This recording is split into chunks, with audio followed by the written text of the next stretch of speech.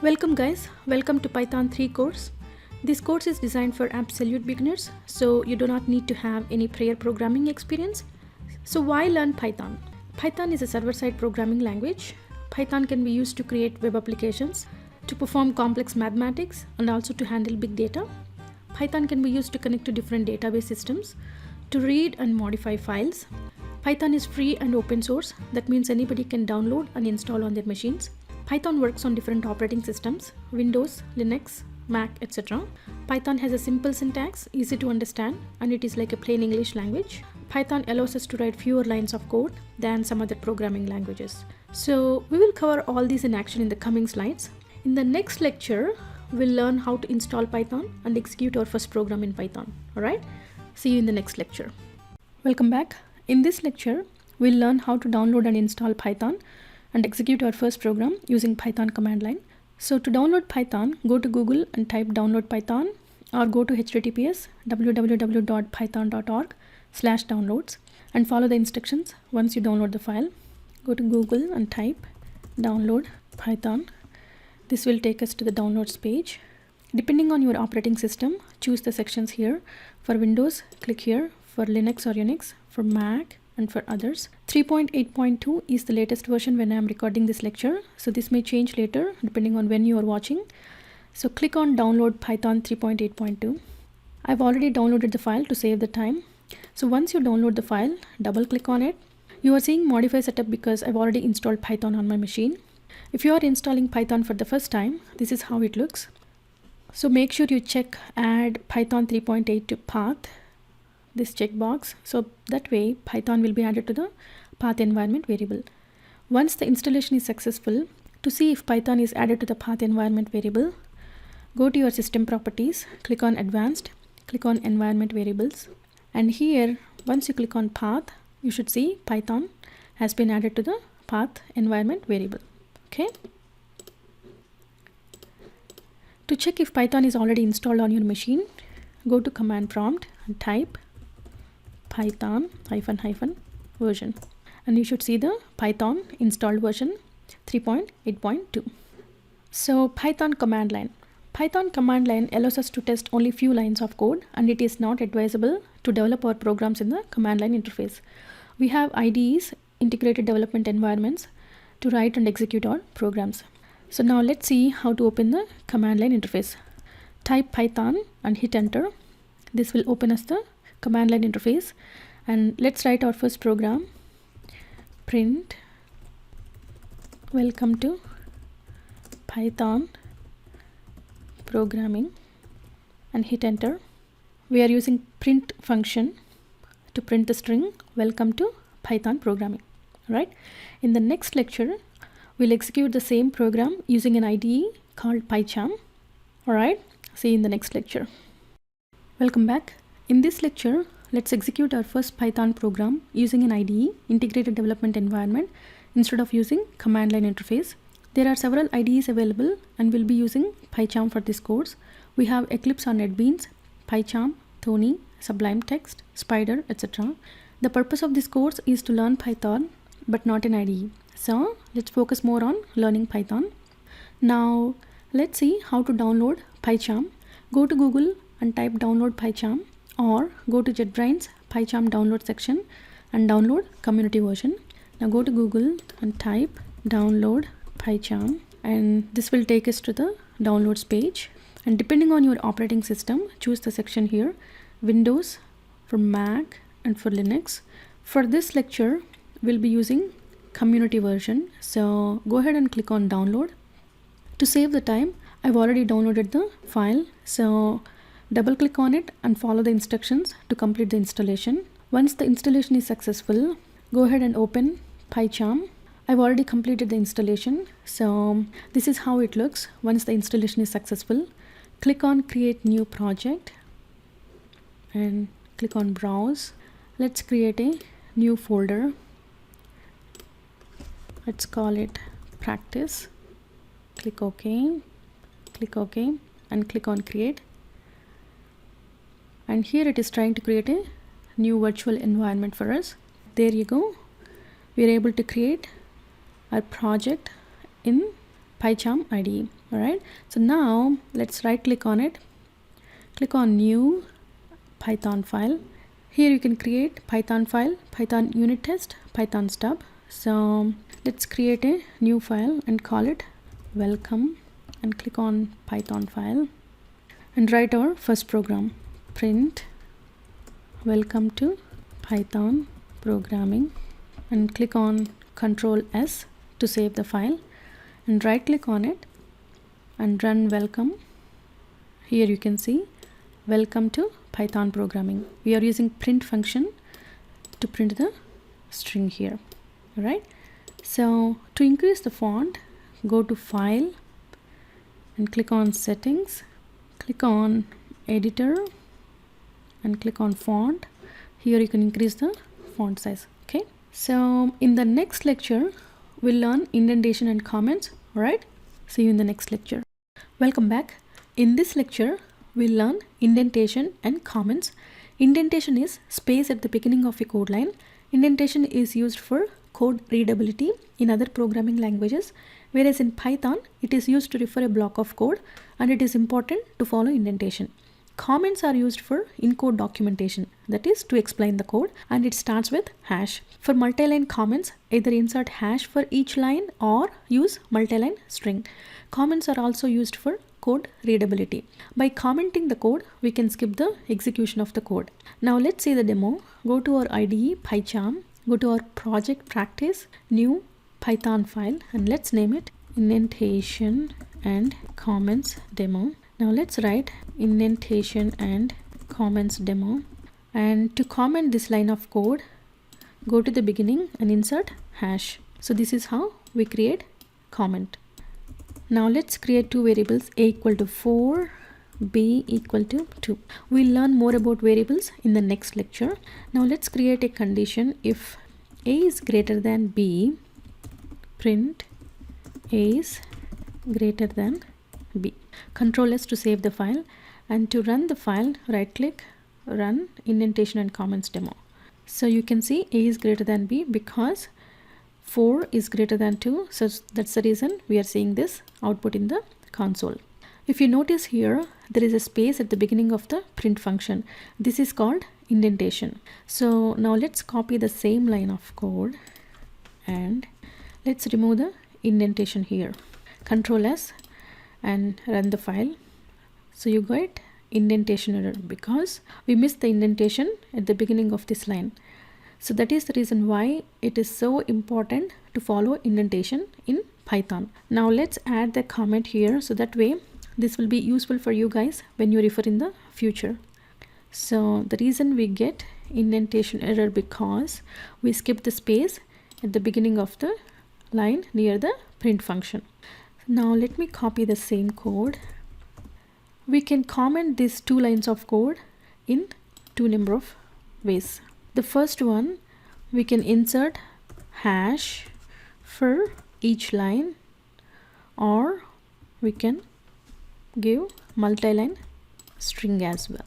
So the first way is for multi-line comments, insert hash for each line or use multi-line string. This is called multi-line string.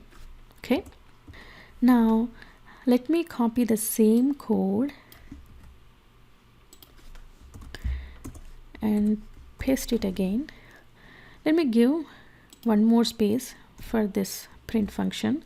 So here if you notice, there is only one space, and here we have two number of spaces. We can give any number of spaces within different blocks of code. This is one block of code and this one is another block of code.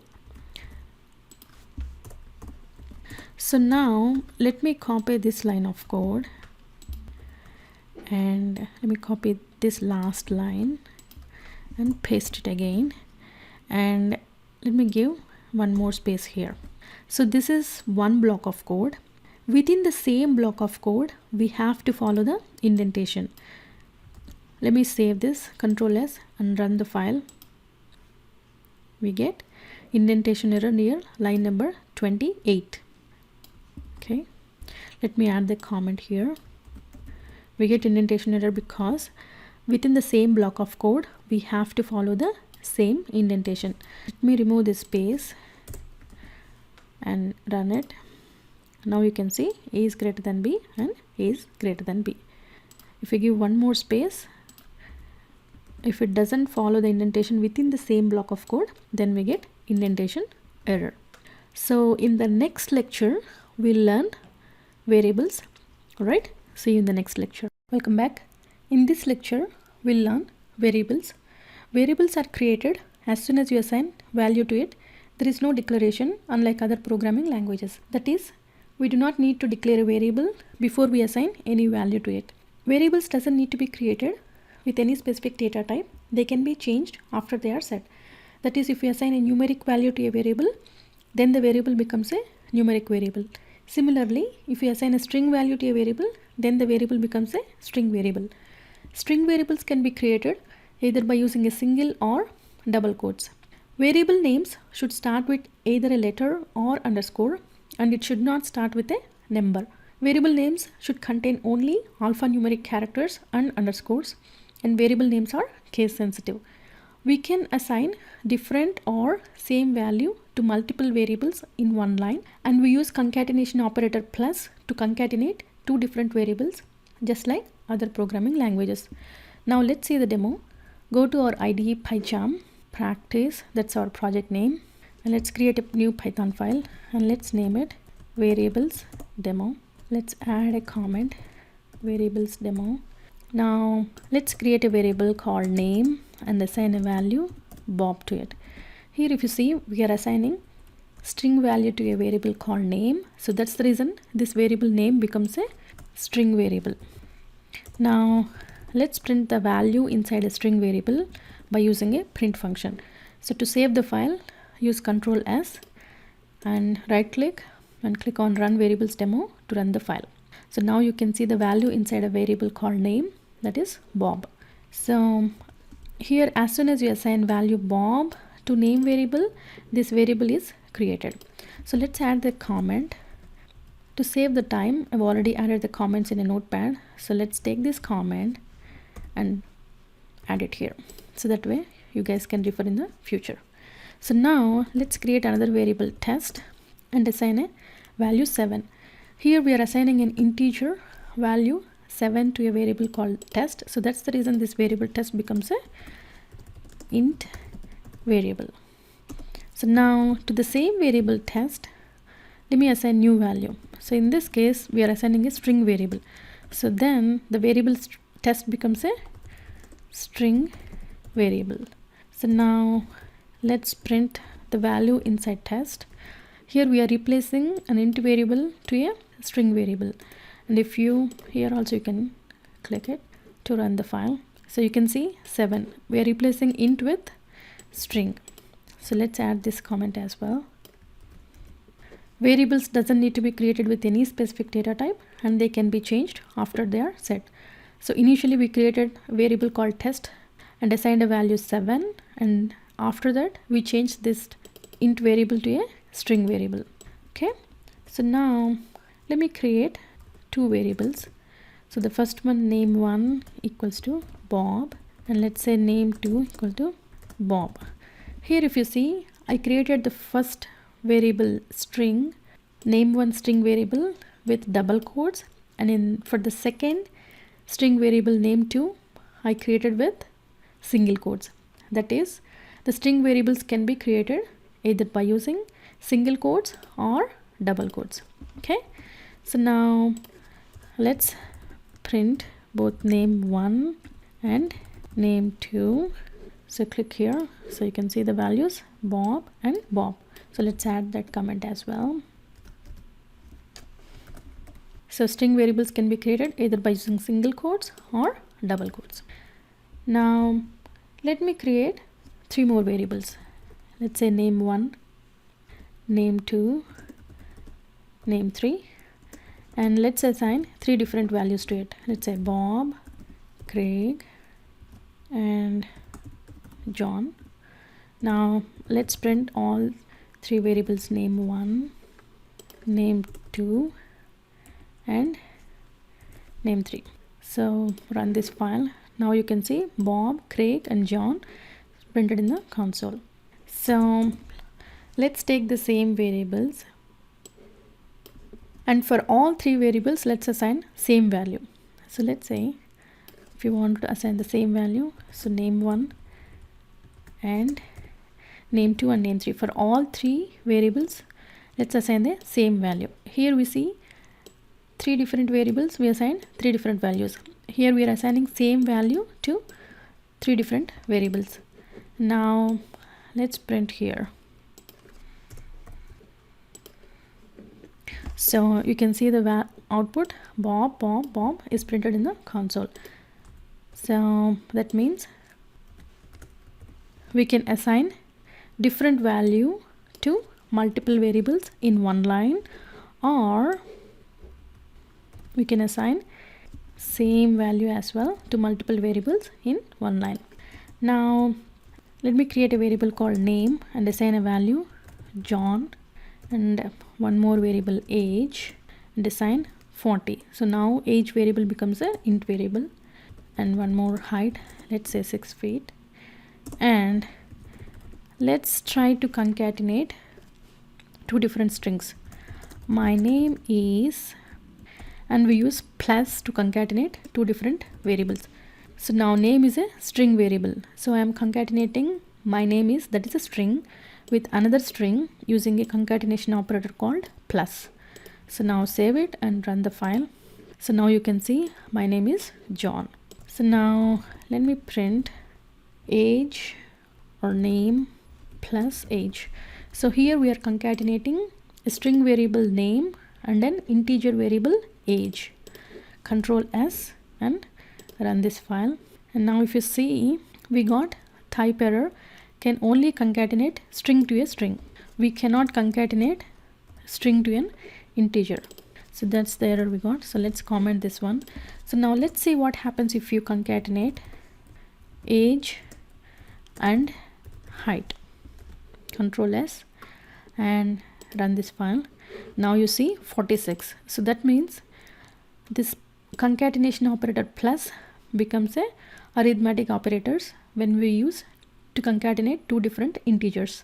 So this becomes a arithmetic operator. So that's all I have for the variables.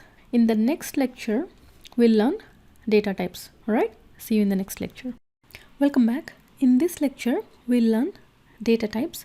The moment we assign value to a variable, corresponding data type will be set to that variable.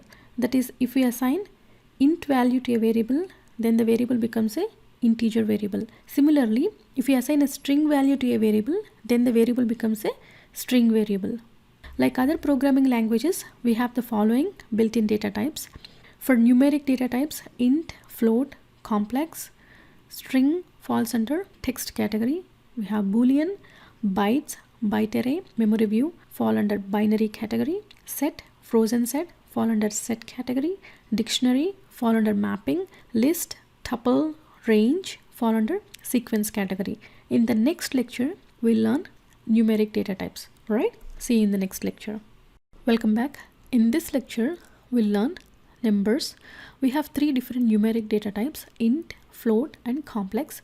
Integer is a whole number, a number that is not a fraction, that is positive or negative without any decimal values. Float, numbers that contain floating decimal points. And a complex number is the sum of a real number and an imaginary number. We have type conversion to convert from one data type to other data type using the methods int, float and complex. Now let's see the demo. Go to our IDE, PyCharm, go to our project practice, new Python file, and let's name it numbers demo. Now let me add the comment Python numeric data types demo, int, float and complex numbers. First let's see integer. Now let me create a integer variable by assigning a int value to it, 77. Let me create one more variable and assign this time negative value, and the third. So now we created three different integer variables. Now let's try to print these integer variables. Control S to save the file and right click, run numbers demo. So now you can see these three values printed in the console. So let me add, this is a integers demo, so you can see in the console as well. For the integers demo, this is the output. Now to print the data type of this variable, we have a function called type. Now if you run this file, you can see this 77 is an integer data type. So similarly, let's print data type of the second variable and the data type of integer variable int num3. So now you can see all these three are of type int. Now let's see float data type. So let me create a floating point number by assigning a float number 3.3, and let's create one more by assigning another floating point number and one more variable by assigning a negative value this time, and one last floating point number by assigning a scientific number. This means negative 3.3 to the power of 10. So let me add that comment as well. Now let's try to print all these floating point numbers in the console. Floating point num1 and num2 and num3 and the last one 4. Now let's run the file. Now you can see floating point numbers and the values inside the floating point numbers. So to see the data type of this variable, we have a function called type. Now you can see it is of class float. So the same way you can check the data type of the other three floating point numbers by passing the value to a type function 3 and 4. And now you can see all these 4 are of type float. Okay, now the last one, let's see the complex data type. Let me create a complex number by assigning a real plus imaginary number, and let's create one more complex number. Let's say 9 minus 9j, and let me create the third complex number. Let's say negative 9j, and the fourth one, let's say 9j.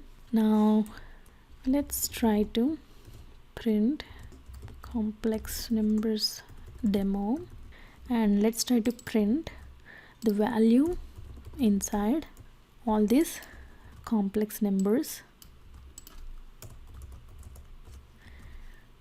Complex number 2, 3 and 4. Let's run it. Now you can see the complex numbers printed in the console. So to see the data type, we have type function and pass this variable. Now you can see it is of type complex. So similarly, you can check the data type of the other three complex numbers by passing them to a function called type. And now you can see all these 4 are of type complex. Now let's see the type conversion to convert from one data type to other data type. Let me add the comment here. Now let's create an integer variable and assign integer value to it 77, and let me create a floating point variable and assign a floating point number to it. Now let me convert int to float by using float function, and let me try to print this variable. And now you can see integer value 77, it's converted to a floating point number 77.0. So similarly, we can convert a float variable to int by using a int function. So just pass floating point variable and convert it to integer data type and run it. Now you can see let me add the comment so you can see the distinction in the console as well. Type conversion demo. So, and the output is 77.0 and 3. So this 3.30 is converted to an integer value of 3. Okay, so now we converted from float to integer. Now let's convert int to complex by using complex function and pass this integer variable. Now let me print this variable. Now you can see this integer variable is converted to a complex data type variable. Now to print the data type of this variable, just like others, we can use type function and pass these three variables. Now you can see it is of class float, int and complex. Now let's see random module to create random numbers. So random numbers demo. To import the module, we have to use the keyword import, and random is the module name. Now let's print.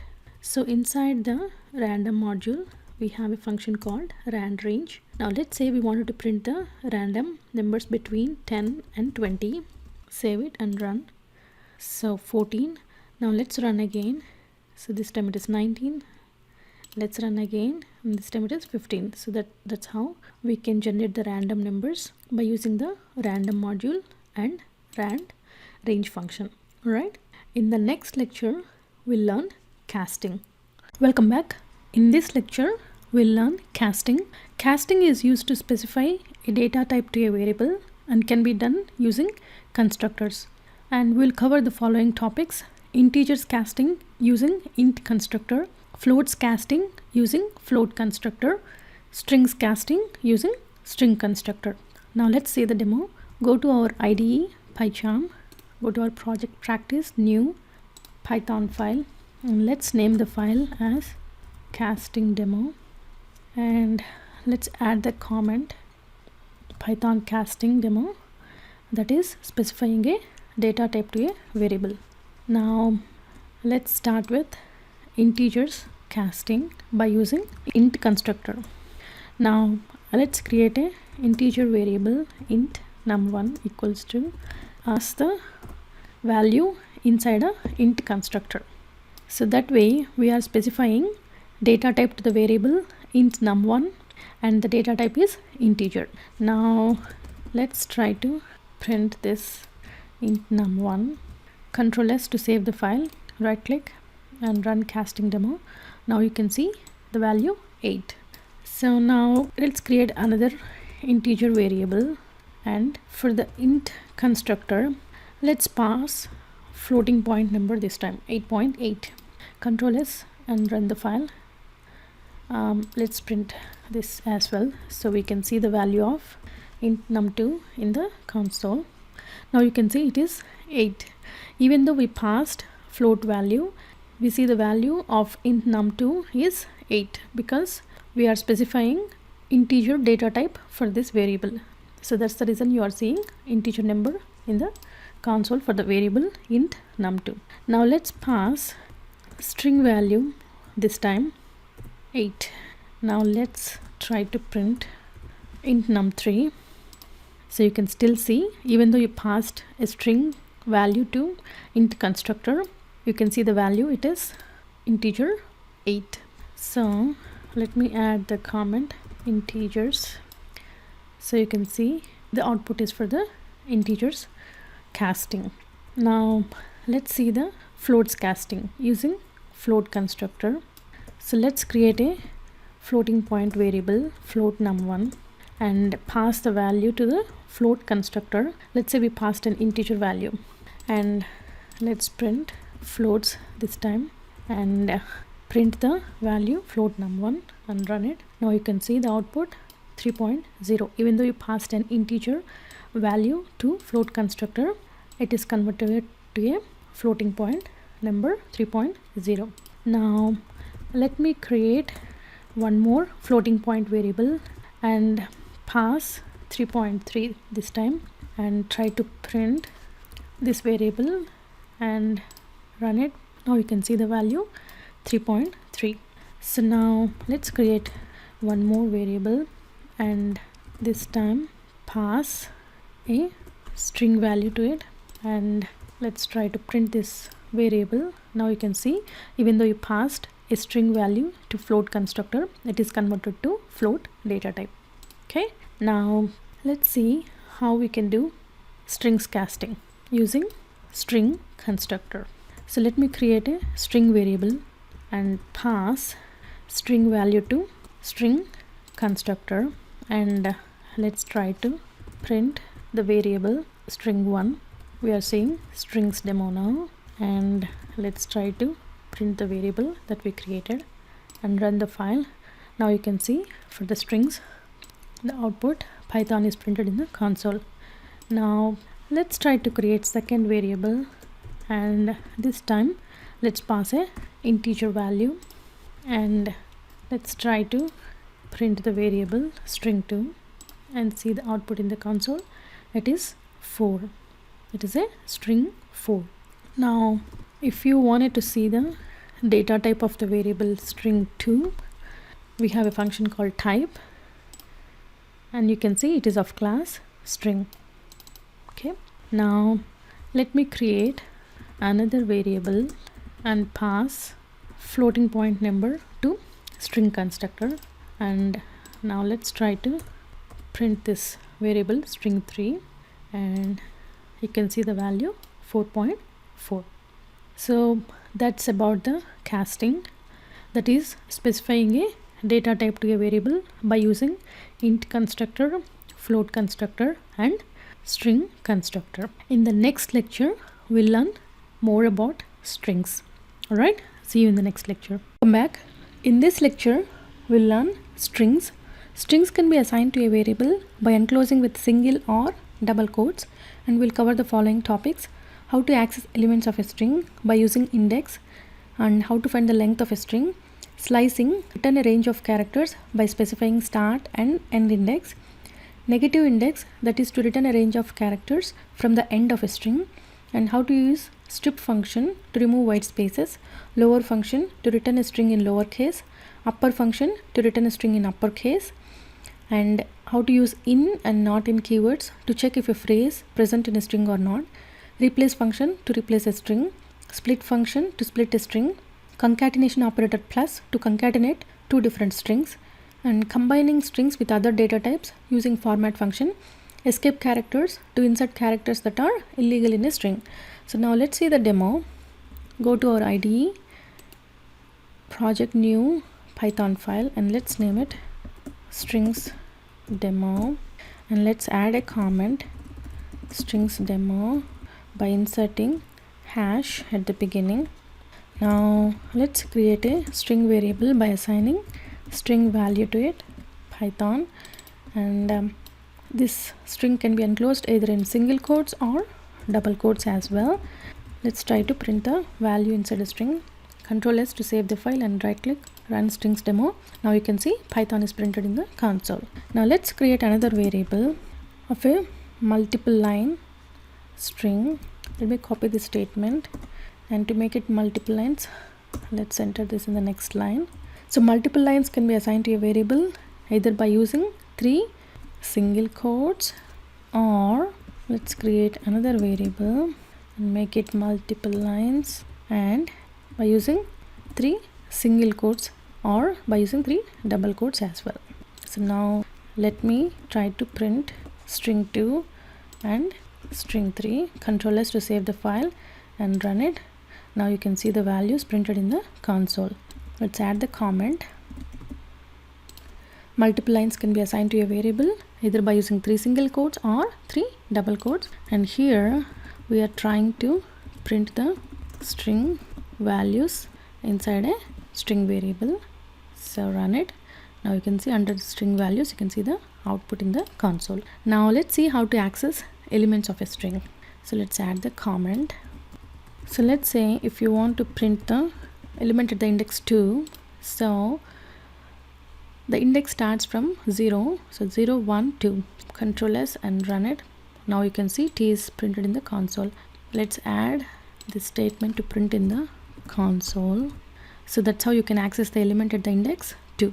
So now if you want to access the element at the index 15 in a string 2, so it starts from 0, 0, 1, 2, 3, 4, 5, and space is also considered as a element. So 6, 7, 8, 9, 10, 11, 12, 13, 14, 15. So it should print G. Let's run it.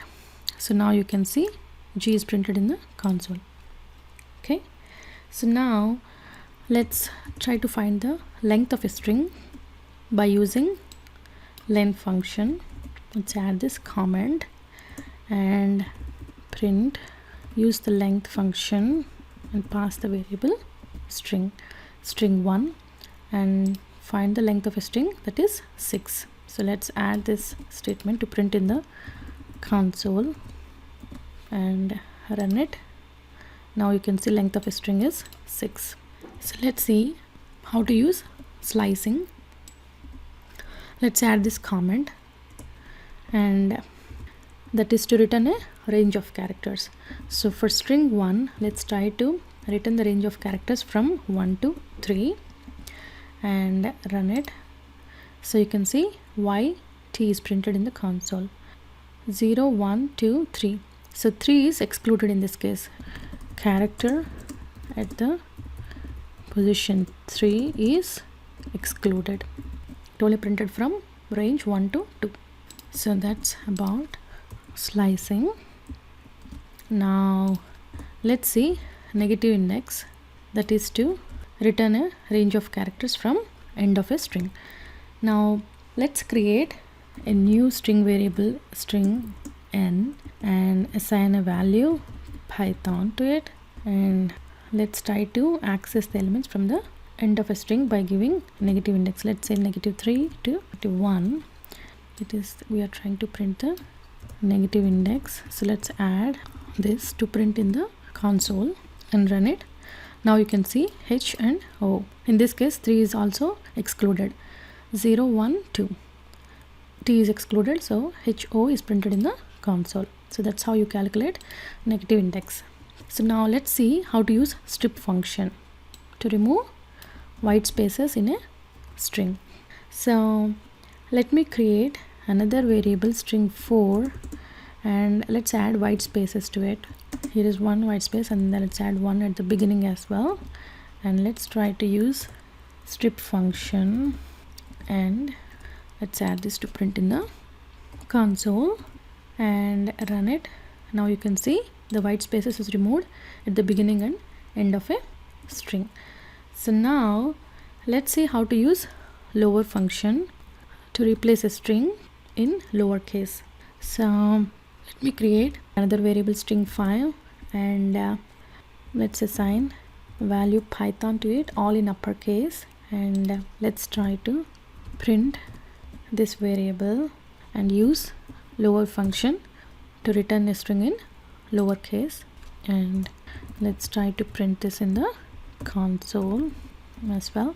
Now let's run it and see it's all printed in the lowercase. Now let's see how to use upper function and return a string in uppercase. Print, let's use string 1 and convert into uppercase by using upper function and run it.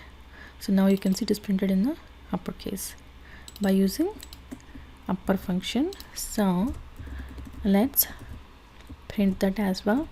Okay, now let's see how to use in and not in keywords to check if a phrase is present in a string or not. Let's create a string variable string 6 and let's write Python programming language, and let's try to use the keyword in. Let's say if you wanted to check if the phrase prog is present in the string variable string 6.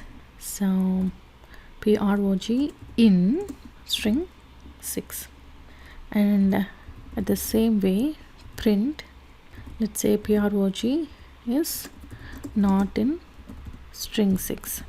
So the first statement prog is present in the string, so this should return true and this should return false. So let's add this to print in the console. Control S to save the file and run it. So now you can see prog is present in the string str6 and it is not present in the string, so that is false. Okay, so that's how you use in and not in keywords. Now let's see how to use replace function. So let's try to replace in the string 1, let's try to replace h with x. So inside string 1, replace the character h with, let's say, x. So we are using replace function. Let's try to print this here, so it will be printed in the console. We are replacing character h with x using replace function. Control S and run it. Now you can see h is replaced with x. So let's use split function to split a string. Print. So let's try to split the multi-line string 2, and if you see string 2 dot split to split string 2. So let's print this in the console as well. So this is the value inside string 2 and we are trying to split using split function. Okay, so let's run it. It splits by space. Okay, so that's how we use split function. Now let's try to concatenate by using plus, that is the concatenation operator. So let me create another variable string 7 and assign string value Python to it, and let's create one more variable string 8 and assign programming string value to it. Now let's try to combine these two variables by using the concatenation operator plus. Control S and run it. So now you can see Python programming. So let's add a space. That's how you can add a space. So let's run it, and now you can see Python programming.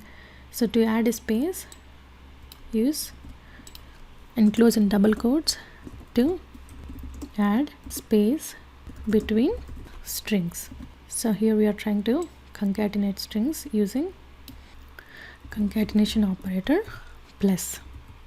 So let's try to print this as well in the console and run it. Now you can see concatenate strings by using plus operator, and you can see the value Python programming. So now let's combine strings with other data types. So let's say we have a variable called name and assign value to it. Let's say Bob. So that's the reason this name value variable becomes a name string variable. And let me create another variable age, let's say 40, and height, say 6'5", and another Boolean variable smoking status is, let's assume he doesn't smoke, so false. And let's try to combine Bob is 40 years old. So we are trying to combine a string variable with an integer variable. So Control S and run it. Now we get the type error because by using concatenation operator plus, we can only concatenate string with a string but not a string with an integer variable. So let's add this comment here so you know why we get this error, and let's comment this line. And now let's try to use format function. So in this case, replace name with a curly braces, Bob is, and replace again age with curly braces, 40 years old dot format of Bob, that is stored in name, and 40 that is stored in age. So now let's try to print this. So now you can see Bob is 40 years old. So we are combining by using format function. Let's try to print format in the console. So now you can see by using the format function we are able to combine a string variable to a integer variable. Now let's add these two as well. Bob is 40 years old, comma, height is, and smoking status is, and add those two variables in the format function. So that's how you use format function. So this curly braces will be replaced by these values inside this variables. So Control S and run it. So now you can see Bob is 40 years old, height is 6.5, and smoking status is false. So the curly braces is replaced by values inside the string variable name. That is, the name is Bob, age is 40, height is 6.5, smoking status false. So by using this format function we are able to combine a string variable and integer variable and floating point variable and Boolean variable. So we'll learn more about Booleans in the next lecture. So now let's see how to use escape characters to insert characters that are not legal in a string. Let's write escape characters to print in the console, and let's try to print. Python is a scripting language, and let's try to run this. So now you can see Python is a scripting language is printed in the console. Now to add double quotes to it, let's add scripting in a double quote and run it. Now you see invalid syntax.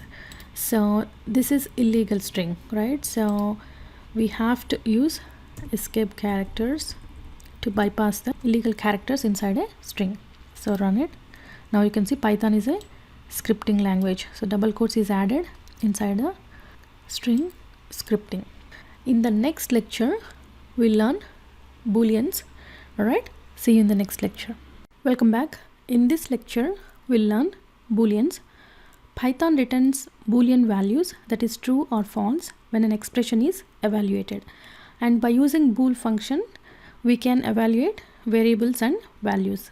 Now let's see the demo. Go to our IDE PyCharm, practice new Python file, and let's name it Booleans demo, and let's add the comment Booleans, that is true or false demo. So now let's see how Python evaluates a condition or expression and returns true or false. Print 7 greater than 2. 7 is greater than 2, right? So save the file, Control S, right click and run Booleans demo. So now you can see the value true is printed in the console. So now let's see 7 equal to 9. So run the file. Now you can see the Boolean value false is written in the console. So now let's add the comment. So Python returns true or false based on the condition or expression evaluation. Okay, so now let me create a string variable name Bob and age 40 and height 6.2. Now let's try to evaluate the variables. This is a string variable, integer variable and floating point variables. Let's try to evaluate these three variables by using the bool function. So let's add this comment and let's try to print.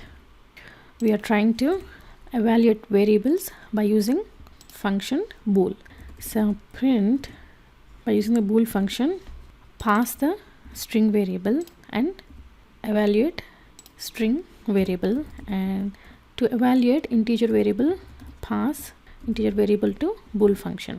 Similarly, to evaluate floating point variable pass that variable to bool function. Now let's try to run it. Now you can see the Boolean values written in the console, true, true and true. So that is how you can evaluate variables by using bool function. Now let's try to evaluate values by using bool function. So let's say print bool and let's pass string. Python programming language is fun to learn. Now let's try to run this program and see the value true is printed in the console. Let's add this as well so you can see in the console. So we are trying to evaluate the value using bool function. So now let's try to pass integer variable. Here we are trying to evaluate the variables, and here we are trying to evaluate the values by using the bool function. So you can see the value true is printed in the console. So now let's try to pass boolean value false and run it. Now you can see the value false is printed in the console. Now let's try to pass an empty string, and you see the value false. And let's say we pass 0 and it is evaluated, and you can see the value false. So let's try to give none, and you can see the value false. So by using the bool function, we can evaluate the variables and also we can evaluate the values. In the next lecture, we'll learn Python operators. All right, see you in the next lecture. Welcome back. In this lecture, we'll learn operators. Operators are used to perform operations on variables, and we'll cover the following operators. Arithmetic operators are used to perform mathematical operations. Assignment operators are used to assign values. Comparison operators to compare two values. Logical operators to combine conditional statements. And identity operators to compare the objects and to see if they are in the same memory location or not. Membership operator to test if the value exists in the object. Bitwise operators to compare binary numbers bit by bit. Now let's see the demo. Go to our IDE, new Python file, and let's name it operators demo. Now let's add the comment. We are using operators demo, and to see if we can perform operations on variables by using operators. Now first one is arithmetic operators, and they are used to perform mathematical operations. And let's add the comment so that way you guys can see in the console. Let me declare a variable num1 and assign a value integer to it. So that way num1 is an integer variable, and let me create another variable and assign value 3. So we created two integer variables, and now first let's see how to use addition operator on two variables, that is print num1 plus num2. Now right click and run it.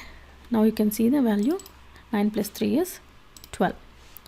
So now let's use subtraction operator num1 minus num2. Save it and run. You can see the value 6. The next one is multiplication operator. Print num1 times num2, and you can see the value 27. So now the next one is division operator, and print num1 is a division operator by num2, and now you can see the value 3.0. 9 by 3, that is the floating point number 3.0. So now the next one is modulus operator, and let's use the modulus operator on two variables. 9 modulus operator 3 is 0, that is the remainder is 0. The next one is exponentiation operator, that is 9 exponentiation operator 3, that is 9 times 9 times 9, that is 729. You can see the value 729 printed in the console. The next one is floor division operator, and num1, that is the floor division operator on num2. So you can see the value 3. So let's try one more. So if you see the value, it is 4. Even though it is 4.5, it rounds to the nearest whole number. So the value will be rounds to the nearest whole number. Okay, so that's about arithmetic operators. Now let's see how to use assignment operators. So let me print assignment operators so you can see in the console. Now let's declare another integer variable num3, and let's try to print this variable. So we assigned value 3 to it and trying to print this variable, and you can see the value 3. Now let's see how to use addition operator under assignment operators. Print addition operator. So for num3, let's try to add 2. So that means for num3 we are trying to add 2 to it. So 3 plus 2, and let's try to print num3, and you can see the value 5. Okay, so that's how you use addition operator. The next one is subtraction operator. Print subtraction operator, and so let's copy this. Let's copy the whole thing.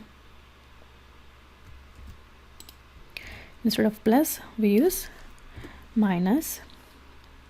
So that is num3 minus 2, and let's try to print this. So now the num3 is 5. So 5 minus 2. So you should see the value 3 is printed in the console. Okay. Now the next one is multiplication operator, and let me copy the same thing. So instead of minus, we use multiplication operator. So now num3 value is 3. 3 times 2, so you should see 6 printed in the console. Okay, so now the next one is division operator, and so replace this multiplication with division. So now the value of num3 is 6. 6 by 2, and you see 3.0. That's the floating point number. And the next one is modulus operator.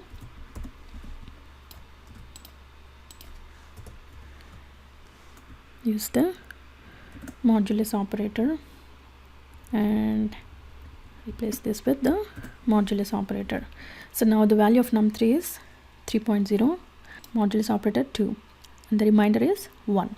1.0 is printed in the console. Now let's use the floor division operator. Let's try to print this, and let me declare, since the num3 value is 1, so let me declare the variable again and assign the value 5, and num3 floor division operator 2, that is num3 equal to num3 floor division operator 2, and you see the value. Oh, we didn't print it, so let's try to print it. Now you see the value, even though it is 2.5, it round to the nearest whole number. Okay, the next one is exponentiation operator. Let me create a variable num3 and assign a value 2 to it. So num3, use the exponentiation operator equal to 2. So that means num3 equal to num3 exponentiation operator 2. So 2 times 2. So if we try to print, you should see the value 4. Okay, so that's about assignment operators. Now the next one is comparison operators to compare two values. So let's try to print comparison operator. So you will see in the console. So let's declare two variables, num1 4 and another variable num2 2. So we created two integer variables, and the first operator under comparison operators is equal operator, and let's try to use equal operator on two variables, num1 equal to num2, 4 equal to 2, and let's run it, and you will see the value false. And the next operator is not equal to, and let's use the same statement and replace equal to with not equal to. 4 not equal to 2, that is true, right? So see the value true in the console. And the next one is greater than operator, and num1 greater than num2, 4 greater than 2. Now the next one is greater than or equal to, print num1 greater than or equal to num2, 4 greater than or equal to 2, that is true. The next one is less than operator, and let's apply less than operator, 4 less than 2, that is false. The next one is less than or equal to operator, and num1 less than or equal to num2, 4 less than or equal to 2, that is false. Okay, so that's about comparison operators.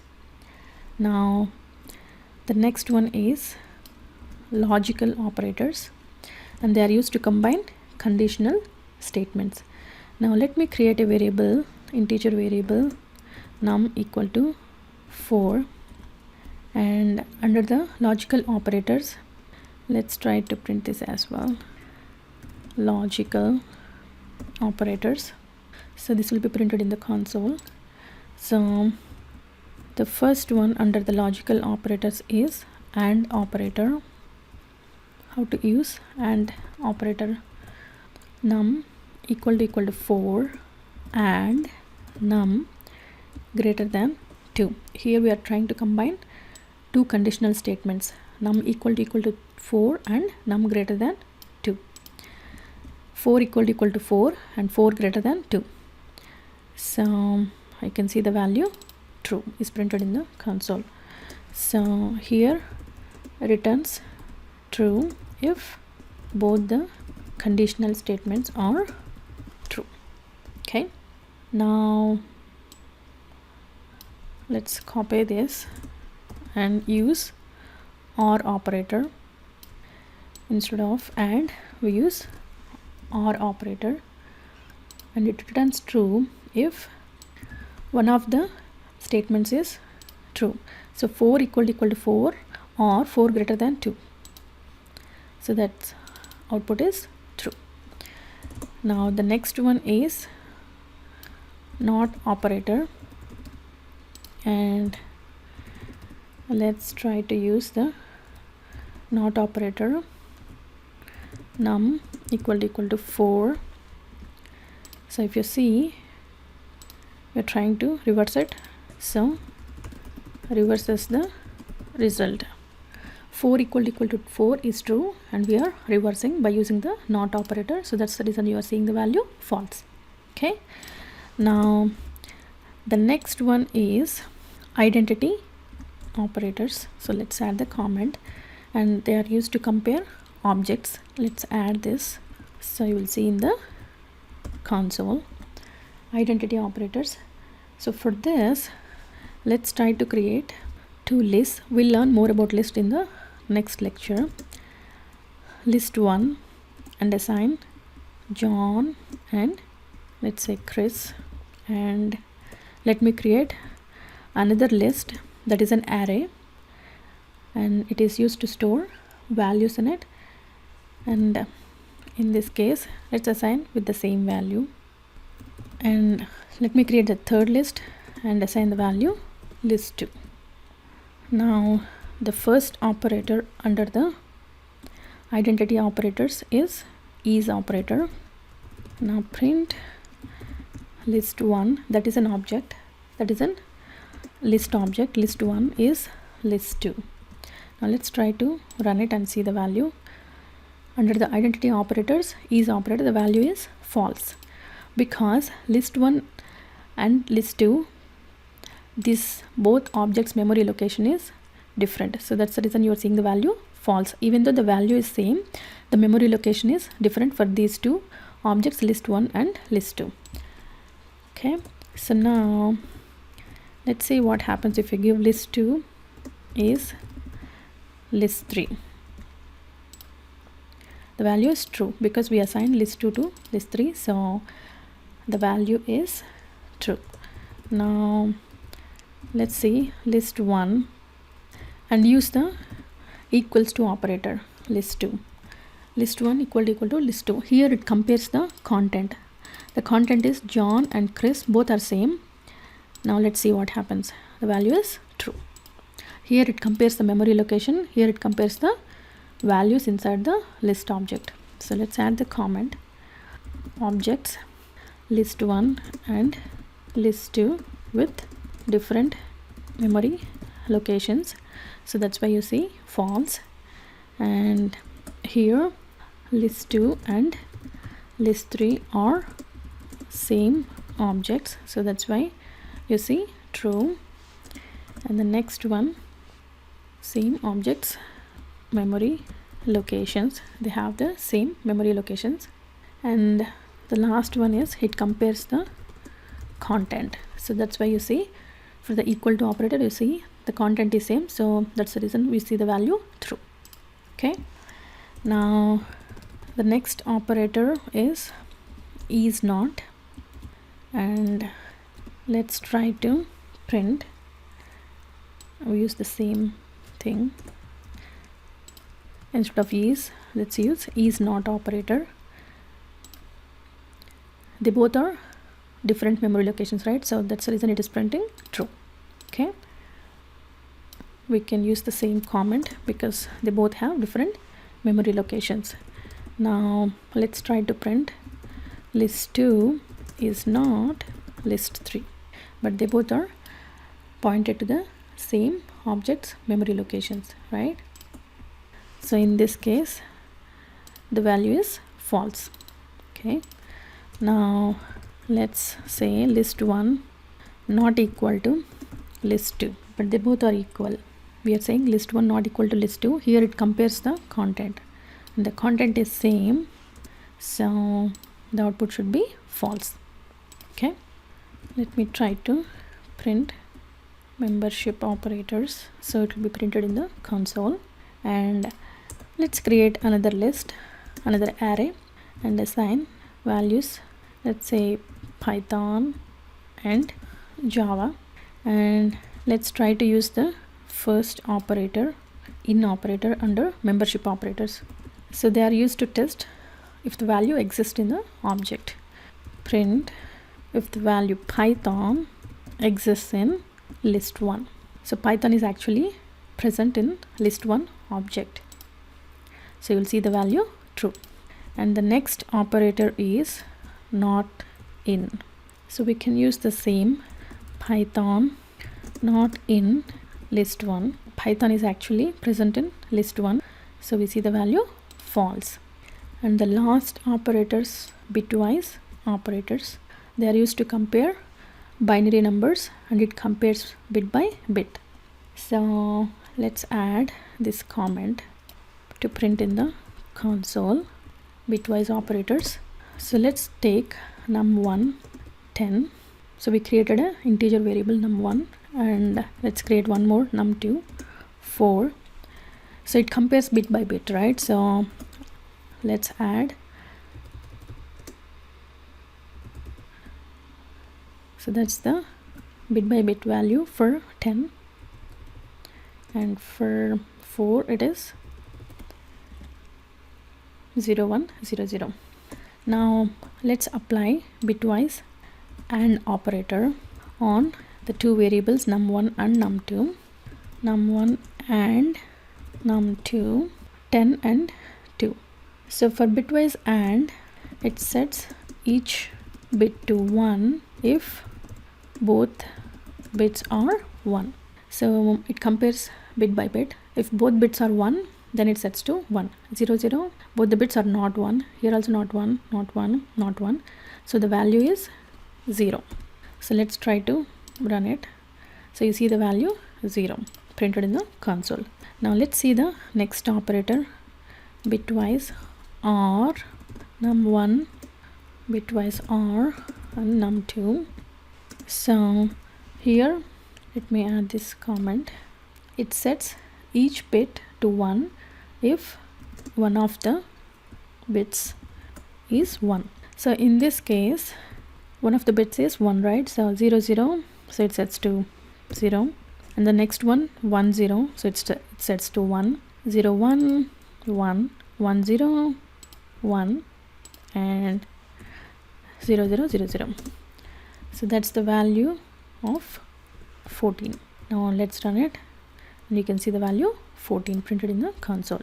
Now the last operator, XOR, print num1, use the XOR operator, and num2. So here it sets each bit to 1 if only one of the two bits is 1. So 0 0 0 1 0 is 1. Here you can see one of the bit is 1. Here also you can see one of the bit is 1. So that's why this value becomes 0, and here it is 1 1 and 1, 0 0 0 0. So that's the value again, it is same 14, and the file again, now you see the value 14. So that's about Python operators. In the next lecture we'll learn collections. See you in the next lecture. Welcome back. In this lecture we'll learn collections. We have 4 collection data types in Python, and choose the right one depending on your requirement. List, tuple, set, dictionary. Lists are ordered and changeable and allows duplicate values. Tuples are ordered and unchangeable and also allows duplicate values. Sets are unordered, unindexed, and sets doesn't allow duplicate values. Dictionaries are unordered, indexed, and changeable, and dictionaries doesn't allow duplicate values. Right? In the next lecture we'll learn more about lists. See you in the next lecture. Welcome back. In this lecture we'll learn lists. List is a collection data type which is ordered and changeable, and we'll cover the following topics: how to create a list using square brackets and list constructor, and access the list elements using index number, return the list elements from the end using the negative index number, return the range of elements using index, return the range of elements from the end using the negative index number, update the existing element in the list, loop through a list, and how to check if the elements exist, find the length of a list using len function, and how to add an element to the end of a list using append function, how to add an element at the specified index using insert function, and remove an element from a list using remove function, remove an element at the specified index using pop function, remove specified index using del keyword, empty a list using clear function, copy from one list to another list using copy function, copy from one list to another list using list function, concatenate two lists using plus operator, and how to concatenate two lists using append operator, and also extend function. Right? Now let's see the demo. Go to our IDE PyCharm, go to our project practice, new Python file, and let's name it lists demo, and let's add the comment lists demo. Now let's see how to create a list using square brackets. So let's create a list and name it list1, and within the square brackets we have to give the list of elements. Now let's add the elements. Let's say Monday, Tuesday, Wednesday, and Thursday, and Friday. Now let's print the list1 to see in the console. Control S to save the file, and right click, run list demo. Now you can see list values printed in the console. So let's add the comment. Let's add it in the console as well. So you can see how to create a list using square brackets. Now let's see how to create a list using list constructor. Now let's pass all the list elements to list constructor. Let's use the same values. Let's try to print list1 and run it.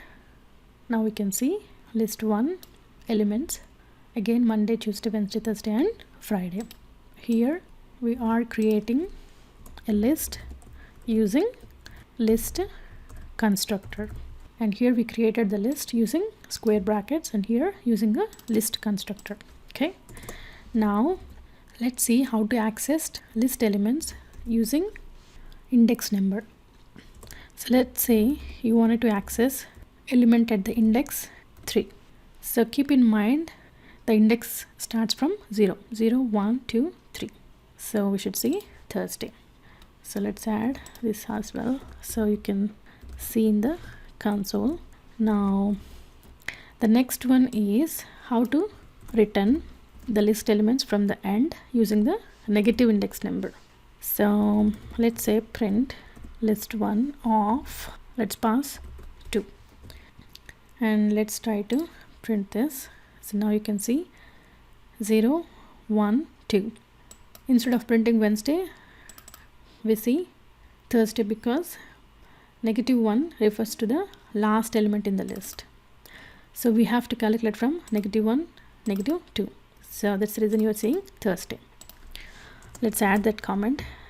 -1 refers to the last element in the list.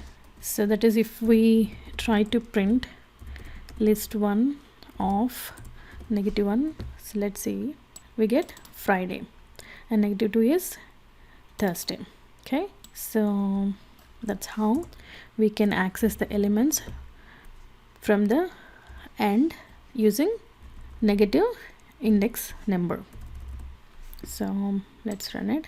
For accessing the elements from the end using negative index number, the values are Thursday and Friday. The next one is how to return the range of elements using index.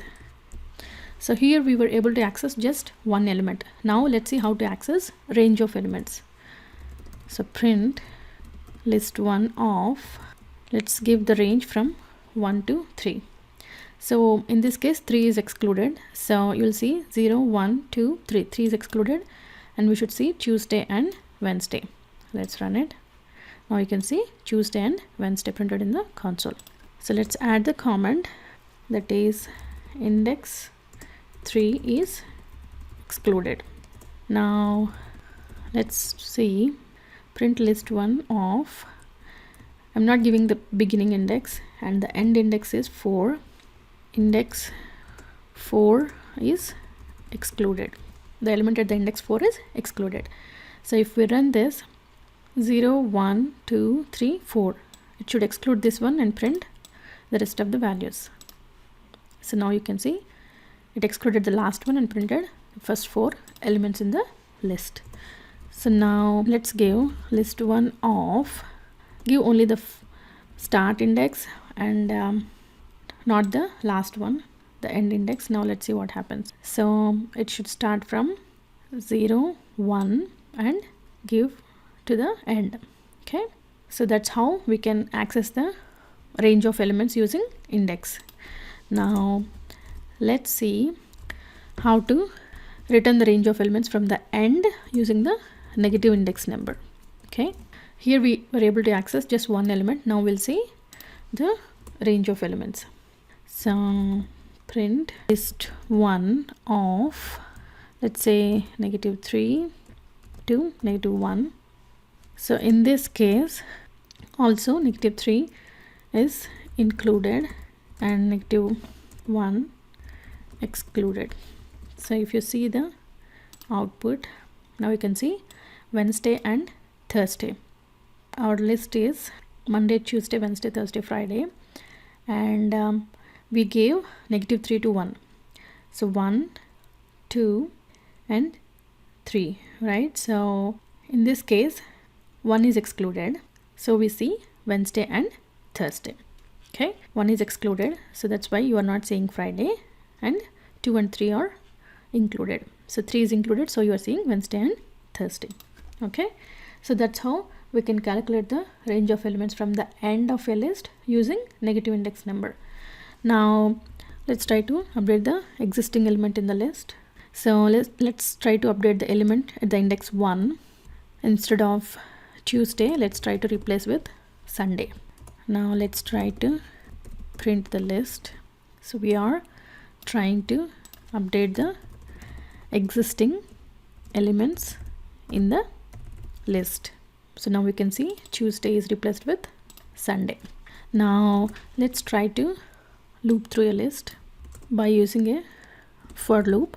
We'll cover more about loops in the coming lectures. So we are trying to loop the list 1 and assigning it to temp variable, and let's try to print temp. So it loops through the list and assign 1 by 1 value to temp, and we are trying to print the temp variable. So if you run this, we should see 1 by 1. It loops through the list and lists 1 by 1: Monday, Sunday, Wednesday, Thursday and Friday. Okay, now let's try to check if the element exists. If let's take if Sunday exists in list 1, print element Sunday exists in list 1. So by using the if condition, we are checking if the element exists in the list. So now let's run it.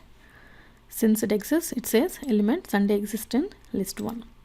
Okay, so let's try to see the next one. Find the length of a list using len function. So print pass our list to len function, that is the length. So we have 1, 2, 3, 4, 5 elements in the list, so it should print 5. Okay, so the next one is add an element to the list, to the end of a list using append function. So list 1 dot append, let's try to add Saturday to the end of the list. So let's add this to print in the console and run it. So you can see the value 5, and here also let's add, we are trying to add an element to the end using append function. Now you can see, let's try to print this, so we'll see the values inside list 1, and Saturday is added to the end of the list. So we are able to add an element to a list by using append function. So the next one is how to add an element at the specified index using insert function. Append function adds to the end of the list, and if you want to add an element at the specified index, we have to use, let's try to print this and try to add the value list 1 dot insert, let's say at the index 1 we are trying to add Tuesday. Now if you see, this is our list: Monday, Sunday, Wednesday, Thursday, Friday and Saturday, and 0, 1. Here we are trying to add Tuesday. save it, and let's try to print list 1, and we should see at the index 1 element Tuesday is added to the list. Now the next thing is how to remove an element from a list using remove function. List1 dot remove of, let's try to remove Sunday from the list and try to print this. Let's add in the print statement, so you will see in the console and you can check. So our list was this. We try to remove Sunday from the list, so now we can see Monday, Tuesday, Wednesday, Thursday, Friday and Saturday, and we removed Sunday from the list. Now the next thing is trying to remove an element at the specified index using pop function. So list1 dot pop, let's say at the index 2, and list1 dot pop, and let's try to print list1. So Monday, Tuesday, Wednesday, Thursday and Friday and Saturday. So we are trying to remove the element at index 2, 0, 1, 2. So we removed Wednesday and we didn't specify any index here, so it removes the last element from the list. If you didn't specify any index, it tries to remove the last element from the list if index is not specified. So now the next one is how to remove specified index using del keyword. So del list1 of, let's say element at the index 2, and let's try to print list1. So this is our list. We are trying to, let's add this in the console so we don't get confused, and we are trying to remove the element at the index 2, 0, 1, 2. So now Thursday should be removed from the list. So now we see only Monday, Tuesday and Friday. If in case if we don't specify any index, it deletes the list completely. Okay, so just keep that in mind. If you do not specify the index, then it removes the list completely. So whereas in case of pop, it removes the last element, here it removes the entire list itself. So you guys can try that later. Now the next one is how to empty a list using clear function. So list1 dot clear, and let's try to print that. After clearing the list, let's try to print the list and see the values. You should see an empty list because it cleared all the elements from the list. Now let's copy from one list to another using copy function. So let's say we created another list. Now our list 1 is empty. Let's create another list, list 2, and let's take the names Bob, Craig, and let's take one more Chris. Now let's try to copy the elements from list 2 and assign it to list 3. List 2 dot copy. We are trying to copy the elements from list 2 and assign it to list 3 by using the copy function. And let's try to print both list 2 as well as list 3 to see the values. So let's try to print this in the console and see, run it. So now you can see copy from one list to another using copy function, list 2, and we try to copy the elements from list 2 to list 3 using the copy function. Okay, so now the next thing is copy from one list to another list using list function. Let's take list 4, and by using the list function, let's try to copy the elements from list 3 to list 4 by using the list function. And since we already know the values inside list 3, and now let's try to print list 4. Let's print this as well so we can see in the console, and Control S to save the file and run it. So now we'll see the values inside list 4, and we were able to copy the elements inside list 3 to list 4 using the list function. Okay, now let's see how to use concatenation operator plus to concatenate two lists. So let's create another list, list 5. Let's try to concatenate list 3 and list 4. This is list 3 and this is list 4. Let's try to concatenate these two, and let's try to print the values inside list 5. Let's try to print this as well. So we'll see in the console. So when we concatenate, we'll see Bob, Craig, Chris, Bob, Craig, Chris. So we are able to concatenate using plus operator.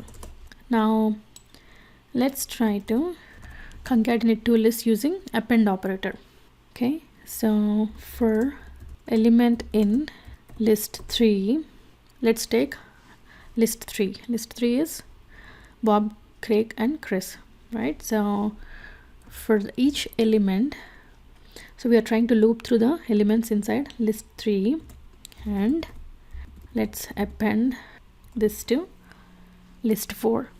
So we are trying to loop through the elements inside list 3, and each element one by one we are trying to add it to the list 4. So this is our list 4, that is Bob, Craig and Chris, and we are trying to take each element from list 3 and trying to add it to the list 4. Now let's take this and copy the same thing to see in the console, and let's try to print list 4.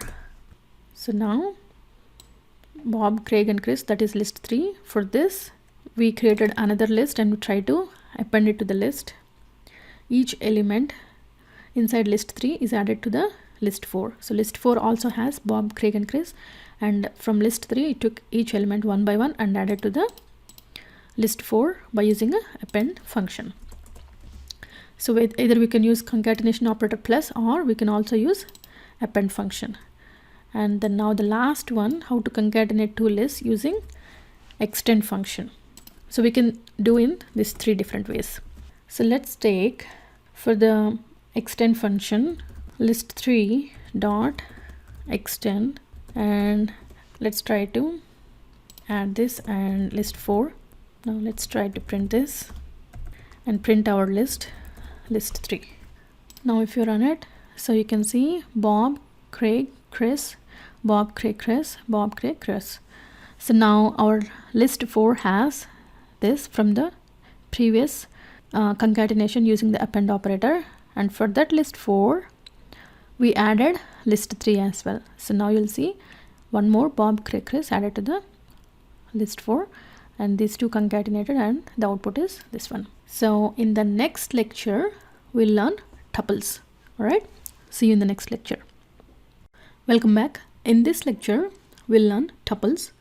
Tuple is a collection data type which is ordered and unchangeable, and we'll cover the following topics: how to create tuples using round brackets and also using tuple constructor, and creating a tuple with only one element using comma, how to access tuple elements using index number, return the tuple elements from the end using the negative index number, return the range of elements using index, and return the range of elements from the end using the negative index number, and also how to update the existing elements in tuple, loop through a tuple, check if the elements exist in a tuple, find the length of a tuple using len function, how to add an element to a tuple, and how to remove an element from a tuple, and concatenate two tuples using plus concatenation operator.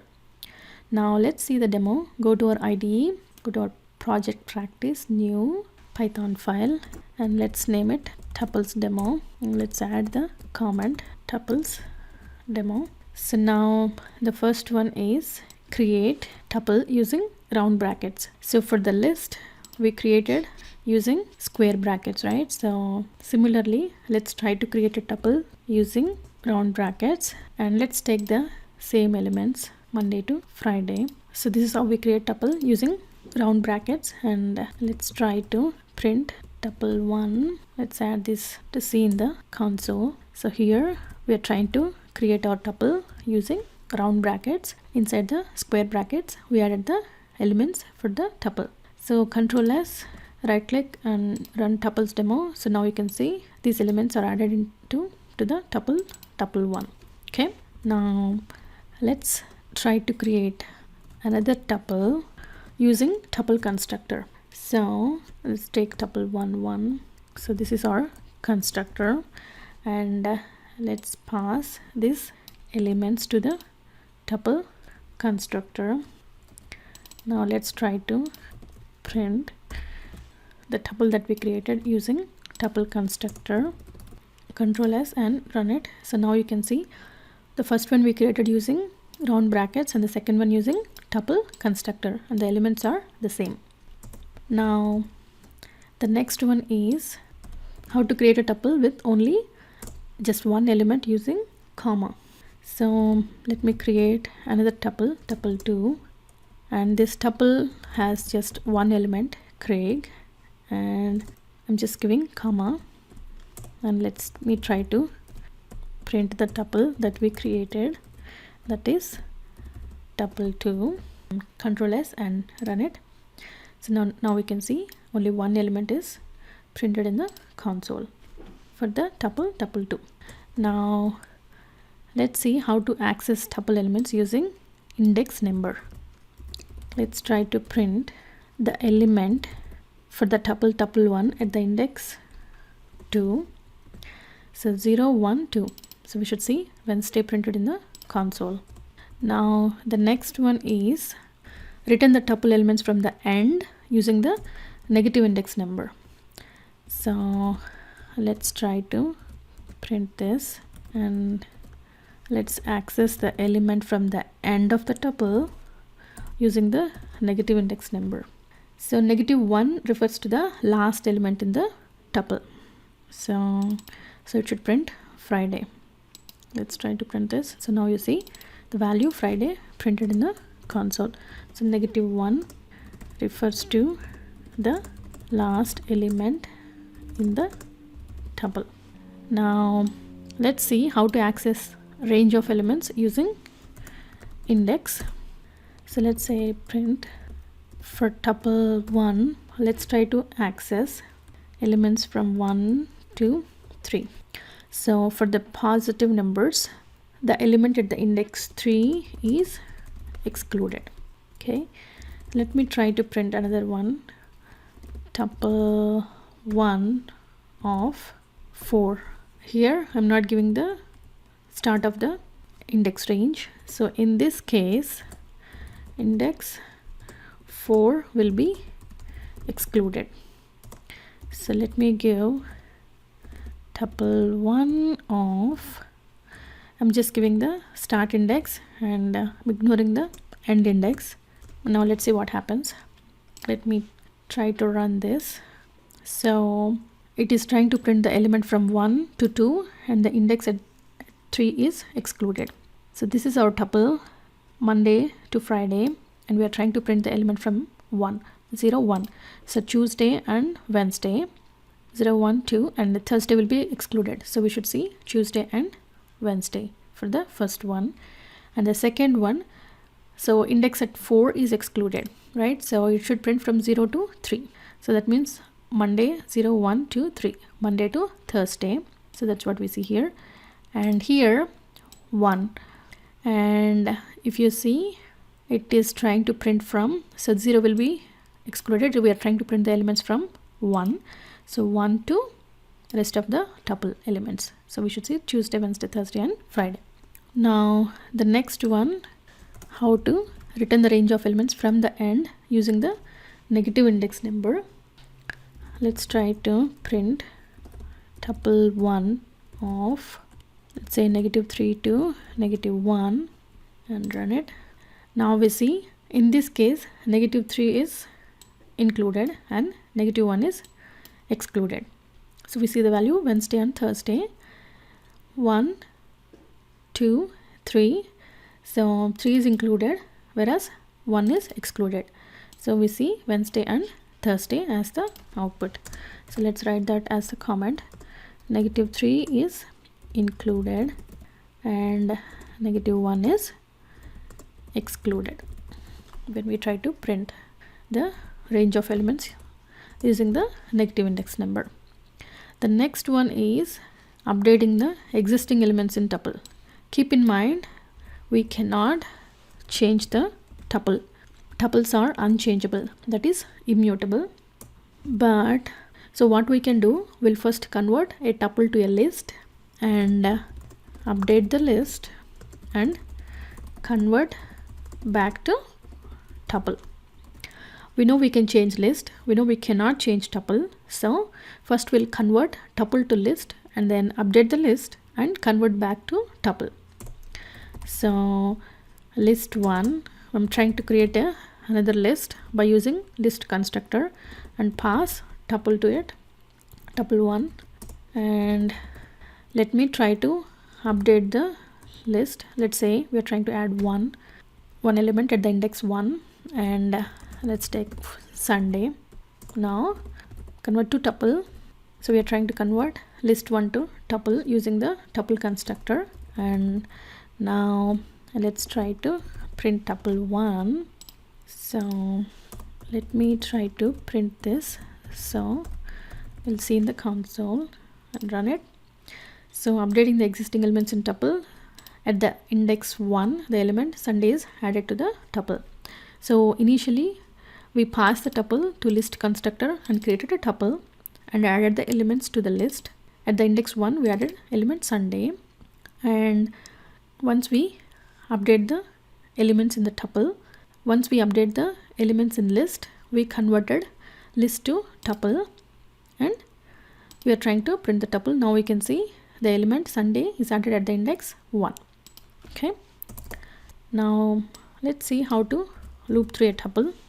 So let's use the for loop.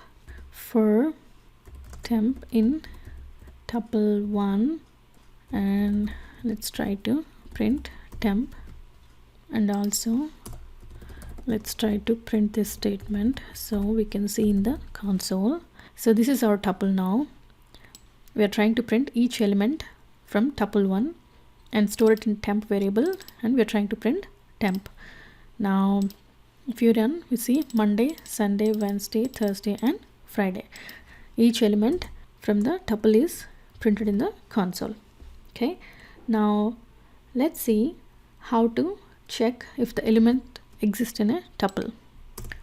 By using if condition, let's check if Sunday exists in tuple 1. If it exists, then print element Sunday exists in tuple 1. Now let's run it. So now we can see we have the element Sunday inside tuple 1. So that's the reason it printed element Sunday exists in tuple 1. The next one is find the length of a tuple using len function. Print, let's pass our tuple to len function, tuple 1, and we have 1, 2, 3, 4, 5 elements. So let's run it. So now we see the length is 5. And the next one, how to add an element to a tuple. We know we cannot change tuple, but now let's see how to add an element. Tuple 1. So for the tuple 1, at the index 1, let me try to add an element Saturday, and let's try to print tuple 1.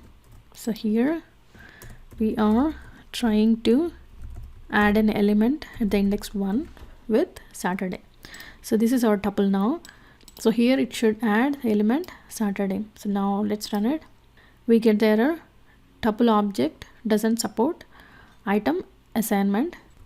Here we assign the value Saturday to the element at the index 1, and it gave us the error, tuple object doesn't support item assignment, because we cannot change the tuple. So let's try to comment this.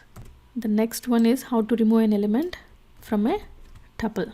We cannot add an element to a tuple, and also since tuple cannot be changed, we can also not remove an element from a tuple. Since tuples are unchangeable, so we cannot remove an element from a tuple, but we can delete the tuple completely. We cannot remove just one element, whereas we can delete the tuple completely. So let's take delete. Let me try to give tuple 1 and let's try to print tuple 1.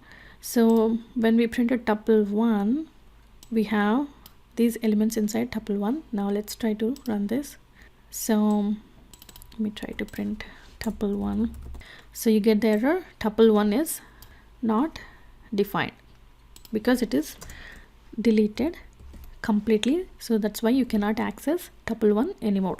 Okay, so let me comment this so we'll not see the errors in the console. And let's see the last one, how to concatenate two tuples using concatenation operator plus. So now let's try to create tuple 2 and add the elements apple and orange. Let me create another tuple 3 and add, let's say, banana and grapes. Now let me try to concatenate these two tuples, tuple 2 and tuple 3 using concatenation operator plus, and let's try to print this as well. Now Control S and run it.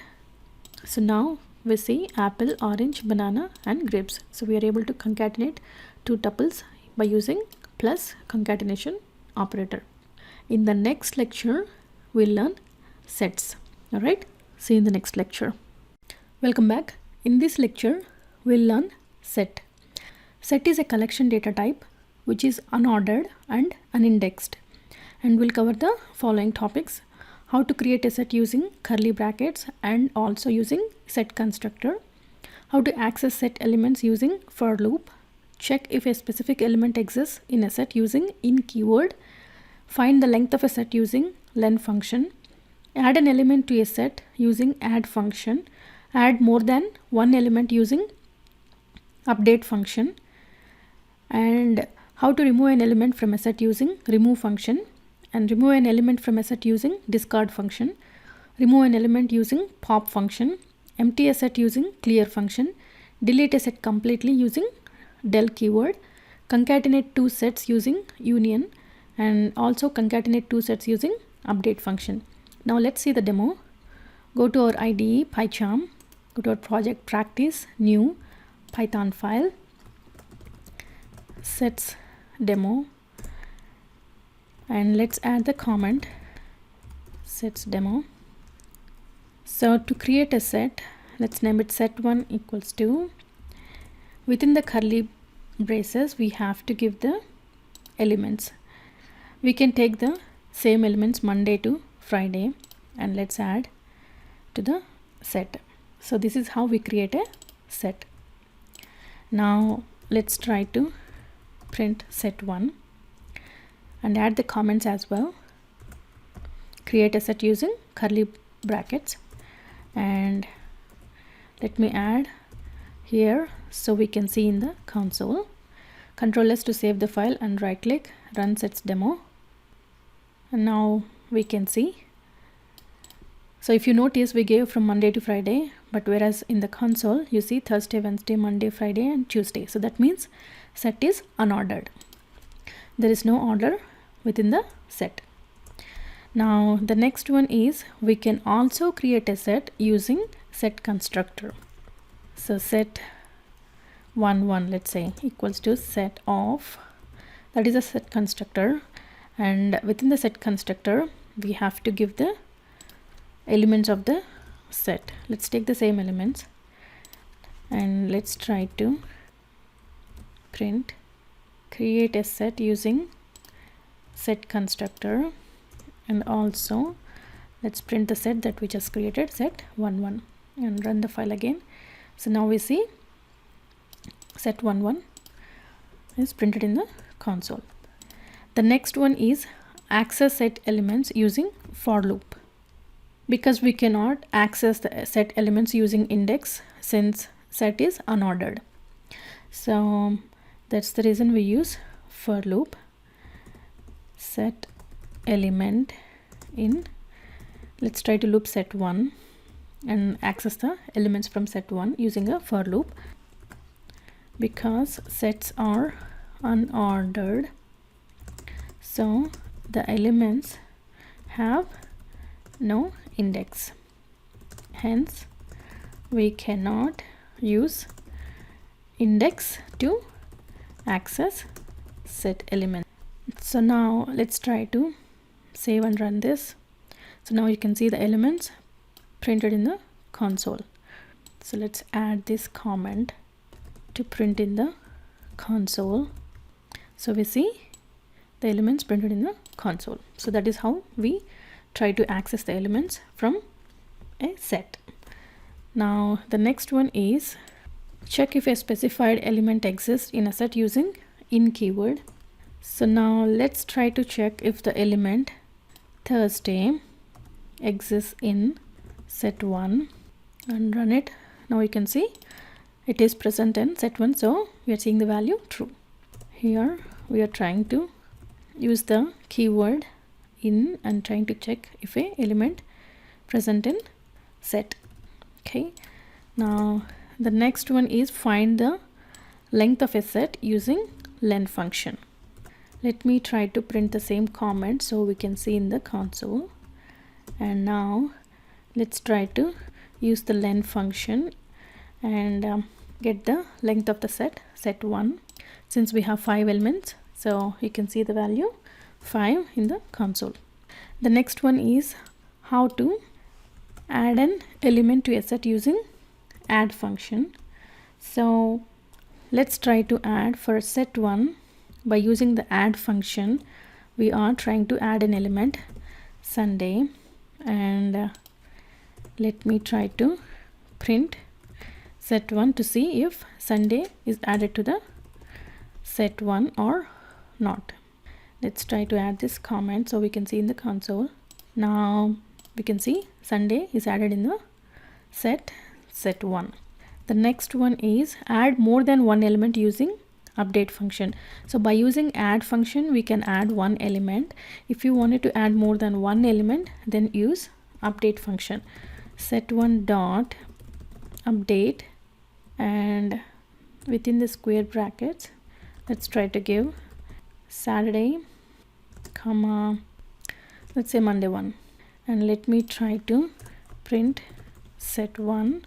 Here we are trying to use the update function to add more than one element.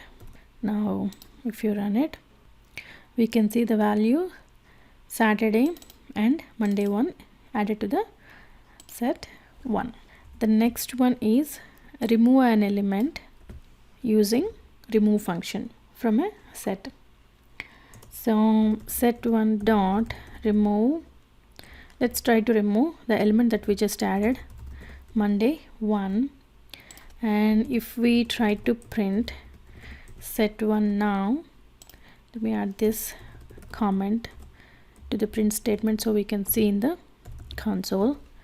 So this is how our set before we remove. Now let's try to run this and see. So here we see Monday 1, and now in the new set we don't see Monday 1, that is removed using the remove function. Now let me try to remove Monday 1 again from the set 1, and let's try to print the set again and see what happens. We get the error, key error, because we already removed from the set. So we get this error since we already removed from set. The next one is remove an element from a set using discard function. So set 1 dot discard, let's try to remove Saturday, and let me try to add this comment to the print statement, and let's try to run this again. So you see Saturday here, and in the new set we don't see Saturday, it is removed using the discard function. So what if we try to remove the same element again using the discard function. Let's see if it throws any error.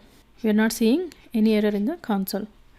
Doesn't throw any error like remove function. The remove function throwed the key Monday one doesn't exist, whereas discard function doesn't throw any error when we try to remove the element again. Next one is remove an element using pop function. Set one dot pop. So this removes the last element from a set. This is the removed. Let's assign to a variable removed element. Now let's try to print the element that we removed from set, and now let's try to print set one again. Since set is unordered, so we'll not know which element is removed from set. Sets are unordered, so we will not know which element gets removed. Now let's run it. Now you can see Friday, Tuesday, Wednesday, Sunday, Monday. So that means there is no Thursday exists in this one. So Thursday is removed from the set. Now let me add this comment and run it again. Now we see Monday exists, Tuesday is not there. Earlier Thursday was removed, now Tuesday was removed. So since set is unordered, so we cannot predict which element will be removed from set. Now the next one is emptying a set using clear function. Set, let's try to clear set 1 that we created using set constructor, and let's try to print set 1. Let me try to print this before clearing the set and also after clearing. So we see the values within set 1 are cleared. So we see the elements, 5 elements exist in set 1, and once we clear, we don't see any elements inside set 1. The next one is delete a set completely using delete keyword, del. So let me try to delete set 1, and now let's try to print the set that we just deleted. Let me add this comment to the print statement so we see in the console. So delete a set completely using del keyword, and we get the error, name set 1 is not defined because it is already deleted completely using del keyword. So when we try to access, it gave us the error, name error, set 1 is not defined, line number 66. The next one is how to concatenate two sets using union function. So let me try to create a set xyz, and within the curly brackets let's give x, y, z, and let's create set a, b, c, and let's add the elements a, b, c, and set xyz, a, b, c. Now let's try to use the union function to concatenate set xyz and set abc, and let's try to print the result set. So here we are trying to concatenate two sets using union function, and you can see the result set abc and xyz elements added to the set xyz abc set. The next one is how to concatenate two sets using update function. So for the set xyz, let's try to concatenate set abc, and let's try to print set xyz to see if the elements are added using update function. Now if we run it, we see the values a, b, c are added to the set xyz. In the next lecture, we'll learn dictionaries. Alright, see you in the next lecture. Welcome back. In this lecture, we'll learn dictionaries. Dictionary is a collection data type which is unordered, changeable, and indexed, and we'll cover the following topics: how to create a dictionary using curly brackets and also using dict constructor, and accessing dictionary element using key, and accessing dictionary element using get function, update the value of a dictionary element by referring key, loop through a dictionary to return keys, to return values using values function, and also to return keys and values using items function, find the length of a dictionary using len function, check if the element exists in a dictionary using in keyword, add an element to a dictionary by using a new index and assign value to it, remove an element from a dictionary using pop function, remove an element from a dictionary using pop item function, remove specified key using del keyword, delete a dictionary completely using del keyword, empty a dictionary using clear function, copy dictionary to another using copy function, copy dictionary to another using dict function, nested dictionaries, that is dictionary inside another dictionary. Now let's see the demo. Go to our IDE, PyCharm, new Python file, and let's name it dictionaries demo. Now let's add the comment dictionaries demo. So the first one is creating a dictionary using curly brackets. So let me create a dictionary called person, and within the curly brackets let's add key, name, and value is, let's say, Bob. This is the key and this is the value. So that's how we create a dictionary, and we write the dictionary as key and value pairs. And let's add one more element, age 40, and one more, height 6.1, and let's add one last, smoking status false. Now if we try to print the dictionary person, let's see how it prints in the console. So Control S to save the file, right click, run dictionaries demo. So now you can see name is Bob, age is 40, height is 6'1", smoking status false is printed in the console.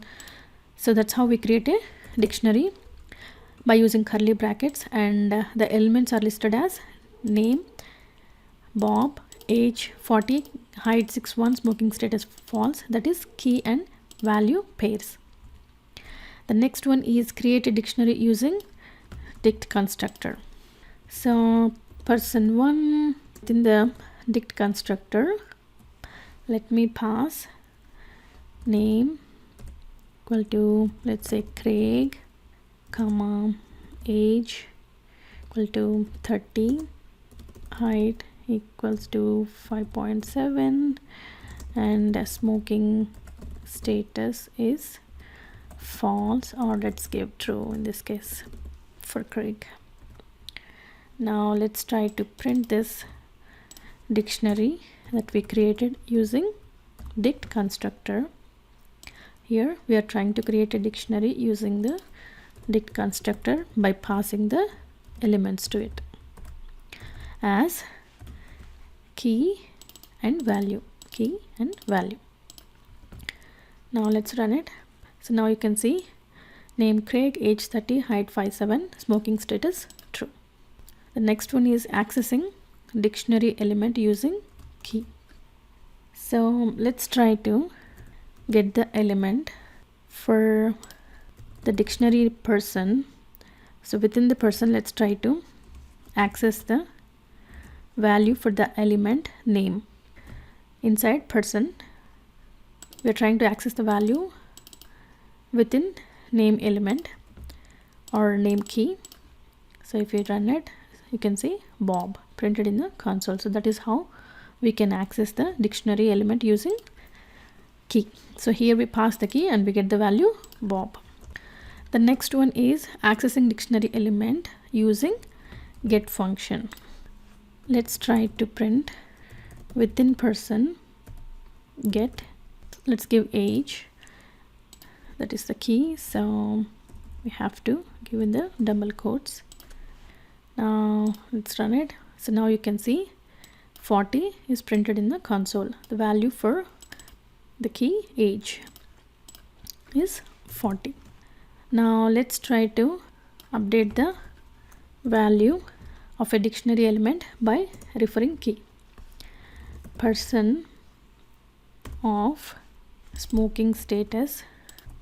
So within the person dictionary, the smoking status value is false. So now let's try to update it to true. Now let's try to print person before updating and after updating the smoking status to true. Let me add this statement to the print statement so we can see in the console. So before it is false, now we update it to true by just referring the key smoking status.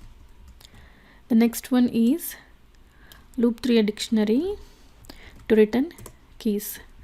For person keys in person dictionary, print person keys. Now let me add this comment to the print statement.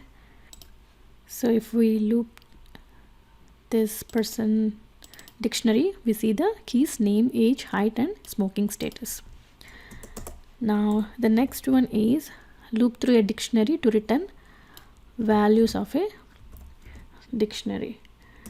For again, let's give the same thing, person keys in person, and let's try to print person of the keys that we just written, and if we pass it to the person dictionary, so we can get the values. Here it is trying to return the keys, and whereas here it returns the values.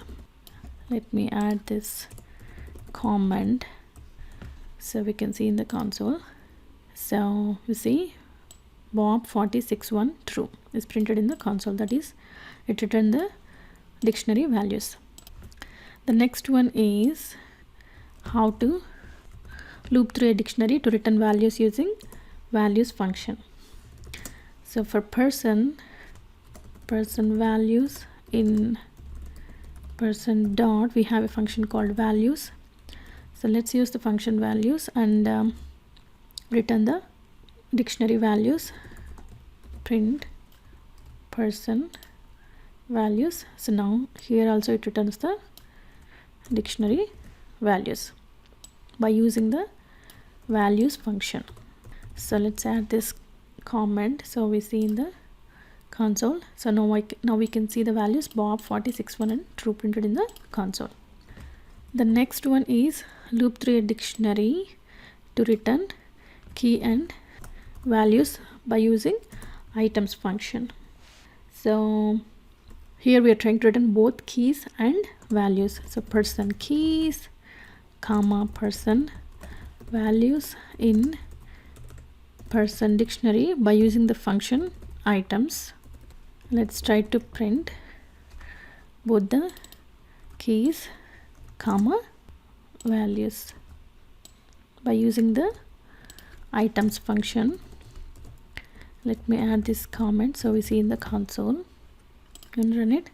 So now we can see name Bob, age 40, height 6'1", smoking status true. So that's how by using the items function we can return both keys and values. The next one is how to find the length of a dictionary using len function. So let me add this to the print statement so we see in the console len of pass the dictionary to get the length, so that is 4. The next one is check if the element exists in a dictionary by using in keyword. If let's take the element height, if height exists in person dictionary, print element height exists in person dictionary. So we are trying to use the in keyword to check if an element exists in a dictionary. So let me try to run this. So now we can see element height exists in person dictionary. The next one is add an element to a dictionary by using new index and assign value to it. So let's try to add a new element. Let's say weight, and assign a value to it. Let's say 180. And now let's try to print person dictionary. Here we added a new element and we assigned a value 180 to it. Now let's try to print the person dictionary. Now we can see weight 180 is added to the dictionary. The next one is how to remove an element from a dictionary using pop function. So now let's try to remove the element that we just added using the pop function, and let's pass the key weight. Now let's try to print person dictionary. Here we are trying to use the pop function to remove an element from a dictionary. Let's run it. So earlier we see weight 180. Now that element is removed from dictionary by using pop function. Remove an element from a dictionary using pop item function. Person dot pop item, and let's try to print person dictionary.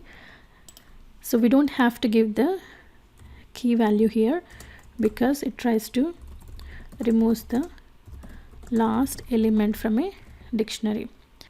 Let me try to add this statement to the print function. So we see in the console. So if you see, smoking status true is removed from the dictionary by using the pop item function. So it removed the last element from dictionary. Now the next one is how to remove a key using del keyword. So let's try to remove. So now we have name, age and height. Let's try to remove height. And now let's try to print the person. Here we are trying to remove a key using del keyword, and now let's run it. So now you can see height is removed from the dictionary by using the del keyword. The next one is delete a dictionary completely using del keyword. Let's try to delete person 1 since we are using person, and let's try to print person 1. Here we are trying to delete the dictionary completely and run it, and we get the error, name person 1 is not defined because it is already deleted. So let's try to comment this so we don't see the error in the console. The next one is empty a dictionary using clear function. Let me try to clear person 1 dot clear, and if we try to print person 1, now let's try to add this before the clear function so we can see the elements before and after. And also let's try to add this statement to the print function. Now let's run it. So now you can see this was the dictionary before we cleared, and after it is empty. So the next one is copying a dictionary to another using copy function. Let's take another person. So we have a function called copy, and by using copy function we can copy a dictionary to another dictionary. Let me add the same comment so we see in the console. Now let's run it. So now you can see name Bob, age 40. That was our person dictionary values, so we see the same thing in another person dictionary. The next one is copy dictionary to another using dict function. So here we saw using copy function the same way. Let's add one more person dict of pass the dictionary, and let me print this dictionary. So by using the dict function, we can copy the values from one dictionary to another. Now we see name Bob and age 40. The next one is nested dictionaries, that is dictionary inside another dictionary. Now let's create another dictionary person2, and let me add the elements father, the value name is Craig, and age value is 50, comma, son name is Brian, age 15, and let's add one more daughter as well, name Janet, and age 21. So we created dictionary inside another dictionary, father, son, and daughter. Now let's try to print this dictionary person2. So we see the values. Here we are doing nested dictionaries. Now if we run it, so we see father and son and daughter. So we created 3 dictionaries inside a dictionary person2. So that's how we create nested dictionaries. Or we can do one other way as well, or create 3 separate dictionaries as well. So let's take this father, and this is one dictionary, just like how we created person. This is one dictionary, and we can create one more, that is son. In the same way, the last dictionary, that is daughter. Once we create these 3 dictionaries, for person2 you can add father, that is the key, and the value is father, the dictionary that we just created. And the next one, key is son, and the value is the dictionary that we created, that is son. And the last one, the key is daughter, and the value is this dictionary. Now let's try to print this dictionary and see if this person2 and this person2 are same or not. Let's try to print in the console and run it. So if you see, it gave us the error, name father is not defined, line number 140. Oh, we have to, when we are creating a dictionary, this is how we have to define, within curly brackets we have to give the equals to instead of colon. So now let's run it again. So now you see, either you can create dictionary inside a dictionary, or create 3 dictionaries and add it to the dictionary that we just created. Okay, both are same. So in the next lecture we'll learn user inputs. All right, see you in the next lecture. Welcome back. In this lecture we'll learn user input. Python provides a built-in function called input to ask the user to provide any input, and it stops executing when the control comes to the input function and continues only when the user provides the input. Now let's see the demo. Go to our IDE, PyCharm, project, new Python file, and let's name it user input demo, and let's add the comment as well, user input demo. Let's create a variable called name, and for the input function let's pass the value, enter name, and let's try to print the value name. Name is Control S and right click, run user input demo. So now if you see, the program is still running and it stops executing only once the user enters the input. Enter name. Let's enter Bob and hit enter. Now it printed name is Bob and then it stopped execution. So the same way, let me try to add one more variable and let's pass the string in enter age, and let's try to print the value inside age.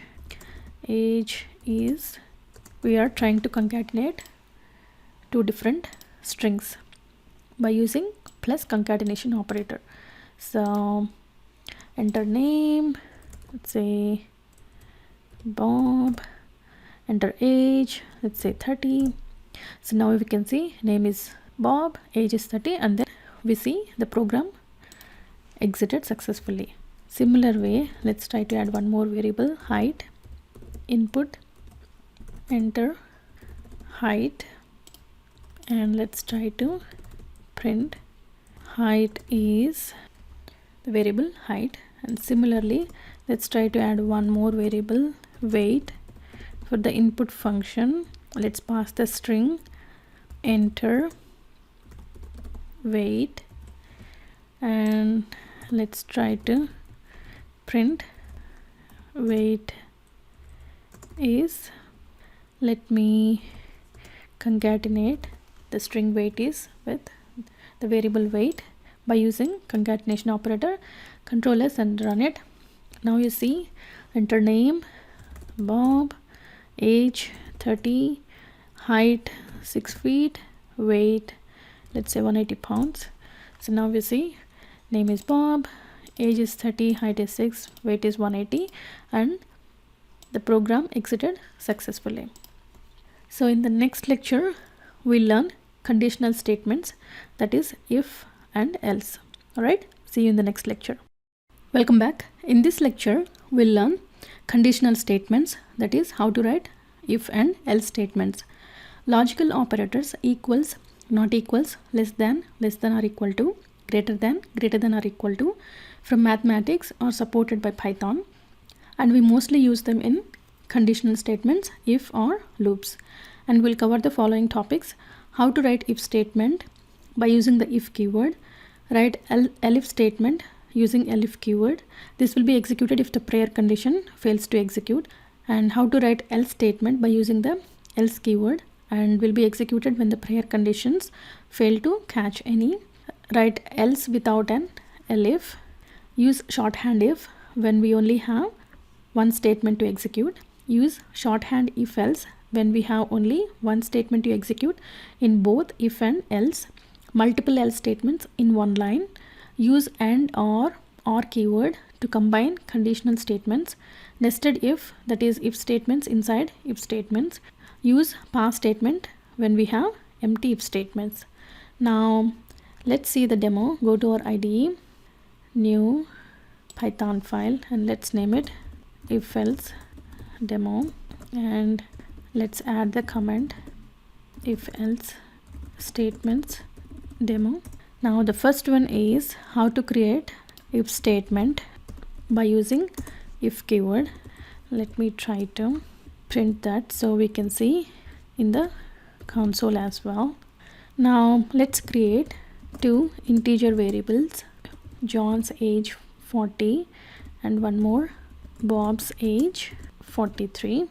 Now let's use the if condition by using the if keyword. If Bob's age greater than John's age, then print Bob is elder than John. Here 43 is greater than 40, so we see Bob is elder than John should be printed in the console. So Control S to save the file and right click, run if else demo. So now we see Bob is elder than John. So that is how we create if statement by using the if keyword. The next one, how to write elif statement by using elif keyword. Let's take John's age 40 and Bob's age also 40. If Bob's age greater than John's age, then print Bob is elder than John, elif Bob's age equal to John's age, print John and Bob are equal in age. So in this case 40 greater than 40, so this condition is false, so the control comes here, 40 equal to 40, so that's the reason this will be printed in the console. So this statement will be executed if the prior condition fails to execute. So now let's run it. So now we can see John and Bob are equal in age. So we are able to create elif statement by using the elif keyword. So let's add that so we can see in the console. So for elif, this is the output. Now the next one is how to write else statement by using else keyword. Let's take John's age 40 and Bob's age, let's take 40 and let's take John's age as 45, and if Bob's age greater than John's age, then print, let's take the same thing, else if both are equal, then print they're equal, else print John is elder than Bob. So this will be executed only when this condition fails and also this condition fails. So here we are trying to create a else statement by using the else keyword. Now let's run it. So now we can see John is elder than Bob. That is, this is printing because the prior two conditions fail to execute. Now the next one, how to use else without an elif. So let me take the same example. Here we are trying to use else statement without an elif. So let me remove this, and if 40 greater than 45, so this is false. So now this statement should be printed in the console. So now let's run it. So we can write an else statement without an elif statement. The next one, how to use shorthand if. When we only have one statement to execute, we can use shorthand if. So let me take John's age 40 and Bob's age 43.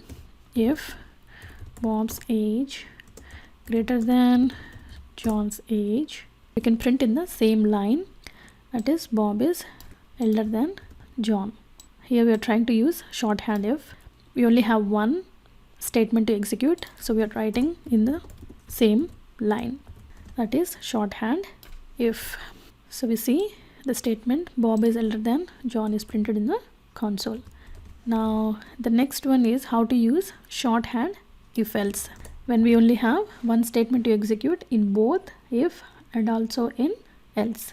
So let's take John's age 45 and Bob's age 43. Now print Bob is elder than John if Bob's age greater than John's age, else print John is elder than Bob.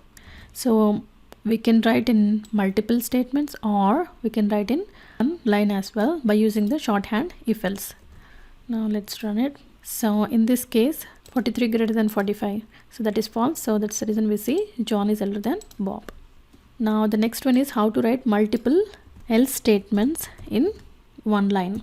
So let's take John's age 43 and Bob's age also 43, and let me try to print John is elder than Bob if John's age is greater than Bob's age, else print John and Bob are equal in age if John's age equal to Bob's age, else print Bob is elder than John.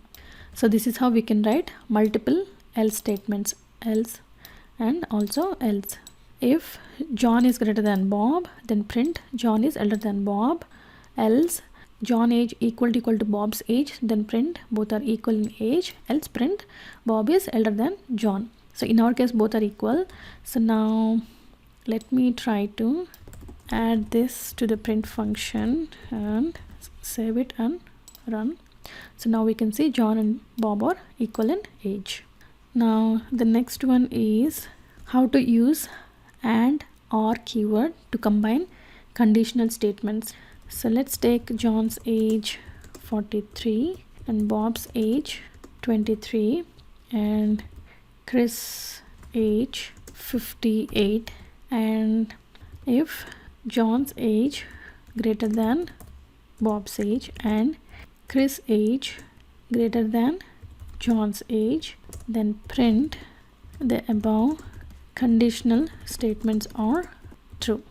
If you notice here, we are using one conditional statement, that is John's age greater than Bob's age, and the other one Chris age greater than John's age, and trying to combine these two conditional statements by using the AND keyword. Here 43 greater than 23, so this is true, and also 58 greater than 43, this condition is also true. Then print the above conditional statements are true. So let's save it, and let me try to add this statement here. Here we are using AND keyword. Now let's run it. So we see the above conditional statements are true. So let's take this and try to use the OR condition. Use OR keyword. Let me take Bob's age greater than John's age or Chris age greater than John age. So in this case 23 greater than 43, so this condition is false, and 58 greater than 43, so this condition is true. So for the OR condition, at least one of the conditions from the above is true. For AND condition, both the conditional statements should be true. So for OR, at least one of them should be true. So that's the reason we should see this statement printed in the console.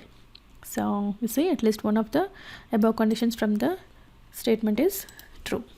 Now let's see how to write nested if, that is if statements inside if statements. Let's take John's age 43.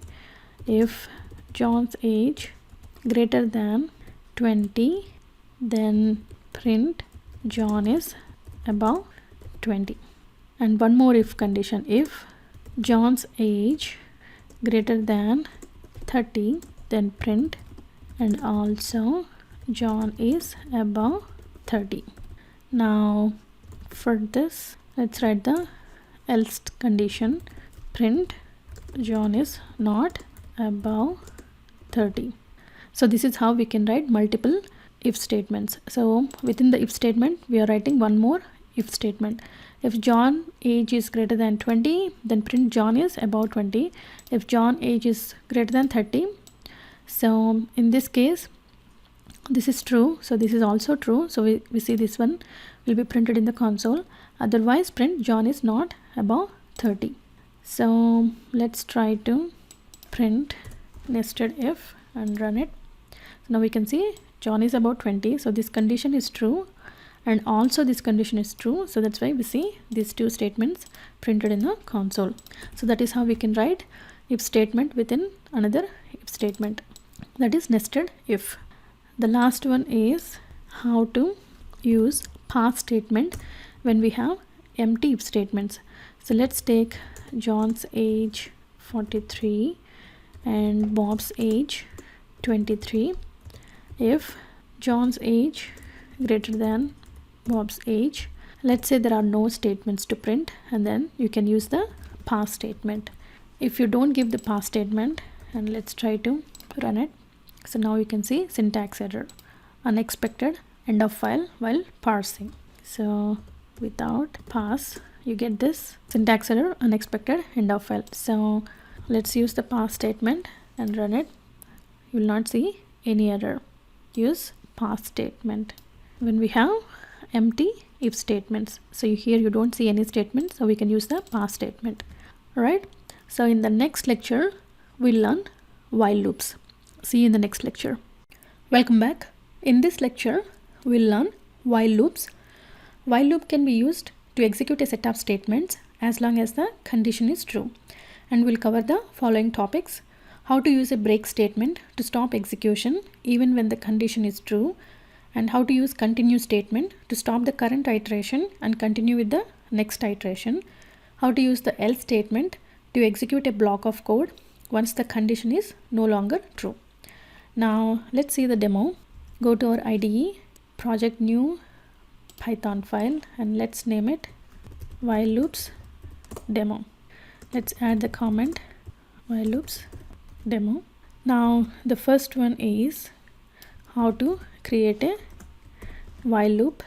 Let's create a integer variable x equal to 3.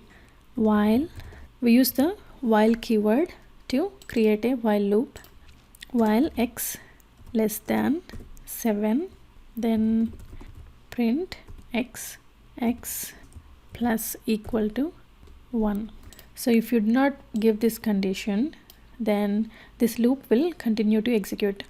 Here we are trying to increment the integer x by 1, increment x, otherwise the loop runs forever. If 3 less than 7, so initially 3 will be printed, and then x will be 4, and then 4 less than 7, so 4, then x will be 5, 6, 7. So once x is 7 less than 7, then this condition is false, so control will come out of the loop. Now let's try to print this. Here we are writing our while loop, and while loop can be used to execute a set of statements as long as the condition is true. Now let's save it, Ctrl S, and run it.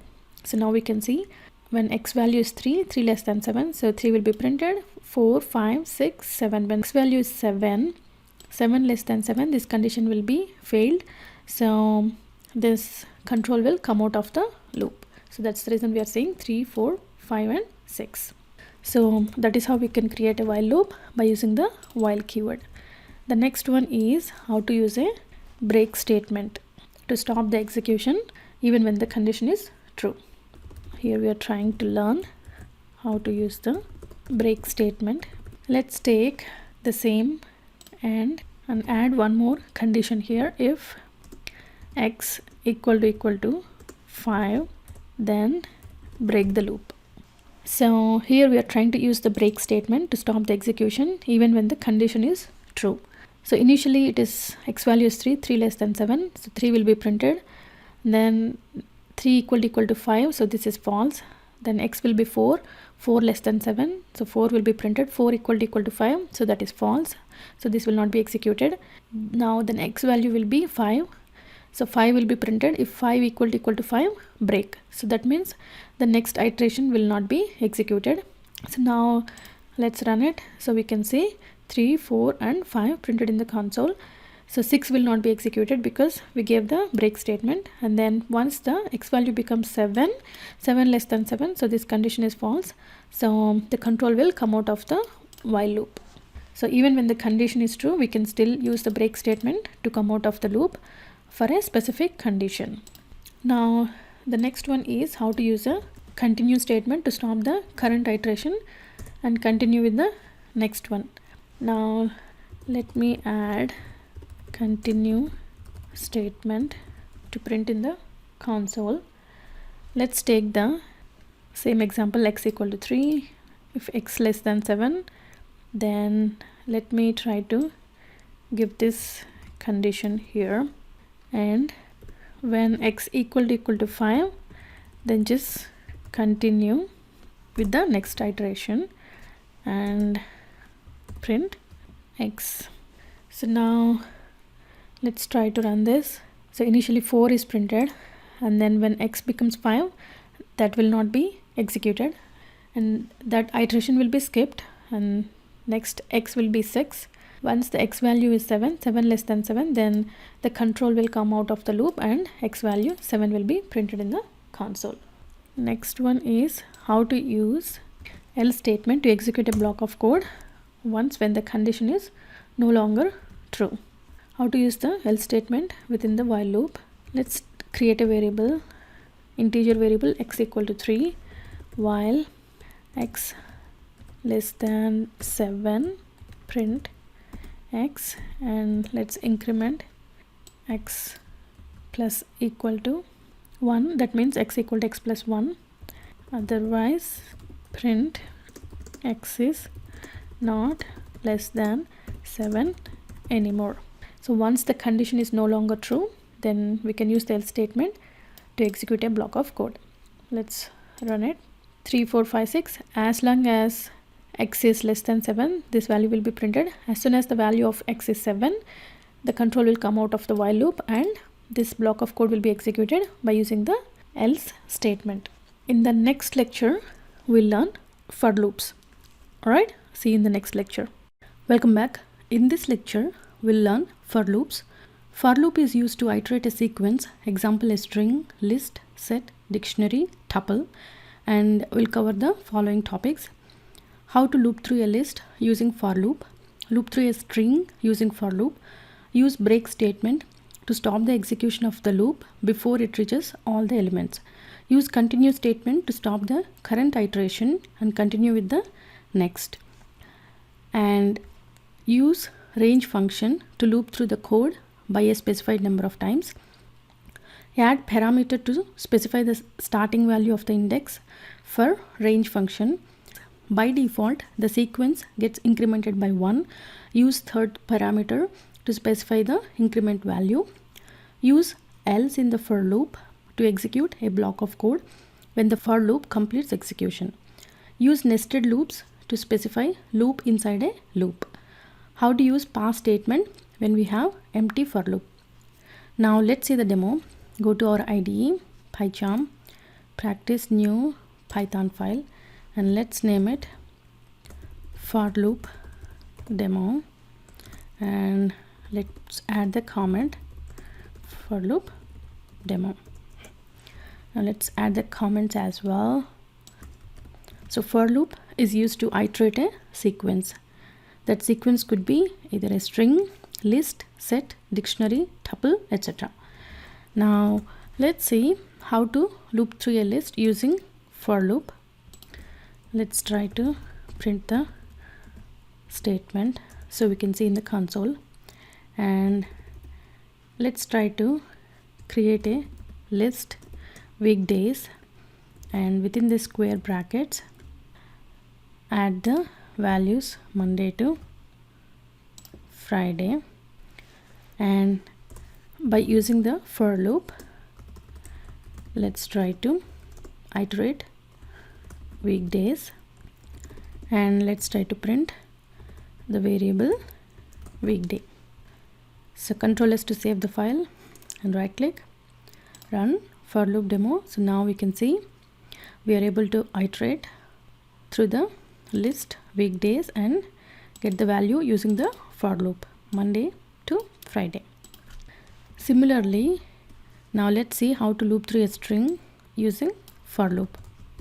Let me add this to the print function so we can see in the console, and let's take for lang in Python.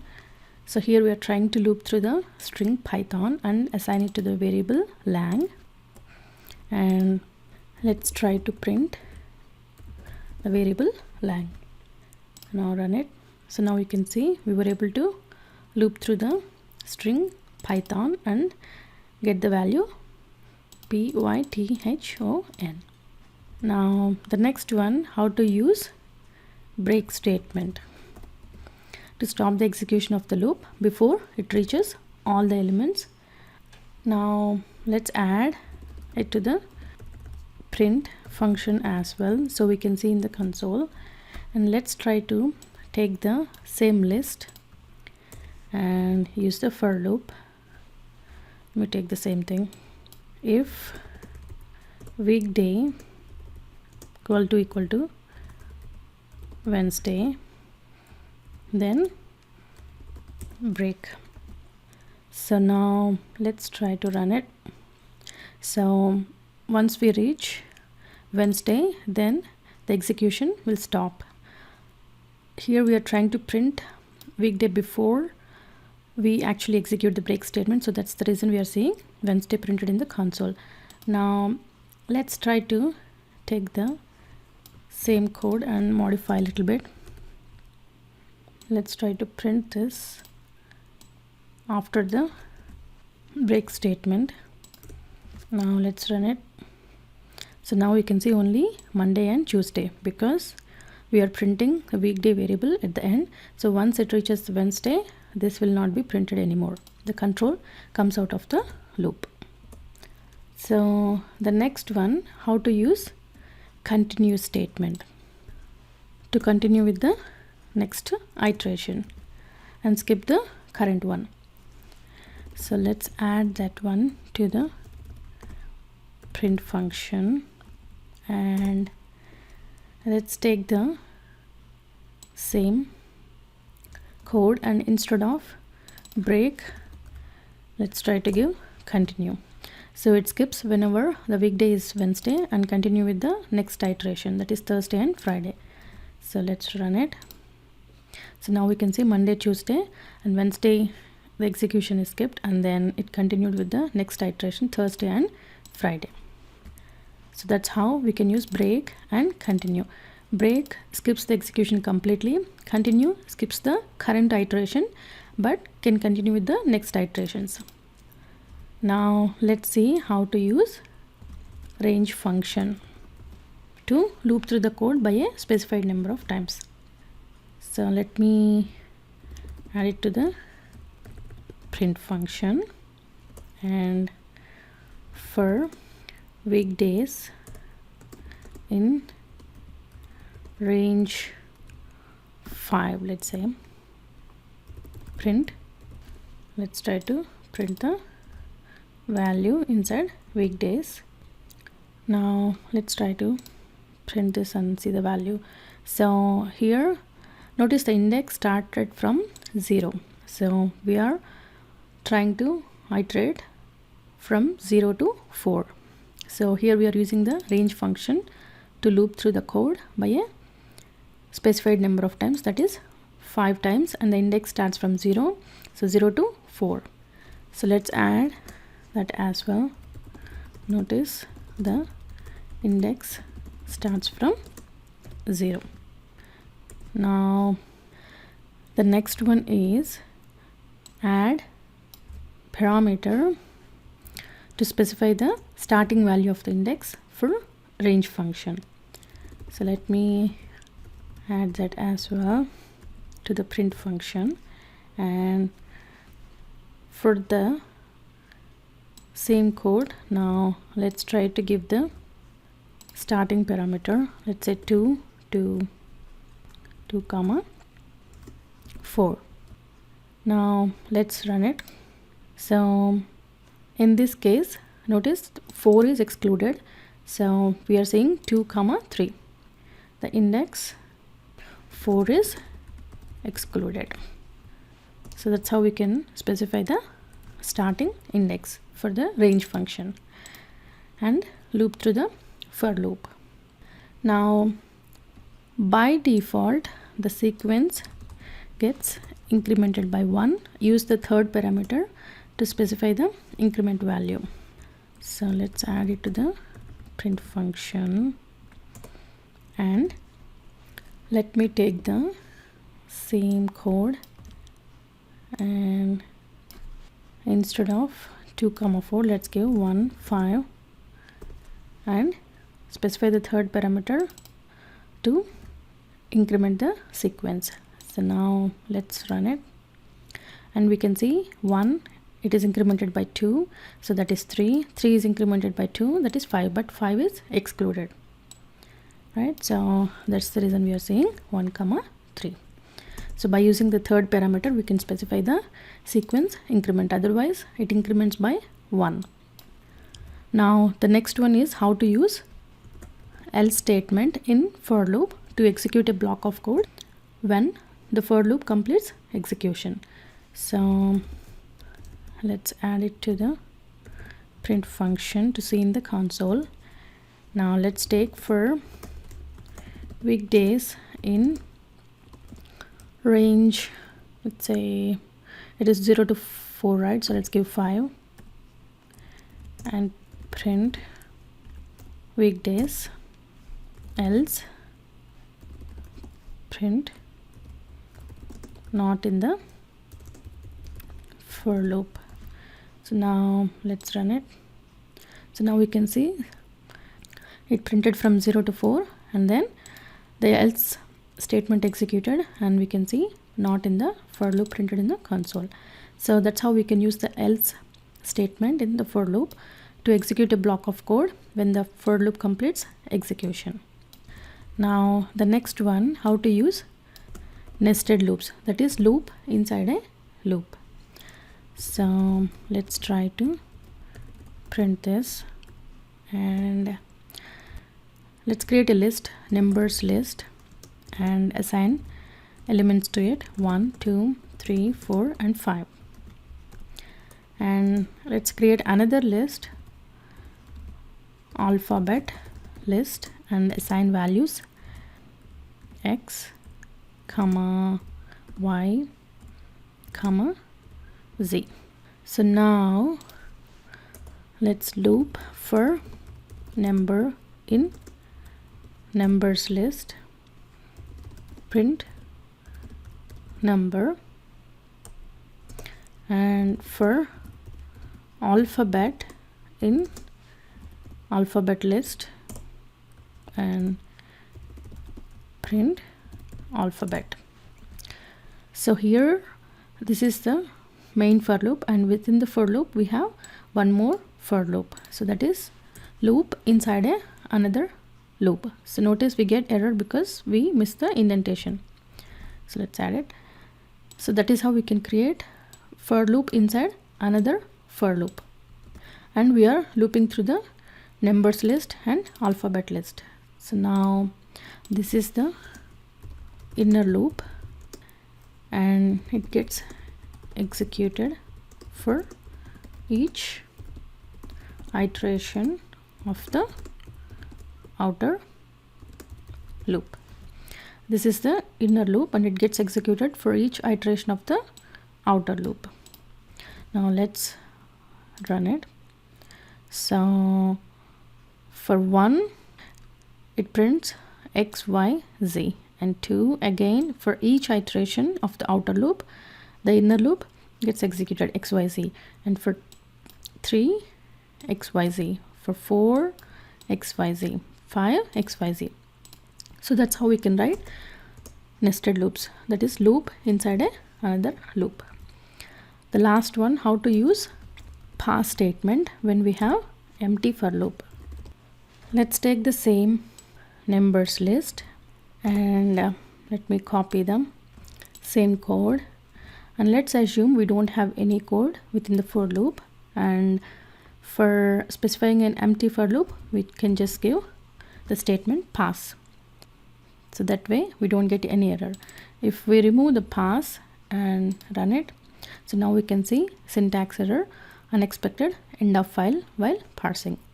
So to specify a empty for loop, use pass statement. So in the next lecture we'll learn functions. All right, see you in the next lecture. Welcome back. In this lecture we'll learn functions. A function or a method in Python is a piece of code which gets executed when it is called. Parameters or arguments can be passed to a function, and we'll cover the following topics: how to create a function, how to call a function, pass parameters or arguments, how to use keyword arguments, arbitrary arguments and arbitrary keyword arguments, how to use default parameters, how to pass different data types as arguments, and how to return values using the return keyword, how to use the pass statement and its usage, and how to return Boolean values, that is true or false. Now let's see the demo. Go to our IDE and practice new Python file, and let's name it functions demo, and let's add the comment functions demo. Now let's see how to create a function. Let's add the comment create a function by using def keyword. So def, let's name the function function1 and print I am in function1. So this is how we can create a function by using the def keyword. So now let's see how to call a function. This is how we create a function. Now let's call the function that we created. Let's add the comment, and to call the function, simply take the function name, and this is how we call the function, function1. So now Control S to save the file and right click and run functions demo. So now we can see whenever we call the function1, so the control goes here and this statement gets executed. That is, I'm in function 1. So that is how we can create a function by using the def keyword and call a function. Now the next one, how to pass parameters to a function. Parameters are arguments. Now let me create another function, function2, and pass parameter as name. So name is the parameter here. Print I am in function2, and let's try to print the value. Print name is the variable name. Now let's call the function and pass the argument to it, function2, and pass the argument Bob. So here Bob is the argument. So we are passing the argument Bob. So this Bob gets assigned to the variable name, and name is printed as Bob here. So now save the file and run it. So now you can see I am in function2 and name is Bob. So that is how we can pass the parameters or arguments.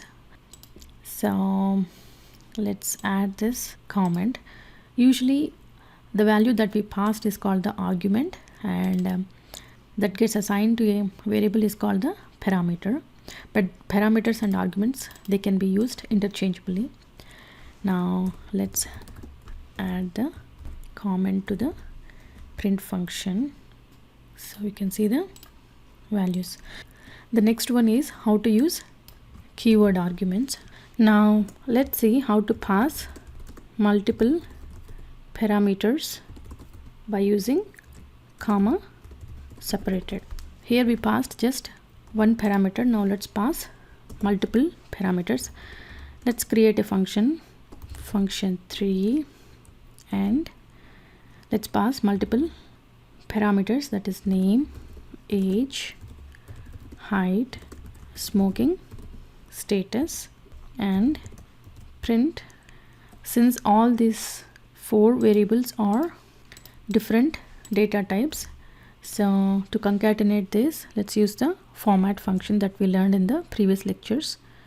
Name is age years old, and height is, and smoking status is, dot format of, and pass the variables to the format function in the same order.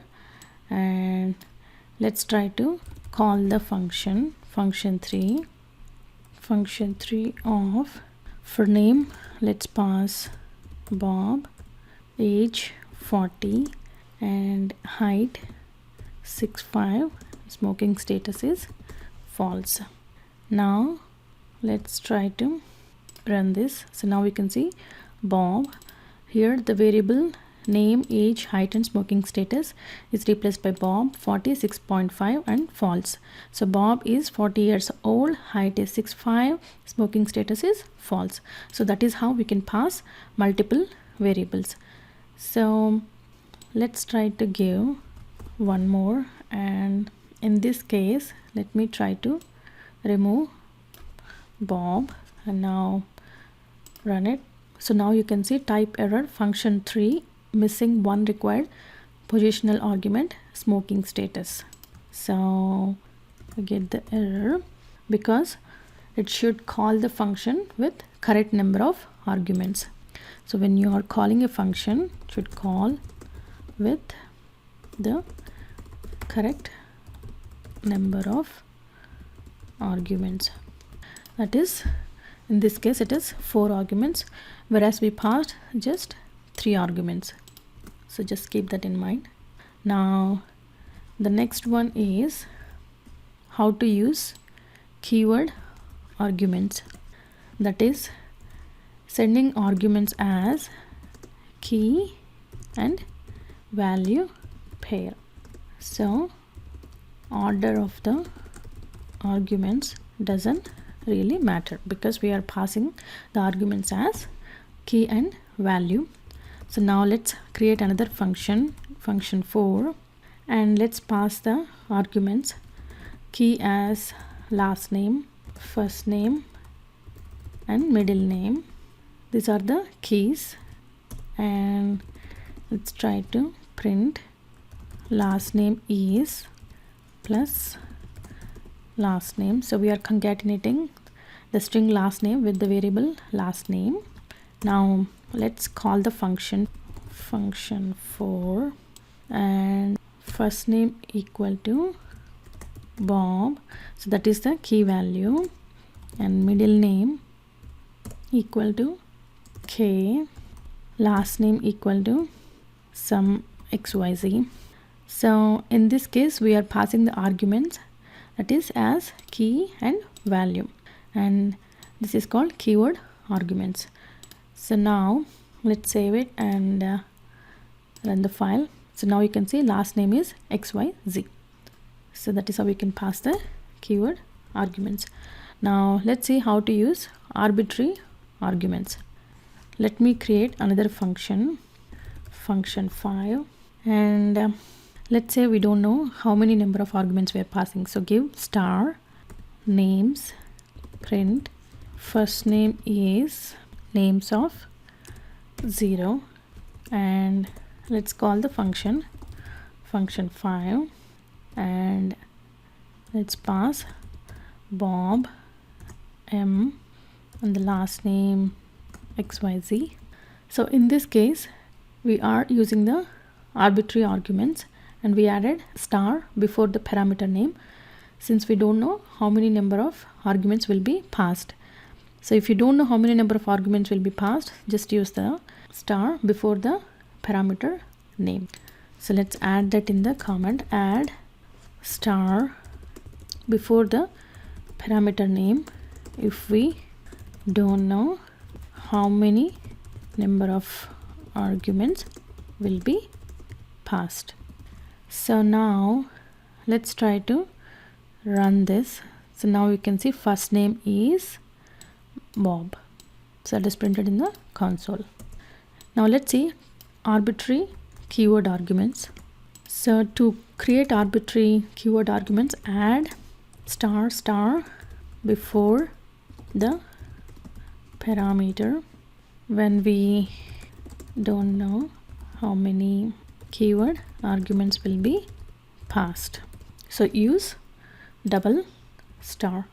So let's create a function, function 6, and names, print middle name is names of middle name, and now let's call the function, function 6, and let's take first name as Bob and middle name equal to H, last name equal to some XYZ.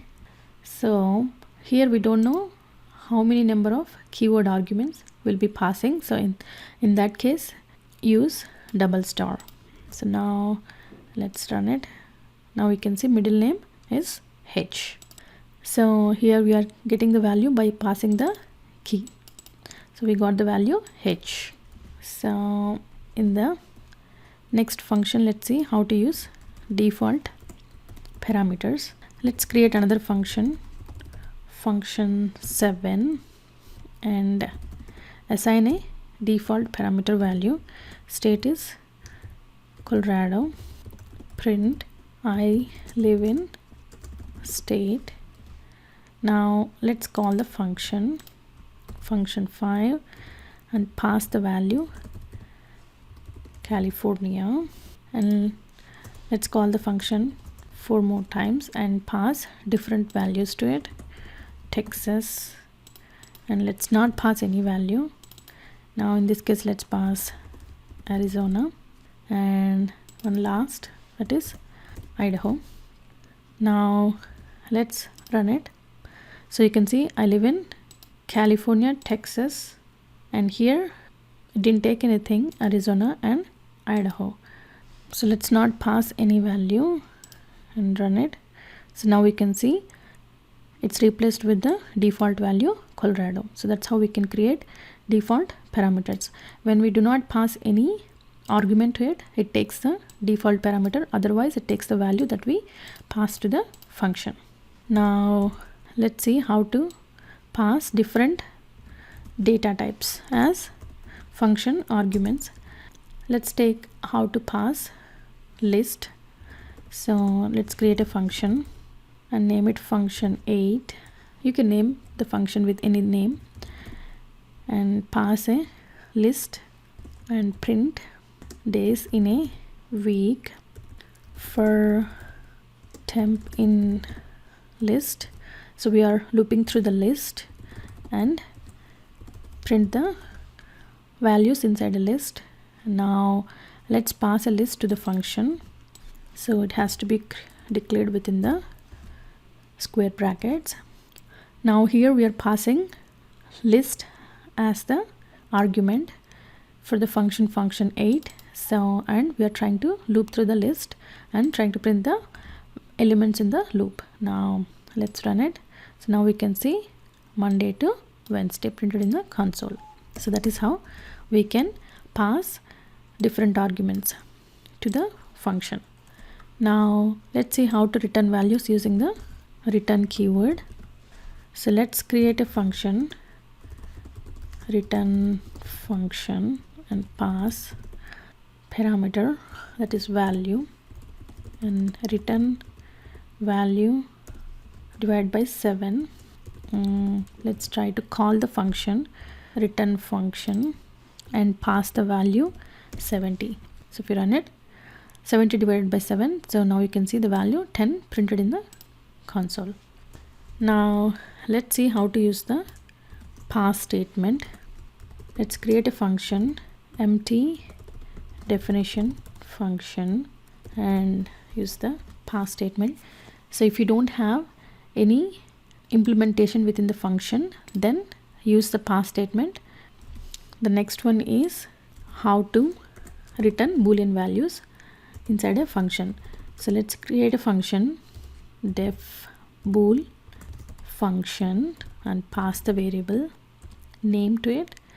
And if name equal to Bob, then return true, else return false. So now let's call the function bool function and pass the value to it. So that is name. So name will be assigned with Bob, and if name equal to Bob, it should return true, otherwise return false. Now let's run it. So in this case, let's try to print this so we can see in the console. So since we passed Bob, so we are seeing the value true. Let me pass another value. Let's take Chris, and you see false. So that's how we can return Boolean values inside a function. So in the next lecture, we'll learn Lambda function. All right, see you in the next lecture. Welcome back. In this lecture, we'll learn Lambda function. Lambda function is an anonymous small function that can take any number of arguments and can only have one expression. This is generally used when the anonymous function is required for short span of time. And this is how it looks: lambda arguments colon expression, and the expression gets executed, the result will be returned. And we will cover the following topics: how to do addition using lambda function, subtraction, multiplication, and division, and using lambda function inside another function. Now let's see the demo. Go to our IDE, PyCharm, practice, new Python file, and let's name it Lambda function demo, and let's add the comment Lambda function demo. Now let's add the comment. The syntax is lambda arguments colon expression. Now let's see how to do addition using lambda function, and let me add this to the print function as well so we can see in the console. And lambda, the arguments arg1 colon arg1, and let's do the addition plus 5 and assign it to add. Now let's print the return value add by passing the argument 5. So in this case arg1 will be replaced by 5 plus 5 10, and this will be returned to add. So save the file, Control S, right click and run it. So now we can see addition using lambda function, 5 plus 5 10. The next one, how to do subtraction using lambda function, and let's try to print the same value inside a print function. Let's take the same code and replace add with subtraction, and instead of plus let's replace with minus. So in this case 5 minus 5, let's run it and see the value 0. Now let's see how to do multiplication using lambda function, and let's take the same code. Instead of sub, let's replace with mul for multiplication, and let's pass multiple arguments, and arg1 times arg2. Since we passed two arguments, arg1 comma arg2, here notice we are passing more than one argument to the lambda function. So you can pass just one argument or more than one argument. Now let's run it. So now we can see 5 times 5 25. Now let's see how to do the division using lambda function, and let's try to print the comment to the print function so we can see in the console.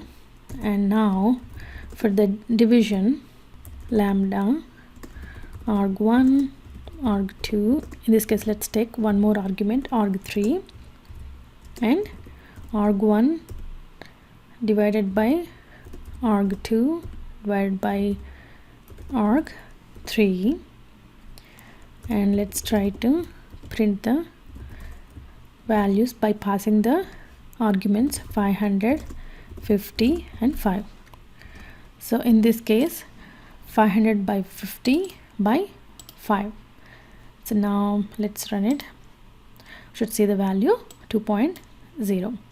So 500 divided by 50, that is 10. 10 divided by 5, that is 2.0. So here also we are able to pass more than one argument, that is we passed 3 arguments in this case, arg1 2 and 3. Now let's see by using the lambda function inside another function.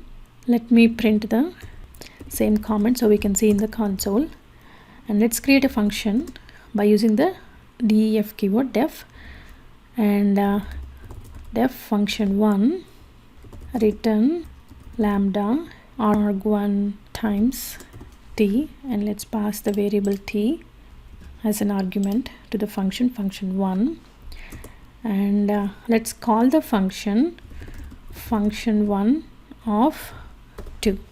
So in this case we are taking the value 2, and let me assign this to a variable double the number passed, and let's print the value double the number passed and pass the argument 10. So in this case we are passing the argument arg1 is 10, and we are passing the value 2 to the function 1. So t will be replaced by 2 and the argument 1 will be replaced by 10. So 10 times 2, we should see the value 20. Now let's run it. So we see the value 20. So similarly let's triple the number passed. The number passed is 10, so we doubled and we see the value 20. So now let's triple the value and call the lambda function by passing the argument 10 again. So in this case we pass the number 10, so argument 1 will be replaced by 10 and t will be 3 in this case, so 10 times 3, so we are able to triple the number. Now let's run it, so we can see 10 times 3, 30. So that's how we can use the lambda function inside another function. In this case it is function 1. We are using lambda function inside another function, function 1. In the next lecture we'll learn scope variables, that is local and global scope. Alright, see you in the next lecture. Welcome back. In this lecture we'll learn scope, that is local and global scope. Variables are available within the scope of the region they are created. We have local and global variable scope. Local scope. A variable created inside a function can be accessed only within that function, and this is called local scope. In case of nested functions, a variable is available for any function created inside that function. Global scope. A variable that is created in the main Python body code and refers to the global scope. They can be accessed everywhere.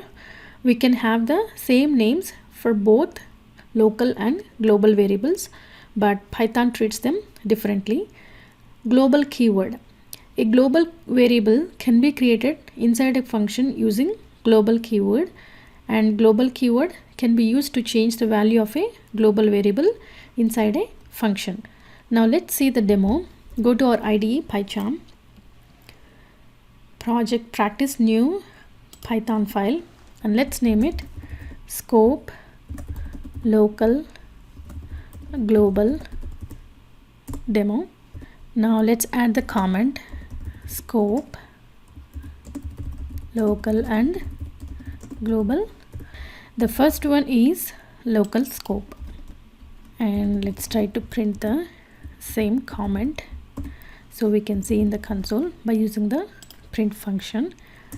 And let me create a function by using the def keyword, and the function name is function 1, and let's create a string variable by assigning string value to it, name equal to John, and let's try to access the variable that we created inside a function. Now let's call the function 1. Now let's save it and try to run it. Right click, run. So now we can see local scope and the value is John. So let's try to print the same value outside the local function, function 1, and run it. So now you see name error, name is not defined, line number 11. Let's add this comment because the variable name is local variable and we can access the local variable only within the function 1, because we created the value inside the function, so this variable is accessed only within the function 1 and we cannot access outside the function. Let's add that comment. A variable created inside a function name can be accessed only within that function, and this is called local scope. If we try to access the variable outside the function, then we get name error, name is not defined. The next one is local variables inside a nested function. So now let's try to create another function. First let's add this to the print statement so we can see in the console. Now let's create a function 2, and within this function let's create one more function 3. Now let's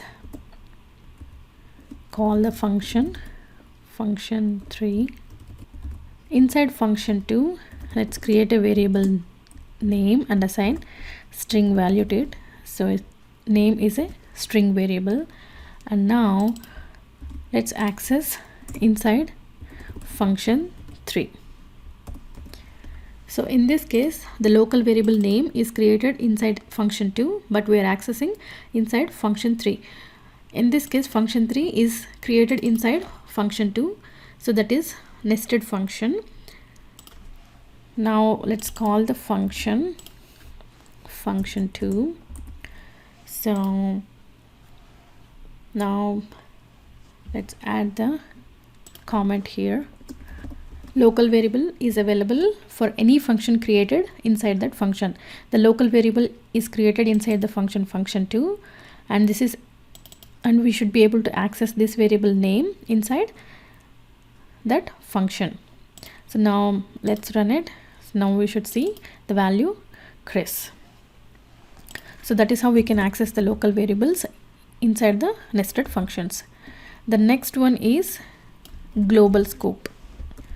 Let's print the same comment so we can see in the console by using the print function. Now let's create an integer variable age 40, and let me create another function 4, and let's try to access the variable age and print, and let's call the function 4 and print age.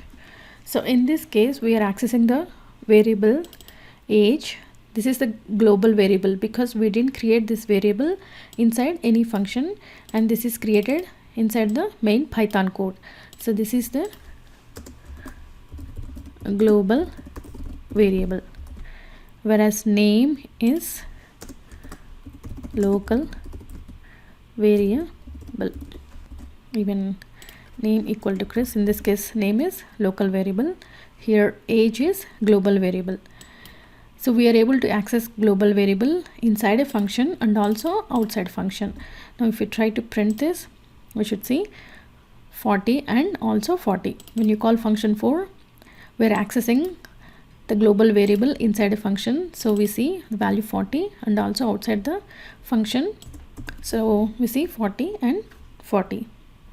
Now let's add the comment, a variable that is created in the main Python body code, that is here, and refers to the global scope, and they can be accessed everywhere within the function and also outside the function.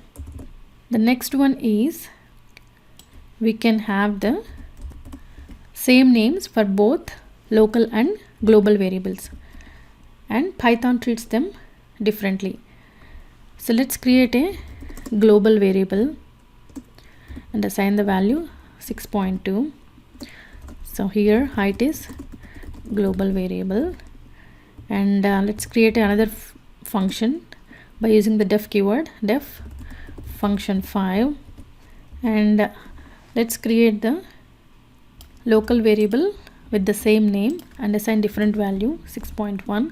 So in this case, height is local variable that is created inside a function. In this case, height is created outside the function, so this is global variable.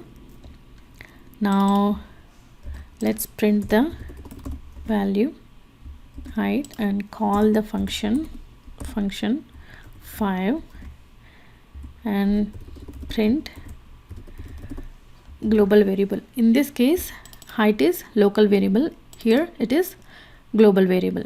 So when we call function 5, we should see 6.1, and when we try to print the global variable, we should see 6.2. So the output should be 6.1 and 6.2. So we see 6.1 and 6.2. So let me print the same comment by using the print function, so we can see in the console. So that is how we can have the same local and global variable names, but when we try to execute, Python treated them differently, and we saw the values 6.1 and 6.2. So the next one is how to use the global keyword. Let's try to print the value global keyword by using the print function. Now let's create a function 6. Now create a global variable by using the global keyword. So in this case, weight is global variable created inside a function by using the global keyword, and assign the value weight equal to 140 pounds. And let's call the function 6, and let's try to print weight that is created inside a function. Even though this is created inside a function, by using the global keyword we are making this weight variable as global variable. So that is why we should be able to access weight variable even outside the function. Now let's run it. So we see when we call the function 6, weight will be assigned to 140. So even though this is created inside a function, we made it global variable by adding the keyword global to weight variable. So this variable becomes a global variable and we are able to access outside the function 6. Let's add the comment. Global variable can be created inside a function using global keyword and can be accessed outside the function as well. So now let's see, by using global keyword we can change the value of a global variable inside a function. So let me create a global variable email learn python.com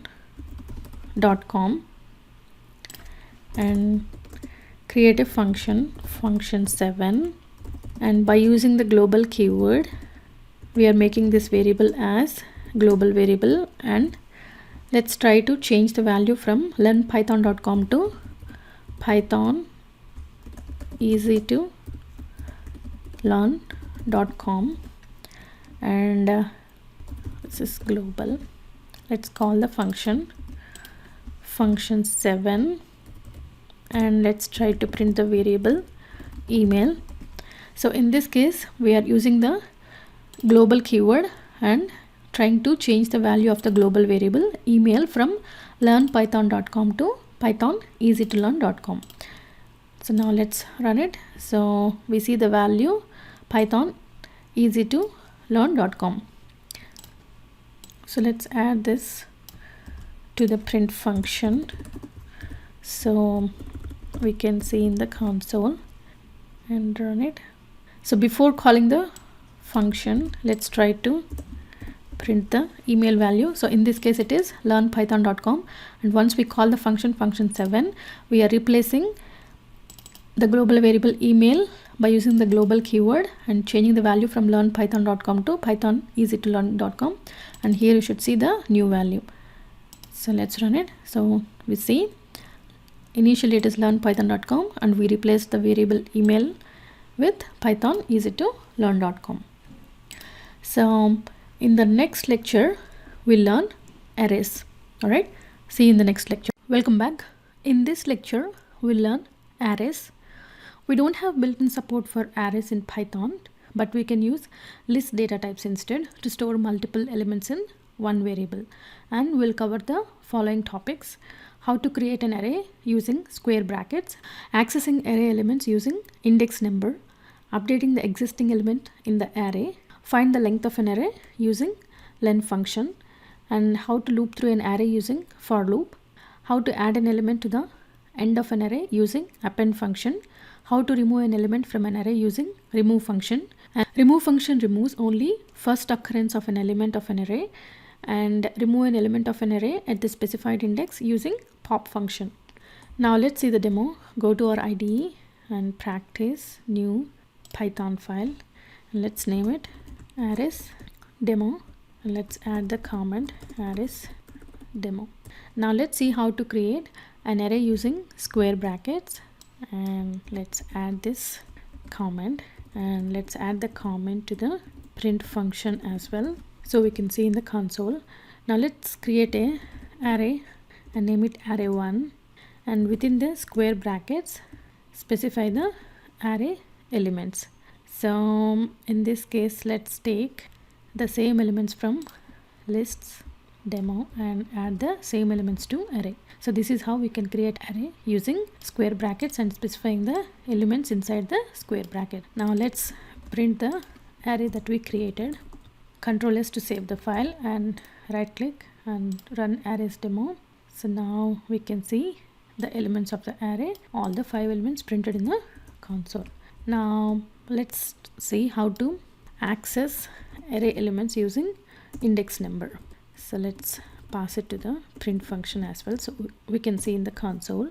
And let's try to access the element at the index 3. So keep in mind the index starts from 0, so 0, 1, 2, 3. Now let's run it, so we can see the element at the index 3. So here the index starts from 0, so that's why we are seeing the element at the index 3 is Thursday. Now let's see how to update the existing element in the array. So let's pass the same comment to the print function, and now let's update it, the element at the index 1 with Sunday, and print the array 1. So here we are trying to replace Tuesday with Sunday. 0, 1. The element at the index 1 is Tuesday. So now if we run it, we see Tuesday is replaced by Sunday. Now the next one is finding the length of the array by using length function. So print length of array 1. So we have 1, 2, 3, 4, 5 elements. So we see 5. The next one is loop through an array using for loop. So let's try to print the same comment, so we can see in the console by using the print function. For temp in array 1 print temp. So here we are trying to loop through the array 1 and assigning each element of the array to temp variable and trying to print the temp variable. So now if you run it, we can see Monday, Sunday, Wednesday, Thursday and Friday. The next one is how to add an element using the append function. Print, pass the same comment, and for array 1 dot append, let's add the element Saturday and try to print the array after appending the array with the element Saturday. So if you notice, Saturday has been added to the end of the array. The next one is how to remove an element using remove function, and let's try to print the same comment, array 1 dot remove. Let's remove the element that we just added, that is Saturday, and try to print the array to see the updated elements. So now we can see this was our array, and we removed the element Saturday from the array using remove function, and now this is our updated array. The next one is remove function removes only first occurrence of an element of an array. So let's say if we have multiple elements with the same name within the array. So first let's try to print the same comment, so we can see in the console, and let's create a new array 2, and within the square brackets let's give the array elements, let's say apple, orange, grapes, and let's give the same element again with the same name, apple. And now let's try to remove the element apple and print array 2. So now let's run it, so we can see orange, grapes and apple. So that means it only removed the first occurrence of an element, it didn't remove the last one. And the next one is how to remove an element at the specified index using pop function. Let's try to print the same comment using the print function, and we can see in the console. Let's use array 1 dot pop. Let's remove the element at the index 2, 0, 1, 2, that is Wednesday.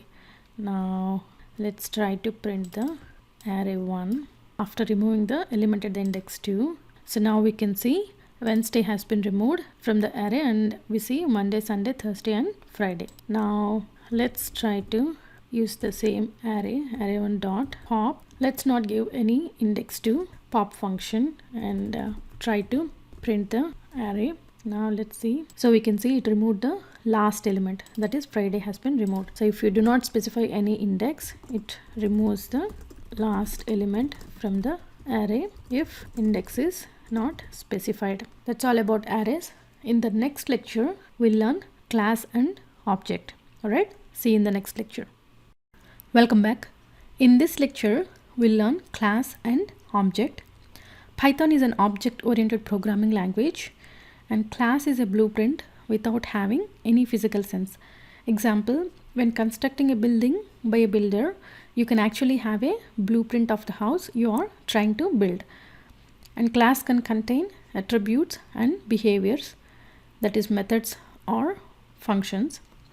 And we'll cover the following topics: how to create a class using class keyword, how to use the built-in function init to assign values to attributes when the object is created, and class user-defined methods, how to set values to the attributes, how to delete attribute values using del keyword, and delete objects using del keyword, and how to use pass statement to write empty class. Now let's see the demo. Go to our IDE and new Python file, and let's name it class object demo. Let's add the comment class and object demo. Now let's see how to create a class by using the class keyword. So let's add the comment, and let's try to print the same comment using the print function so we can see in the console. Now let's create a class by using the class keyword class, and the class name is person, and within the class we have an attribute. This is an integer variable since we assign int value to it, and this is called attribute. Now create an object for the class and assign it to person variable. Here we are trying to create an object to person class that we created by using the class keyword. Now let's try to access the attribute by using the person reference person dot age. By using the person reference we can access the elements of the class. This is the class attribute. Now let's save it and run it. Run class object demo. So now we can see the value of age 40. So let's add the comment. Here we are trying to access the person class attribute, that is age. Now let's see how to use the built-in function init and assign the values when we create an object. Let's add it to the print function so we can see in the console, and let's create another class.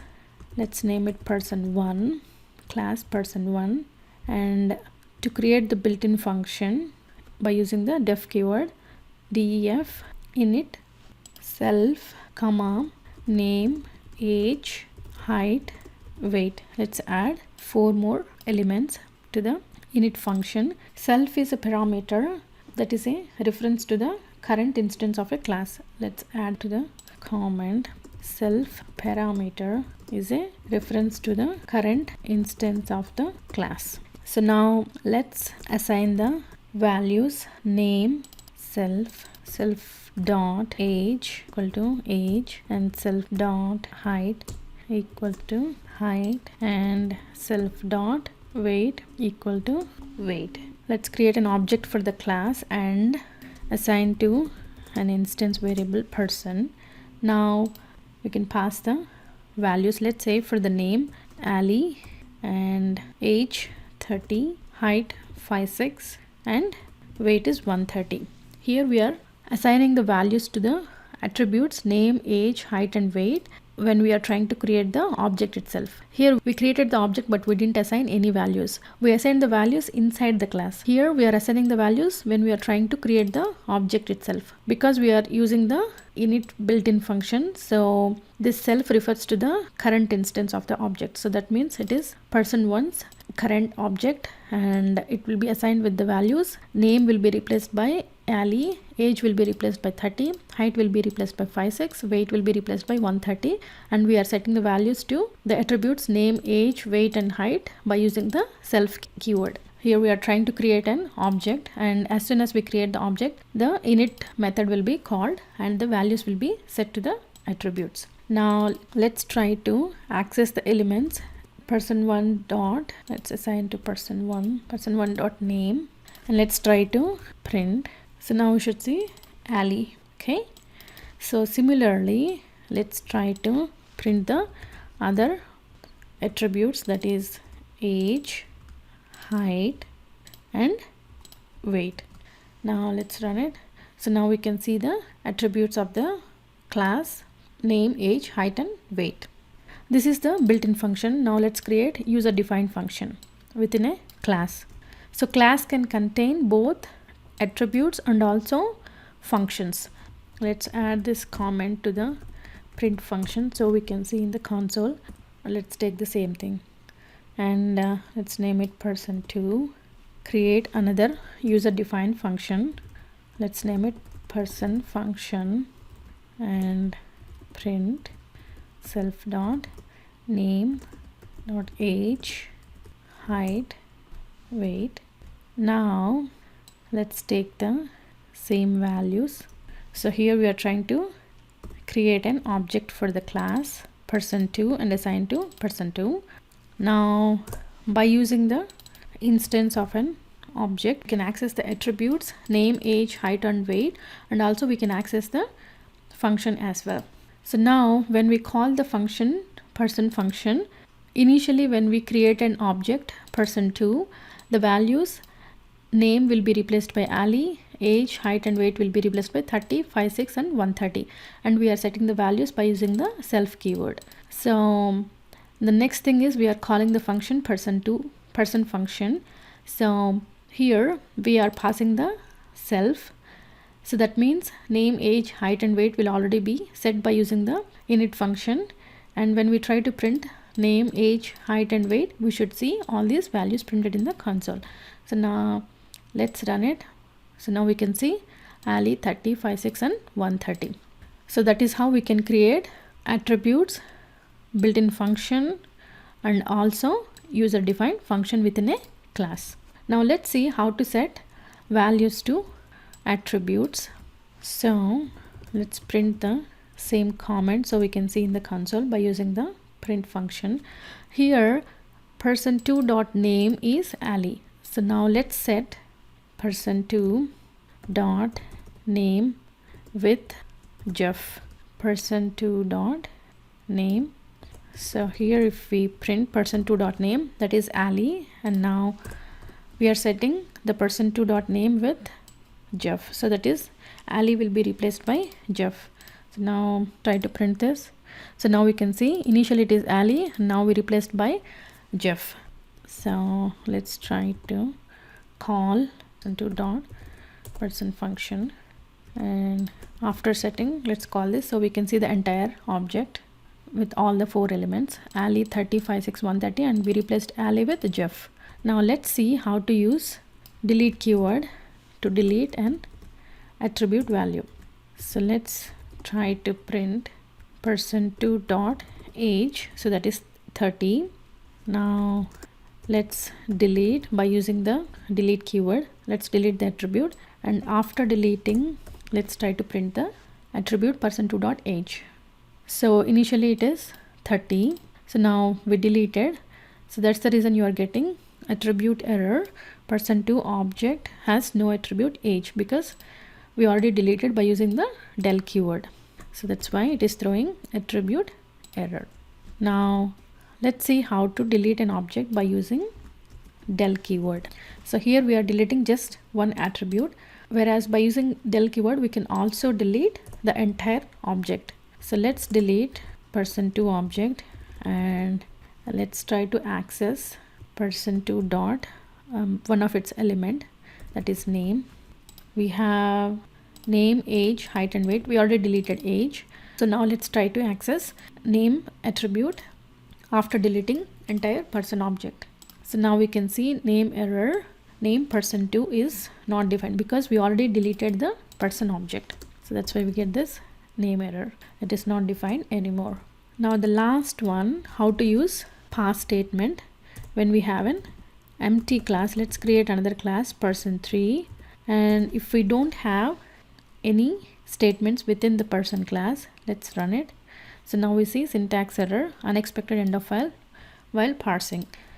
If you don't have any attributes or functions within a class, then just use the parse statement, so you will not get any error. Now, in the next lecture, we'll learn inheritance. Alright, see you in the next lecture. Welcome back.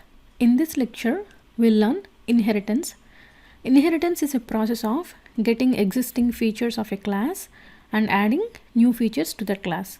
And inheritance allows us to inherit all the attributes and methods or functions from a parent or base class to a subclass. Parent class is the class being inherited from, and child class is a class that inherits from the parent class. And we'll cover the following topics: how to create a parent class similar to how we create any other class, and how to create a subclass by passing the parent class as a parameter, and how to create a subclass that inherits the properties or functions from base class, and how to use init function inside a subclass, and how to add properties to the subclass, and how to add functions to the subclass. Now let's see the demo. Go to our IDE, PyCharm, and our project practice, new Python file, and let's name it inheritance demo, and let's add a comment, inheritance demo. Now the first one is how to create a parent class. So we can create a parent class just like how we create any other class. So now we can create a class by using the class keyword, and let's give the class name as person2. Inside our class person2, let's create the built-in function init self and add the attributes name, age, height, and weight. These are the 4 attributes inside a person class, that is person2, that is the class name. And let's assign the values to the attributes name, age, height, and weight. Self dot name equal to name, and self dot age equal to age, and self dot height equal to height, and self dot weight equal to weight. So that is the built-in function init. Now let's create another function, that is user defined function person, and let's name it person function, and pass the self attribute to that function as a parameter. And now let's try to print the values self dot name comma self dot age comma self dot height, and the last one self dot weight. So here we created a class and we named it person2, and the first function is the built-in function, that is the init. So you can name it self, or you can name this self with any other name as well. Okay, let's add that comment. So we use the built-in function, that is init, to assign the values to the attributes name, age, height, and weight. Okay, and also you can have any name for self. Let me add that comment as well, or let me add it here. You can have any name, doesn't need to be self. Self parameter is a reference to the current instance of a class. So self always refers to the current object. Now you can replace this self with any other name as well. So with the self, we are passing this self as a parameter to the user defined function, that is person function, and we are trying to print the values that we set, name, age, height, and weight. We are trying to print inside our function person function. So we created a class, and inside the class we have 2 functions. First one is the built-in function init, and the other one user defined function, that is our own function. Now let's create an instance of a class person2, and for this person2 we are passing 4 arguments, right? So for the name, let's give Ali, and age 30, and height 5'6", and weight 140. Now let's assign this to a reference. So we created an object to that person2 class and passed the values. So whenever we call this, the init method will be called. So let's add that as well. So when we create an object to the person2 class, the init method will be called whenever there is an object is created. So this will be called, and name will be assigned with Ali, age will be assigned with 30, height will be assigned with 5'6", and weight will be assigned with 140. And we are setting these values to the name, age, height and weight attributes using the self, and we are passing the self to the person function, so we can print inside the person function. So now let's call the person function by using the object reference and call the person function. Now let's save it and right click and run inheritance demo. So now you can see Ali, 30, 5'6" and 140 are printed in the console. Okay, so that is how we can create a class. This is a parent class. We created a parent class just like how we create any other class. Now let's see how to create a subclass by passing the parent class as a parameter to the subclass. So let's print the same comment using the print function, and by using the class keyword, let's create a subclass person2 sub and pass the parent class to the subclass, and that is how we can create a subclass. Let's use the pass keyword so we can create an empty class. For time being, let's not add any statements to the subclass. To create an empty class, that is, there are no statements inside the class person2 sub. So this is how we can create a subclass by passing the parent class as a parameter to the subclass. Now let's see how to create a subclass that inherits properties or functions from the base class. Here we didn't create any properties or functions, we just left it empty, so that's the reason we are using pass. Now let's see how to use the concept of inheritance. Let me just create a subclass that inherits the properties or functions from base class, so we can see in the console. Now let's create a class person2 sub by passing person2, that is the superclass name, as the parameter. Super or parent, both are same. Now let's create a subclass object person2 and pass name Sam and age 35 and height, let's give 5'5", and weight 120 pounds, and assign this to a object reference, that is person2 sub. And now by using the subclass object reference, let's try to access the function that we created inside a parent class. So this is nothing but inheritance. By using the inheritance, we can access the function that we created inside a parent class by using the subclass object reference. So this is nothing but inheritance. Let's add that comment as well, so you guys understand what is the concept of inheritance. So accessing parent or base class function using subclass object reference. Okay, so this is nothing but inheritance. We didn't create this function person function inside the subclass, whereas we are able to access the function that we created inside a base class by using the concept called inheritance. Now let's see how to use init function inside a subclass. Let me add that comment to the print function so we can see in the console, and let's create a subclass. Let's use the same code, and init is the built-in function. So self comma, let's use the same parameters, name, age, height and weight. When we add init in the subclass, it no longer inherits the properties or functions from the base class.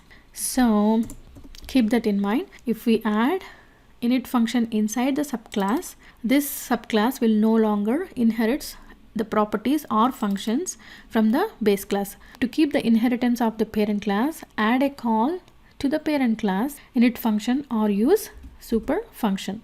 So that is the only way we can keep the inheritance properties. Okay, so first let's see how to add a call to the parent class init function. So inside the subclass init function, we have to call the parent class init function and pass the value self, the same parameters. So that is how we can use the init function inside the subclass. Use init function inside a subclass, adding a call to the, and to keep the properties of the inheritance, we added a call to the parent class, that is the parent class name dot init function, and we pass the parameters. So that is how we can keep the inheritance. And now let's try to create an object to the subclass. Let's pass different values this time. For name, Mike, age 42, and height 5'6", and weight 170 pounds. So now let's try to call the base class function by using the subclass object reference. Now let's save it and run. So now we can see Mike 42, 5'6", and 170 printed in the console. To keep the inheritance, we can also use the super function as well. So now let's see how to use super function. So this is one way of doing it, and the second way is add a call to the super function. Let's copy the same code, and instead of calling parent class init function, let's call super function and call the init function and pass the parameters to it. So now let's create an object for that class person2, and this time let's give different values. Sean, and age 53, height 5'9", and weight, let's keep 180 pounds. Now let's try to save it and run it. Type error, init takes 5 positional arguments but 6 were given. Line number 44. Oh, we don't have to pass this. So that is how we can keep the properties of the inheritance, either by calling superclass init function or calling the super function. So now you can see the values, Sean 53 and 5'9" and 180 printed in the console. Now let's see how to add properties to the subclass. So far we are accessing the function that is created inside a superclass. Now let's create a properties inside the subclass. Okay, so let's see how to add properties to the subclass. Let me pass the same comment to the print function so we can see in the console. So inside the subclass, that is person2 sub, let me copy this code so we can reuse. Inside the init function, let me create a property by using self dot email. Let's add one more parameter, that is email, python easy to learn.com. So here we are able to add one more property to the subclass by using self dot email is the new property name. Now let's use the same code to create the object to the subclass, and now let's try to print person2 dot email. Let's access the parameter that we created inside the init function. Okay, so now if we run this, we see python easy to learn.com. So that is how we can create properties inside a subclass. So here we created a property called email. Now let's try to refactor this code. So let's copy the same code, let's keep the original, and let's try to refactor the above code. Instead of using the email here, let's pass it to the init function, and here let's give the name. So here we created another attribute and we are passing it to the self.email. Now inside here we can pass the value. Instead of assigning value directly, we can pass when we create the object to the subclass. So when we create an object to this class, this python easytolearn.com will be assigned to the variable email, and this will be assigned to the self.email. So now if we try to print this, we should see the same value. Okay, so that is how we can refactor the code by adding another parameter to subclass init function. Now let's see how to add functions inside a subclass. Let's try to pass the same comment to the print function so we can see in the console. Now for the same class, let's copy the same code. Let's try to create another function and let's name it, instead of person function, let's name it person2 function. Let's try to print all these values and also the one that we just created, email as well. So now let's use the same code to create the object to the subclass, and instead of Sean, let's pass Chris, and age let's assume 44, height 5'5", and weight let's give 190 pounds. So now let's save and run it. So now you can see when we add functions to the subclass, we see the values. Python easy-to-learn.com. Okay, so this is the only value that is printed. Oh, the reason because we are not calling this function, we just use the same code by using this reference, the subclass object reference. Let's call the function that is person2. Now if we run it, so now you can see Chris 44, 5'5", 190 and Python easy-to-learn.com. So that is printed using this statement. Okay, so that is how we can create function inside a subclass. So here we saw how to create a property inside a subclass, and now we saw how to create a function inside a subclass. So that's all about inheritance, right? See you in the next lecture. Welcome back. In this lecture we'll learn iterators. Iterator is an object that can be iterated through, and iterator object implements iterator protocol that has iter and next functions. Python has iterable objects, and some of them are lists, tuples, dictionaries, sets and string. We can iterate these objects through iter function, and we'll cover the following topics: how to iterate strings, how to use for loop to iterate an iterable object string, and how to iterate tuple object and use for loop to iterate an iterable object tuple. Now let's see the demo. Go to our IDE and project, practice new Python file, and let's name it iterators demo, and let's add the comment iterators demo. Now let's try to iterate strings by using iter and next functions.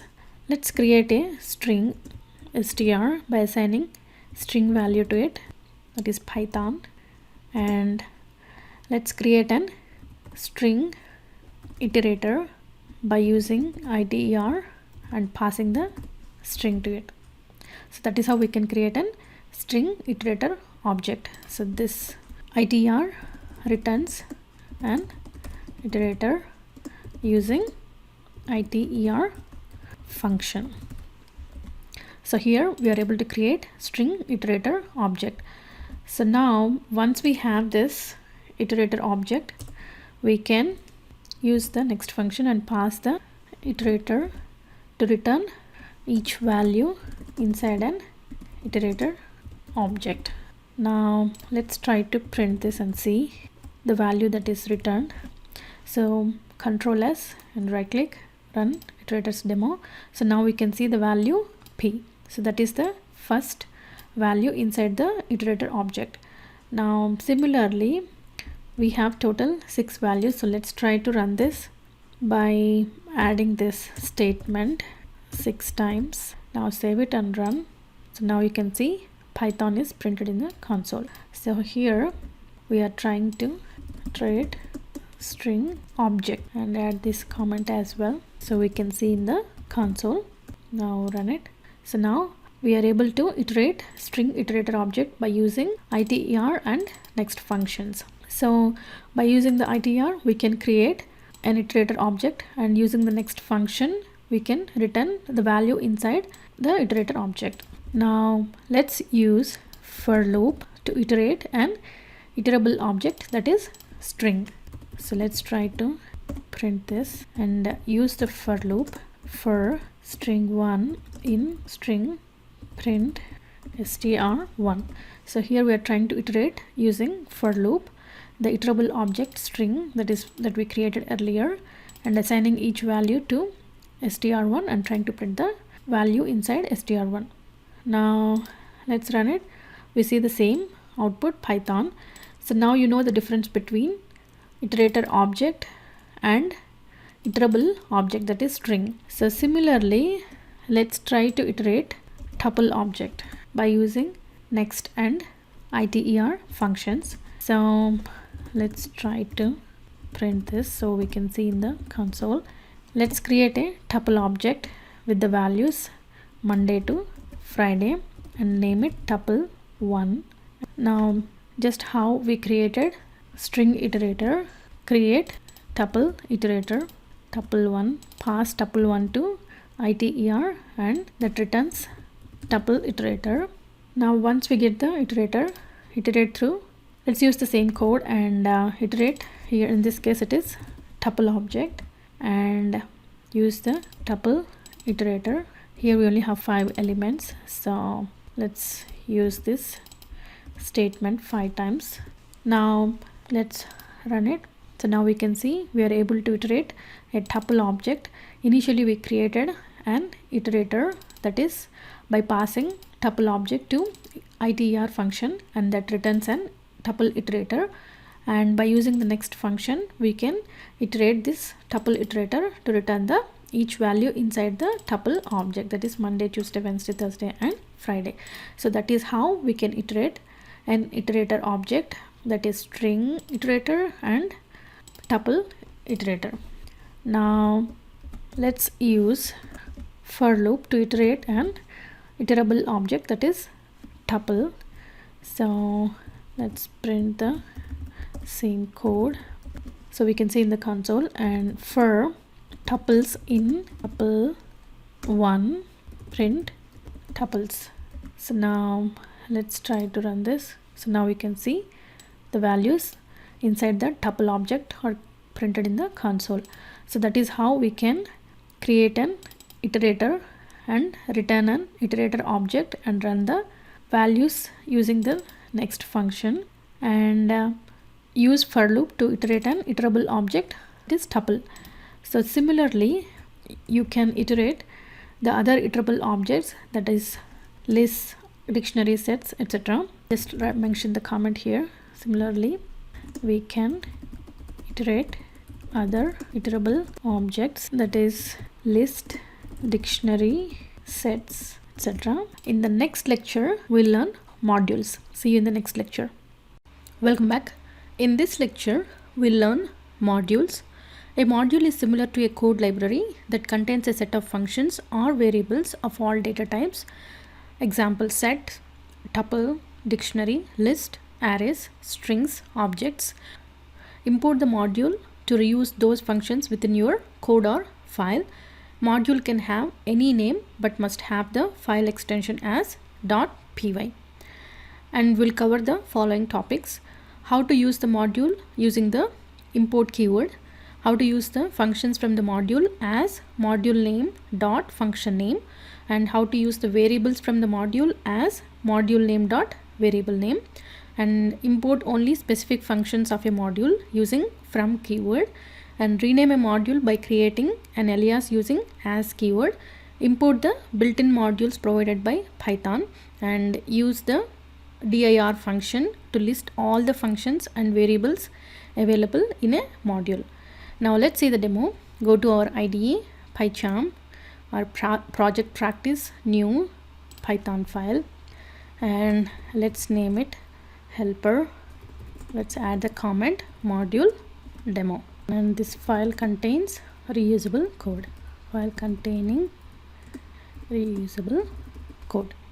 Now let's create a module, create a function add and pass the arguments num1 and num2 and print sum of two numbers and print num1 plus num2. Now in a similar way, let's try to add different functions for subtraction, multiplication and division as well. So let's replace the function name subtraction and subtraction of two numbers num1 minus num2 and multiplication of two numbers num1 times num2, and the last one division of two numbers num1 divided by num2. So these are our user defined functions, and let's create a dictionary, person dictionary.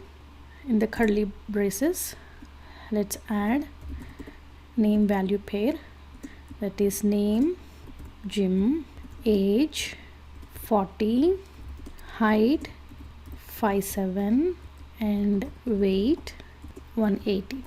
So in this helper file, we created 4 different functions: add, subtraction, multiplication and division, and one person dictionary. Now let's create another Python file and name it module demo. Now let's try to reuse the functions that we created inside helper.py and inside our module.demo. So using module functions or variables demo. Now let's see how we can reuse the functions or variables that we created in helper inside module demo. The first one is how to use the module using import keyword. Now use the import keyword, import and the file name, that is the helper. So that's how we can import a module, by using the import keyword and the file name. That is how we can import the module. The next one is use the functions from the module as module name dot function name. We'll see how we can use all these function inside module demo. Let's pass this comment to the print function so we can see in the console. So we can use the functions from the module helper.py as module name dot function name. The module name is helper dot, the function name is add, and pass the values 10 and 5. So here we are trying to reuse the function from helper. The function name is add, by using the module name helper dot function name. Now let's save it and run. Right click and run module demo. So now we can see sum of two numbers is 15. So when we call this function helper.add, the control comes here and then it tries to print sum of two numbers, and then num1 will be replaced by 10, num2 will be replaced by 5. So that's why we are seeing 10 plus 5, 15 in the console. So similarly, let's call the other functions as well, the remaining 3 functions: subtraction, multiplication, and the last one division. Now let's run it. So now we can see 10 minus 5, 10 times 5, 10 divided by 5 is 2.0. So that is how we can call the functions by using module name dot function name. The next one is use the variables. Now we saw how to use functions by using module name dot function name. The next one is how to use the variables from the module as module name dot variable name. So here we created the variable person, that is the dictionary variable. Let's add this comment to the print function so we can see in the console. Now the module name is helper, helper dot, the variable name is dictionary variable, that is person, and let's try to access name.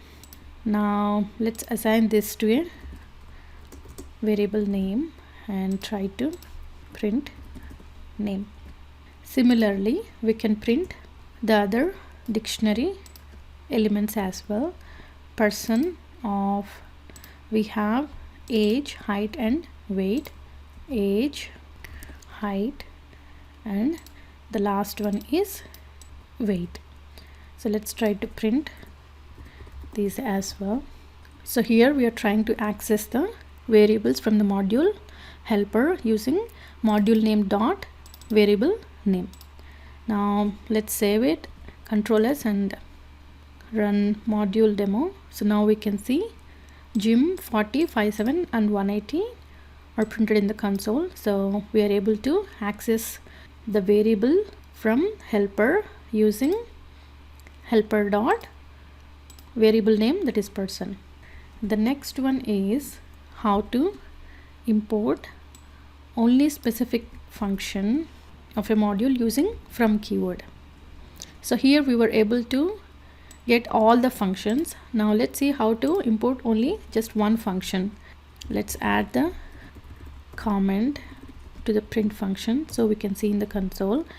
And by using the from keyword, from helper import, let's say we need only one function, that is mul and of 20 comma 10. So here we don't have to use module name dot function name. Here we can directly use function name. We don't have to use the module name, access the function directly, because we are trying to import by using the import keyword and use the only one function using the from keyword. Now let's run it.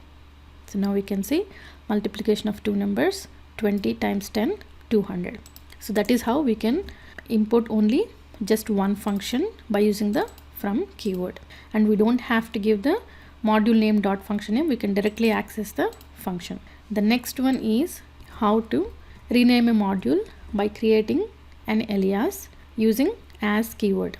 Let's add this comment to the print function so we can see in the console, and import helper as, let's rename it as help. So now we are renaming helper as help, and let's try to access helper dot person of age.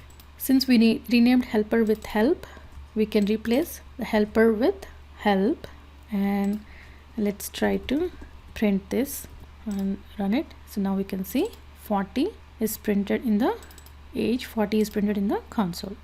So that is how we can rename a module using the as keyword. The next one is how to import the built-in functions provided by Python. Let's add this comment to the print function so we can see in the console. So by using the import keyword, we have a built-in module name called platform. So that's how we can import the built-in module. This is provided by Python, and let's try to use the module name dot.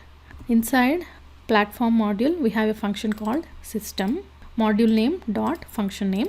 So this is how we can access the built-in functions provided by Python using the import keyword and access the function using module name dot function name. Save it and run, and now we can see the platform system is Windows. My machine is Windows, so that's why we are seeing Windows machine. If we run it on Mac, we see it as Mac. The last one is use dir function to list all the functions and variables available in a module. So dir of, let's pass the module name, that is helper, and save it and run. So now we should see all the functions and variables and the built-in functions as well when we run this file. So now we can see built-ins, cached, doc, file, loader, name, package, spec, add, division, multiplication, person, subtraction. So we see all the built-in functions and also the user-defined functions, add, subtraction, multiplication and division, and the variable person as well, right? So that's how we can create a module and use the functions and variables inside your own file, that is module demo. Right, in the next lecture we'll learn dates. See you in the next lecture. Welcome back.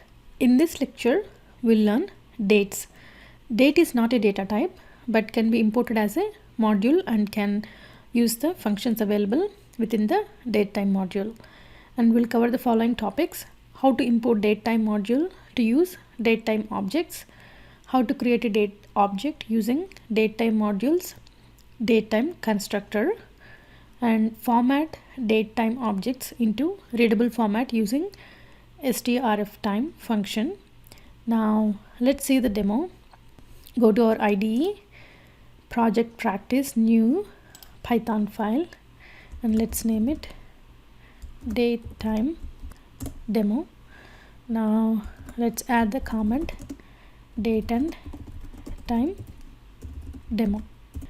Now in order to use the datetime objects, first we have to import the datetime module.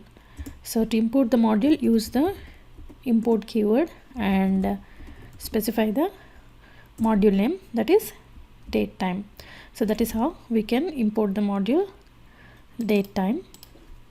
Now let's try to print datetime dot get the time by using the function now, that is it returns the value in year, month, date, hours, minutes, and seconds dot microsecond. So it returns the current year, month, date, hours, minutes, seconds, and microseconds. Now let's save it, Control S, and right click, run datetime demo. So now you can see 2020 4th 6, and this is the hour, minute, and seconds, and this is the microseconds. The next one is create a date object using datetime modules, datetime constructor. So now let's try to, since we already imported here, we don't have to import it again. Datetime dot, use the datetime constructor and pass 2020 120. So here year, month, date, and rest of the parameters, that is hours, minutes, seconds, and microseconds, these are optional. We can create our own datetime object by using the datetime constructor. So now let's run it. So now we can see 2020 120. Since we didn't give any of these parameters, so that's the reason we are seeing zeros. Now let's use the string format function and format the datetime objects into readable format. Object that we created earlier, datetime dot, by using the datetime constructor, let's name it 2020 November 20th and assign this to a variable dt, and let's try to print dt dot strf time and use the parameter a to format. This returns the short version of the week for the 2020 November 20th. So now let's run it. So we can see 2020 November 20th is Friday, so it is returning in shortest form of the day of the week, so that is FRI, that is for Friday. So now let's try to print short version of day of a week, so that is what it is printing in the console. So now let's run it. So now we can see it is printing Friday. So to print full version of day of a week, replace the format with capital A. Now we can see the full version of day of a week. Now to print short version of name of a month, use B, so that is November. So now we say NOV. In order to print full version, replace B with capital B. So now we can say November. So that's how we can apply different datetime functions and format the datetime object, that is a string object. And to learn more, go to docs.python.org/3 library datetime.html. Here you can see ton of datetime objects and how to apply different functions available within datetime object. So how to concatenate different times and how to apply different datetime object functions. So you get the idea, right? So you can apply different functions that are available within the datetime object. So depending on your requirement, go to this page and try to apply different functions that are available within datetime object. And we saw few of them, how to get the weekday in a shorter version and full version, month, etc. All right, in the next lecture we'll learn JSON objects. See you in the next lecture. Welcome back. In this lecture we'll learn JSON. JSON refers to JavaScript object notation, and it is used to store and exchange data between different interfaces. And JSON is a string of name and value pairs. And to work with JSON data, we have to import the built-in module provided by Python, that is JSON, by using the keyword import. And we'll cover the following topics: how to import JSON module, and how to convert JSON to Python object dictionary using JSON.loads function, and how to convert Python object dictionary, tuple, list and string to JSON object using JSON.dumps function, and also how to convert int, float, boolean, none to JSON using JSON.dumps function. And we'll create a example of a person object and try to convert to JSON using JSON.dumps function. And we also use format JSON using indent, and we'll try to replace the default separator using separators. And lastly, order the result using sort_keys. Now let's see the demo. Go to our IDE, PyCharm, practice new Python file, and let's name it JSON demo. Now let's add the comment JSON JavaScript object notation demo. The first thing is, in order to use the JSON functions, we have to import the JSON module by using the import keyword. So let's add the comment import JSON module provided by Python by using the import keyword.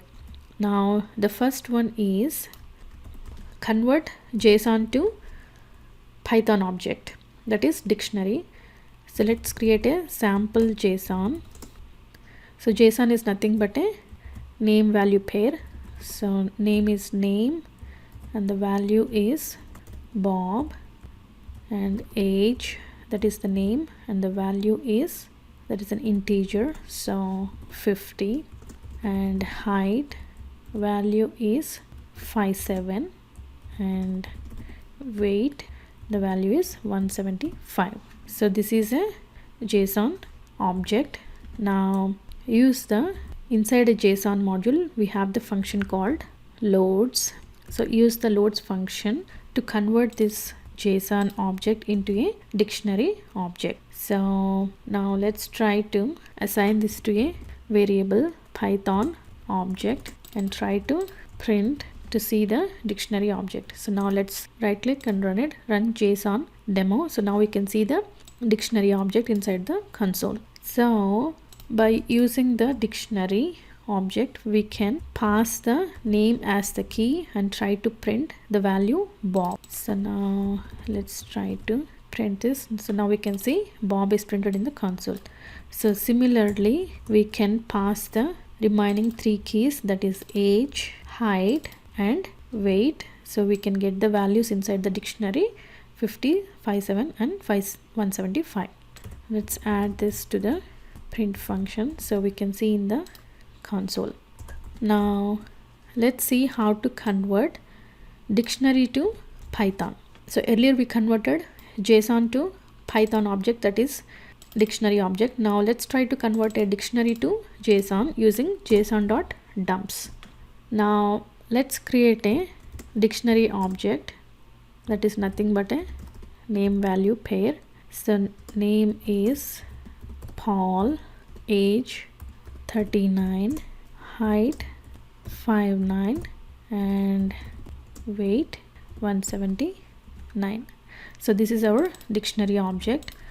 So using the dumps function inside the JSON module, pass the dictionary object so we can convert this to a JSON object.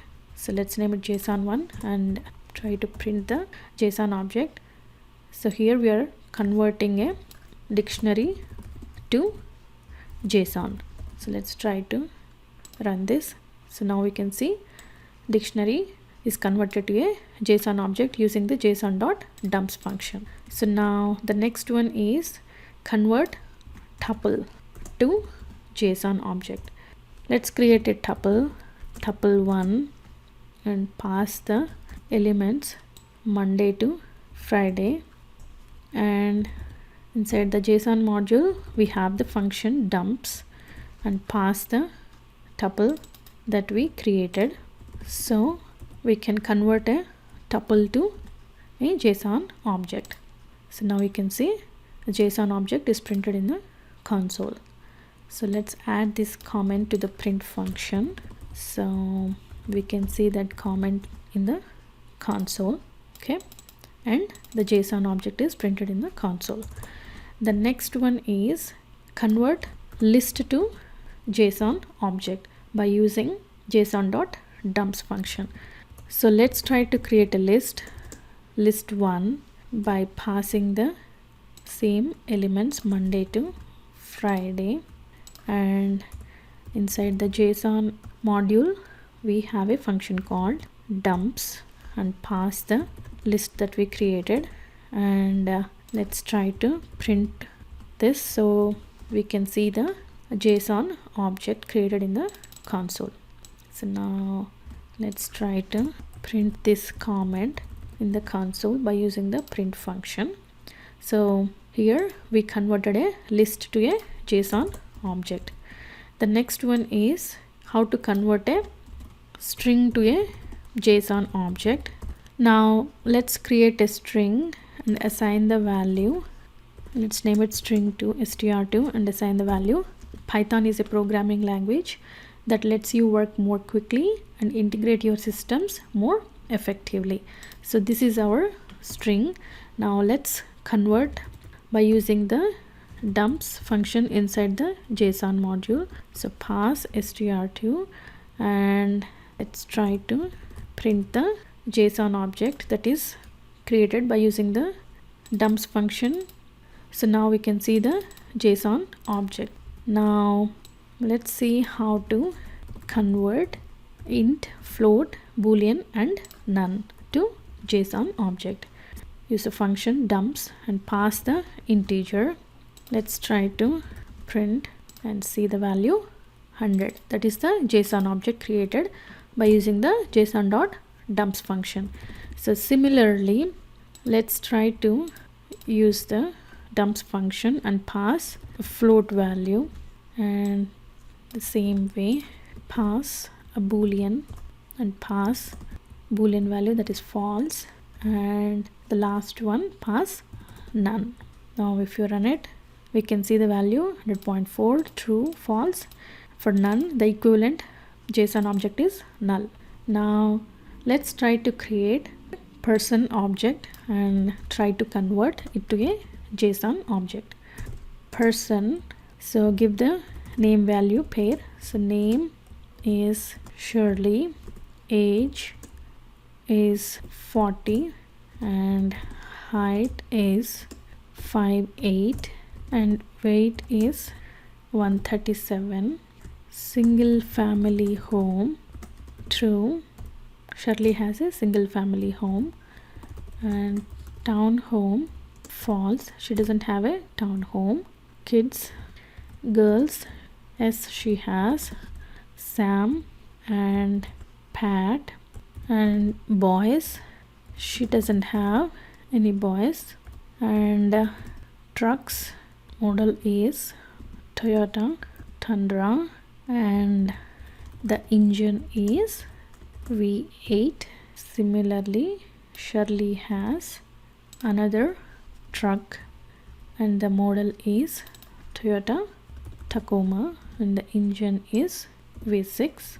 So this is our person object. Now let's try to use the dumps function and convert this person object to a JSON object. So now let's try to print this and run it. So now we can see the entire object is converted to a JSON object, but this is not in a readable format. So let's add the comment. This is not in a readable or user friendly format. So now let's convert it in a more readable format by using the indent. Let's add the indentation, that is space at the beginning. So use JSON dot dumps and pass the person object, and let's add 3 spaces at the beginning and try to print it. So now you can see 3 spaces are added at the beginning and each value is printed in the more readable format. So let's add the comment. Notice space and a comma to separate each object, and if you notice colon and a space to separate keys and values, to separate keys and value. They are added when we use the indent, that is we are giving 3 spaces at the beginning of the code line. So now let's use separators. Let's try to add this comment so we can see in the console, and use the third parameter, that is separators equal to, let's use colon comma, let's replace with a caret symbol. Now let's try to run it. So now we can see all the colons are replaced by caret symbol. Now the last one, how to use sort underscore keys to sort the result. Sort underscore keys, the value is true. Now let's add this comment so we can see in the console, and let's run it. So earlier the result was not in the sorting order, the names are sorted by alphabetical order. So that is how we can sort by using the sort underscore keys equal to true. Alright, in the next lecture we'll learn regular expressions. See you in the next lecture. Welcome back. In this lecture we'll learn regular expression. Regular expression is a sequence of characters that contains a such pattern, and regular expressions are used to verify if the string contains the pattern specified, and Python provides a built-in regular expression module called RE, and we'll cover the following topics: how to import regular expression module RE, and how to use the regular expression functions. Search function searches a string with the regular expression specified, and find all function returns a Python list that contains all the matches. Split function returns a Python list of strings after splitting the string by the specified match. Sub function replaces a string that matches the regular expression instead of the perfect match of a string. Now let's see the demo. Go to our IDE PyCharm, practice new Python file, and let's name it regular expression demo, and add the comment regular expression demo. The first one is to import the module. Use the keyword import followed by the module name. So that is how we can import the regular expression module. So once we import the regular expression module RE, we can use the functions inside the module RE. The first function is search, that searches a string with the regular expression specified. Let's create a string, input string, and assign the value welcome to Python programming language, and inside the regular expression module we have a function called search, and specify the pattern. The string that starts with, that is caret symbol, starts with well, WEL, followed by any character, that is star, dot, age, ends with age, AGE. So caret, that means it starts with, dollar is for, ends with AGE, and before AGE it can be any characters, and after WEL it can be any characters. Now this is our regular expression pattern, comma, search inside a string, input string. So now let's add the comment.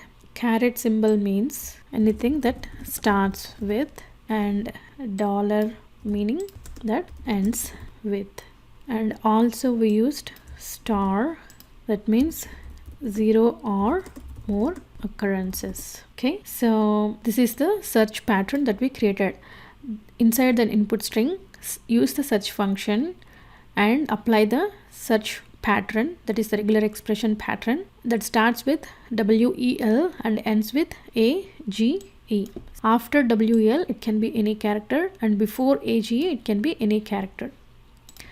Now let's assign this to a string variable, search result, and let's try to print the search result.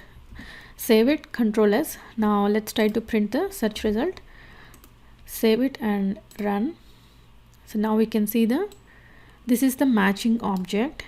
This returns the match object. So now if search result, if it is true, then print string starts with WEL and ends with AGE. If it's not true, else print no match found.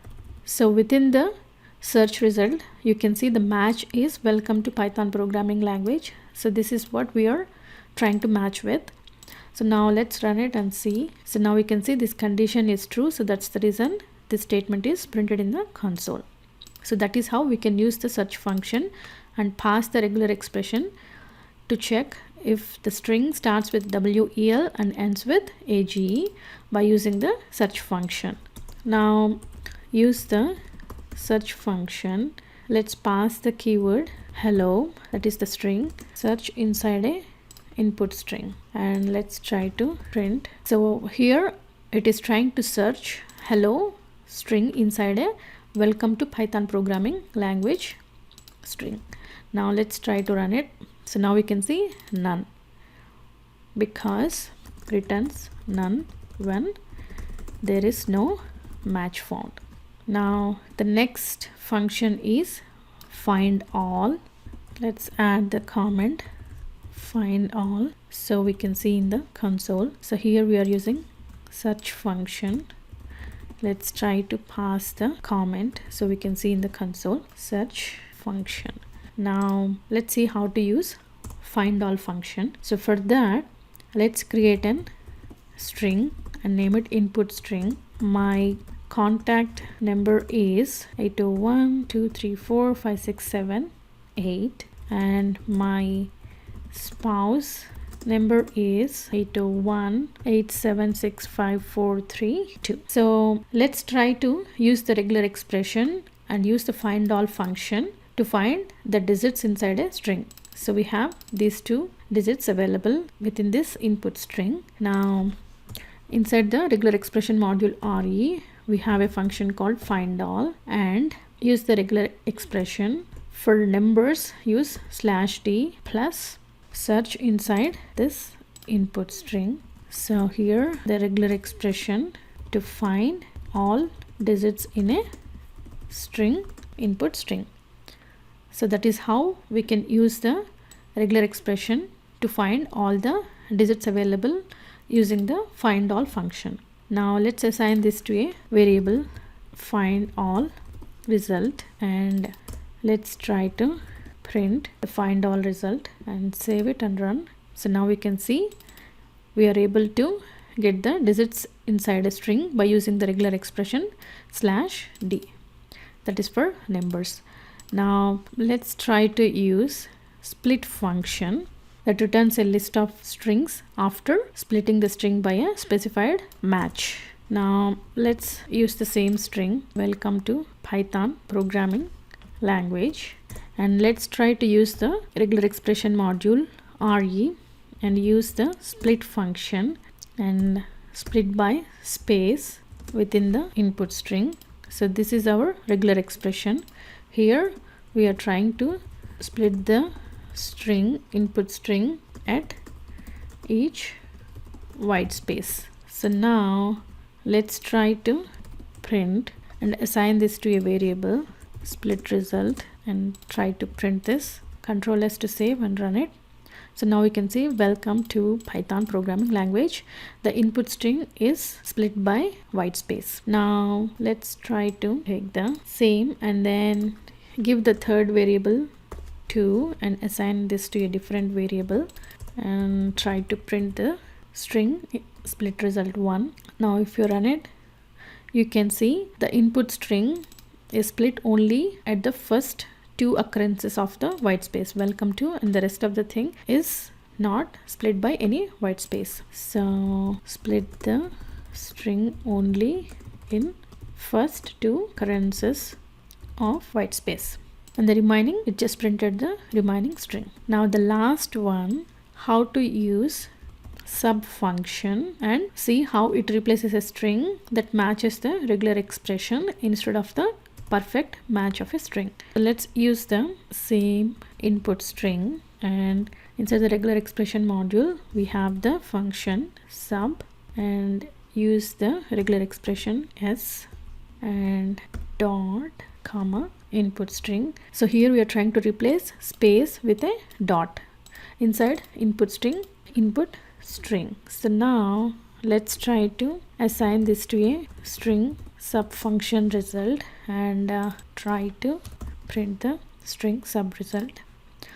Now you can see space is replaced by dot inside input string. Now let's try to use fourth parameter 1 and let's assign this to a different variable sub result 1 and try to print, and let's try to run it. So now we can see it only replaced at the first occurrence. So that means if you specify the last parameter 1, replace space with a dot only at first occurrence. All right, see you in the next lecture. Welcome back. In this lecture we'll learn exception handling. So we use try, except and finally blocks for handling exceptions. Try block, the execution stops when there is an abnormal event in the try block, and except block is used to catch the exception that is raised in the try block, and as soon as we catch the exception in the except block, the flow becomes normal. Finally block gets executed regardless of the result of the try and except blocks. Finally block is used to clean up resources, that is for file closing or database connection closing, etc. And we'll cover the following topics: how to use try and except blocks, how to use more than one except block, and use else keyword to execute a block of code when there are no exceptions raised, and how to use the finally block, and how to use raise keyword to throw or raise an user-friendly exception. Now let's see the demo. Go to our IDE PyCharm or project practice new Python file, and let's name it exception handling. Now let's add the comment exception handling demo. Let's add a statement print 2 divided by 0, and let's save it. Right click, run exception handling. So now we get the error 0 division error, division by 0. So this is an abnormal event. So now let's see how to use try catch blocks to catch the exceptions. So inside try block, so add the indentation and add except block by using except keyword, and let's catch the exception by adding a statement. An exception occurred in the try block. So an abnormal event, that is zero division error, division by 0, occurred in the try block, and we caught the exception in the except block. Now let's save it and rerun. So now we can see the exception that is raised in the try block is caught in the except block, and we see the statement an exception occurred in the try block is printed in the console by using the print function. So that is how we can use the try and except blocks to catch the exception. So let's add the comment try and except blocks. So let's add it in the print function as well, so we can see in the console as well. Let's try to print test value is test. So test is a variable which is not created yet. Now let's try to run it. So now we can see name error, name test is not defined. So we didn't define the variable test anywhere, so that's the reason we are getting an exception here. Now let's catch this exception by using try catch blocks. Try, and here add the indentation, and within the except block try to catch the exception. Now let's add the print function and add a comment, please define test variable. Now let's try to rerun this. So now we can see we're not seeing name error, and it is caught by the except block. So we are seeing the message, please define test variable. Let's see one more. Let's create an integer variable by using the int constructor, and also ask the user to enter the value by using the input function enter age, and let's try to print age. So now here we are using the int constructor, that is we are accepting only integer values for the variable age. So now let's save it and run. Enter age, so let's enter 10. So 10 is printed in the console. So now let's rerun and enter age. Instead of an integer variable, let's assign a floating point variable. So now we can see value error, invalid literal for int with base 10, line number 15. Since we are required to pass only the integer variables for the value age, whereas we are passing a floating point variable for age, so that's the reason we are getting value error. So now let's try to catch the error by using try catch blocks. Add the indentation, that is space at the beginning of the code line, and within the except block let's pass the comment, please enter age value in numbers only. Now let's try to rerun this, and in this case let's enter a string value test other than an integer. I hit enter. So now we can see please enter age value in numbers only, and we are not seeing the value error because we caught the exception inside the except block, and we are printing the message, please enter age value in numbers only, using the print function. So that is how we can write try and catch blocks. The next one is how to use more than one except block. So we can write more than one except block. Let's print the same comment so we can see in the console. Let's take the same code, try and except block. Now let's add one more except block, more than one except blocks. So another except block, error code 0 division error. Let's try to print 0 division error occurred, and inside another except block we see an exception occurred in the try block. So this is more specific to the error that we are seeing inside the try block, more specific to the most generic. So that is how the execution happens, most specific to the most generic. So this is the most specific, that is related to the exception that is happening inside the try block. So that is why we should see 0 division error occurred instead of an exception occurred in the try block. So now let's save it and run it. So enter age. Now we can see 0 division error occurred inside more than one except block instead of an exception occurred in the try block. So the except block catches the exception that is most specific to the error that is happening inside the try block than the exception that is most generic.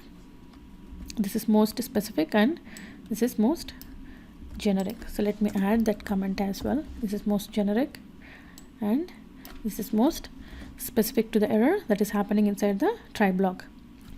Now let's see how to use else keyword to execute a block of code when there are no exceptions raised. So let me add the comment else keyword to the print function so we can see in the console. So let's add a try block, and inside the try block let's add a print function and pass exception handling. There is no exception in this, so we are just trying to print exception handling. And let's add the except block and print an exception occurred. And now let's use the else keyword and try to print easy to learn. So if you see, we are not getting any exception inside the try block. We are just trying to print a statement exception handling.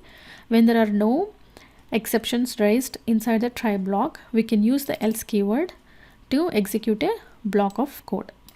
So now let's save it and run it. So enter age, say test, and now we can see inside the else keyword, so that is where we are focusing now, we can see exception handling and easy to learn.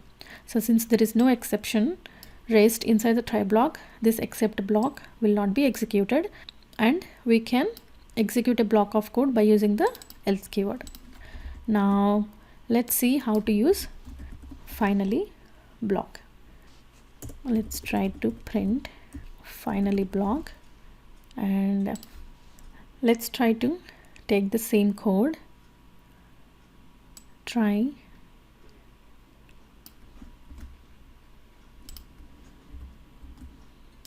block, we have 0 division error, and except block we are catching the exception, that is 0 division error code.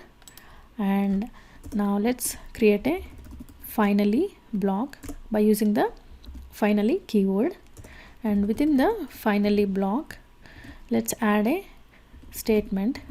Finally block gets executed regardless of exception raised or not, or caught or not. So this will be the default block of code that will be executed regardless of the exception is raised or the exception is caught. So now let's save it and run. So now we can see inside a finally block we see 0 division error occurred. So here in this case the exception is raised and it is caught by the except block, so we are saying 0 division error occurred. And also we see the statement finally block gets executed regardless of exception raised or caught or not. So it doesn't matter whether we raise the exception inside a try block or whether the exception is caught inside a except block, the finally block gets executed. So that is how we can create a finally block. Now the last one, how to use raise keyword to throw or raise an user friendly exception.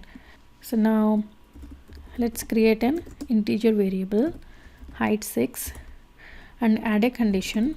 If not type height is float, use the raise keyword to raise an user friendly exception and pass the comment height needs to be floating point number.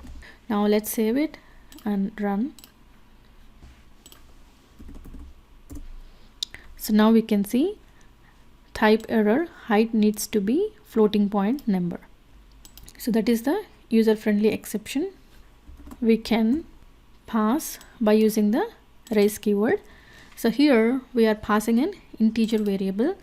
So let's try to pass a floating point value to the height variable. So now we are not seeing the message type error because we are passing the floating point variable. So instead, if you pass an integer variable and if you are checking the condition here, if the type of height, if it is not float, then throw an user-friendly exception instead of just sending type error. So we are passing an user-friendly message by using the raise keyword. So that's all about exception handling. All right, see you in the next lecture. Welcome back. In this lecture, we'll learn how to format strings. Strings can be formatted by using format function. When we do not have control over the input provided by the user or values returned from the database, etc., that's when we can use the curly brackets as a placeholder within the format function. And we'll cover the following topics: how to use curly brackets as a placeholder inside a format function. Multiple values can be used by adding more placeholders in format function. How to use the index numbers, how to format the value with a specific data type, and how to use named indexes. Now let's see the demo. Go to our IDE and our project practice, new Python file, and let's name it string formatting demo. Let's add the comment string formatting demo. Now let's see how to use curly brackets. By using the input function, we can ask the user to enter the values. So now for the input function, let's give enter name, and let's store the value that is entered in a variable string input. So here we are using curly brackets because we don't know the value that will be entered by the user. So now let's try to print string input dot format of name. So here the curly brackets will be replaced by the name that is entered by the user. So my name is curly brackets will be replaced by the name variable. So now let's save it and right click, run string formatting demo. So enter name Bob. So now we can see my name is Bob. So that is the curly brackets here is replaced by the value that we entered in the console, that is Bob. So now we can see my name is Bob. So that's when we can use the formatting by using the curly brackets. Now let's see how to use multiple values. Let's create a string variable name Joe and an integer variable age and a floating point variable height and Boolean variable married is true and another one house price 500k. Now let's create a variable person, and by using the curly brackets we can actually use multiple values. Name is Joe is 45 years old, height is 5'9" and marital status is married. So let's try to print person dot format of name comma age comma height comma married. So here each curly brackets will be replaced by the variables name, age, height and married. So name is Joe is 45 years old, height is 5'9", and marital status is true. So now let's run it. Enter name Bob, that is for the old example. Now Joe is 45 years old, height is 5'9", and marital status is true. So that is how we can pass multiple values to the format function. So now let's try to print this so we can see in the console as well. Now let's see how to use the index numbers. So let me create another variable person1, and we can use the index numbers 0, 1, 2 and 3 and pass the, so in this case it is person1. So call the format function and pass the attributes name, age, height and married. So in this case index 0 will be replaced by name, 1 will be replaced by age, curly brackets 2 will be replaced by height, and 3 will be replaced by married. So that is how we can use the index numbers inside a format function. Okay, so by using the index numbers also we can print the attributes using the format function. Now let's see how to format the value with specific data type. So let's take house price, and the home value is, let's say we wanted to display in :.2f in the float value, and let's try to print house value, that is the house value dot format of the house price.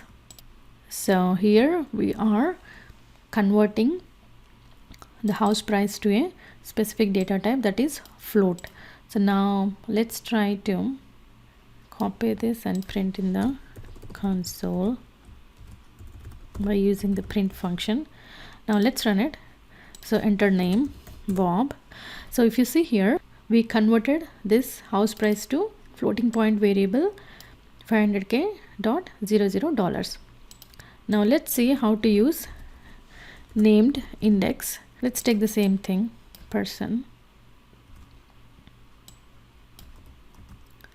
and here we can actually give the index numbers, and also we can give the named index as well. Name is age and height, marital status married.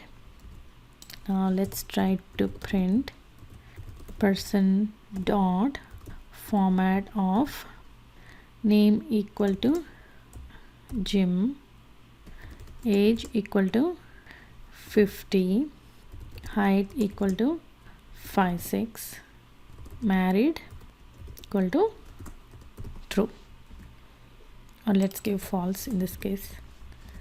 So named indexes can be used by placing a name inside a curly bracket, and the same name has to be used when passing the parameter values. So here we are using the same names, same attributes, age, height and married. So now pass this comment so you can see in the console and run it. So now we can see Jim is 50 years old, height is 5'6", and marital status is false. So we can use empty curly brackets or index or named index. So that's how we can use the format function to format different strings. In the next lecture, we'll learn file handling. Welcome back. In this lecture, we'll learn file handling. Python has built-in functions to create, read, update and delete files. So you can remember by CRUD. C is for create, R is for read, U is for update, and D is for delete. And the first function is file open. So the file open function takes two parameters, file name and mode. And the mode can be in the following four forms. R for read, that is the default value. It opens a file for file reading and errors if the file doesn't exist. The second mode is A. A is for append, opens a file for appending the content and creates a file if it doesn't exist. W is for write, opens a file for writing the content and creates a file if it doesn't exist. X is for create, creates the file specified and errors if the file already exists. And by default, the file is handled in text mode. We can specify in binary mode as well by using the mode B.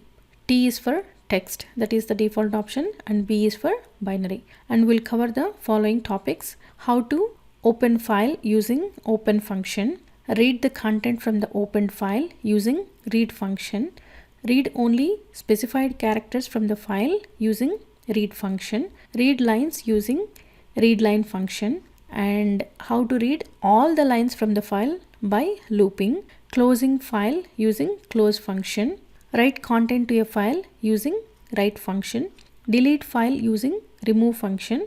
And be careful when you are running this because it removes the file, and delete an empty folder using rmdir function. Now let's see the demo. Go to our IDE PyCharm. Our project is practice new Python file, and let's name it file handling demo. And now let's add the comment file handling demo. Now let's go to our project. I created this project inside C drive, Python and practice. So let's create a text file and name it file handling. Now let's go to our IDE PyCharm and let's try to open the file that we just created. So this is the file handling.txt. Now let's open using the open function, open, and provide the file name, that is file handling.txt. So before you run this code, make sure file handling.txt exists. Now once we open the file, let's assign it to a variable fopen. So what this means is this is equal to open the file name, and by default the mode is read and also text only. So these are the default read only and text mode by default. So if we don't specify any mode, that means it is either read only and text mode. So this is equal to this line. So now let's comment this, and once the file is opened, let's try to print a statement in a console file is opened. Once we open the file, let's print this statement in the console. So now let's save it, Ctrl S, and right click, run file handling demo. So now we can see file is opened. So that means the file is opened by using the open function. So here we are passing the file name as the parameter, and if we don't specify the mode, by default it is read only and text mode. Now once we open the file, so let's add the comment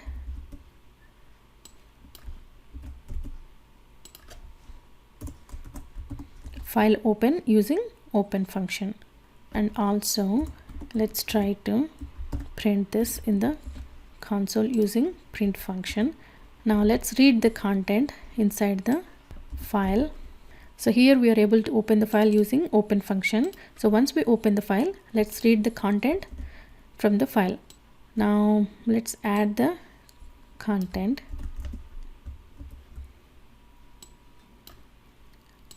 Python is a programming language that lets you work more quickly and integrate your systems more effectively. The second line is Python is used successfully in thousands of real-world business applications around the world, including many large and mission-critical systems. So we added these two lines to the file file handling.txt. Now go to our program and let's try to print this so we can see in the console by using the print function. So first we have to open the file, that is file handling.txt. To read the file, specify the mode, that is in the read mode. So here let's add the comment, open the file in read mode. So by default it is read mode, and let's assign it to a variable file open to read. Now print f open to read dot, we have a function called read. So this returns the entire content from the file. So inside the file we have 2 lines of statements. Now let's try to read the content from the file. So first we open the file in read mode and try to read the content by using the read function. So now let's save it and run the file.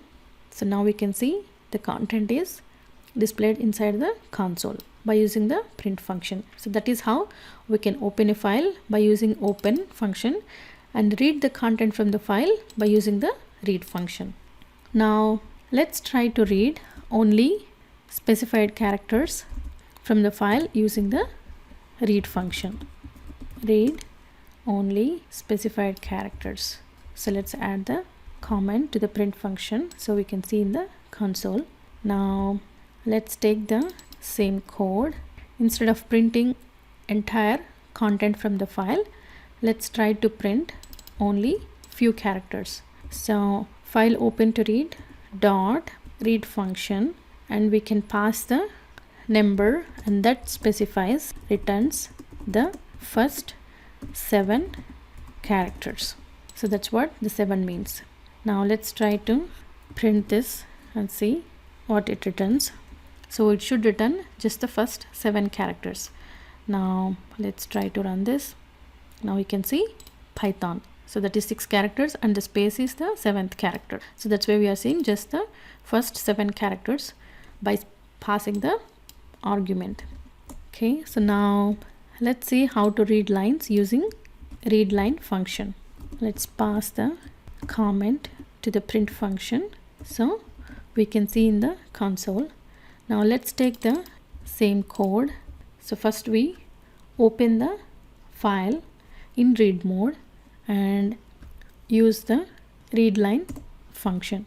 Now what this does is it returns first line from the file handling.txt. So now let's try to print this so we can see in the console. Here we have 2 lines. Now let's try to run this and see. So now we can see only the first line is printed in the console. So that's what the readLine function does. It just returns the first line from the file. Now in order to return all the lines from the file, we can use the looping concept. So print, let's add the comment so we can see in the console, and let's use the same code. First try to open the file in read mode and use the for loop for lines in the variable f open to read print lines. So here we are looping the content inside this variable and assigning each one to the lines variable and printing it here. So now let's try to run this. So now we can see this is the first line and this is the second line. So that is how we can print all the lines using the for loop, and to print just the first line from the file, use the readLine function. Now let's see how to close file using the close function. This is a good practice to close the open resources or database connections to save the resources. Now let's pass the same comment to the print function so we can see in the console. Now let's take the same code to open the file and use the variable f open to read dot, we have a function called close, and once we call the function close, the file will be closed. Now let's try to print this file is closed. So we can see in the console. Now let's run it.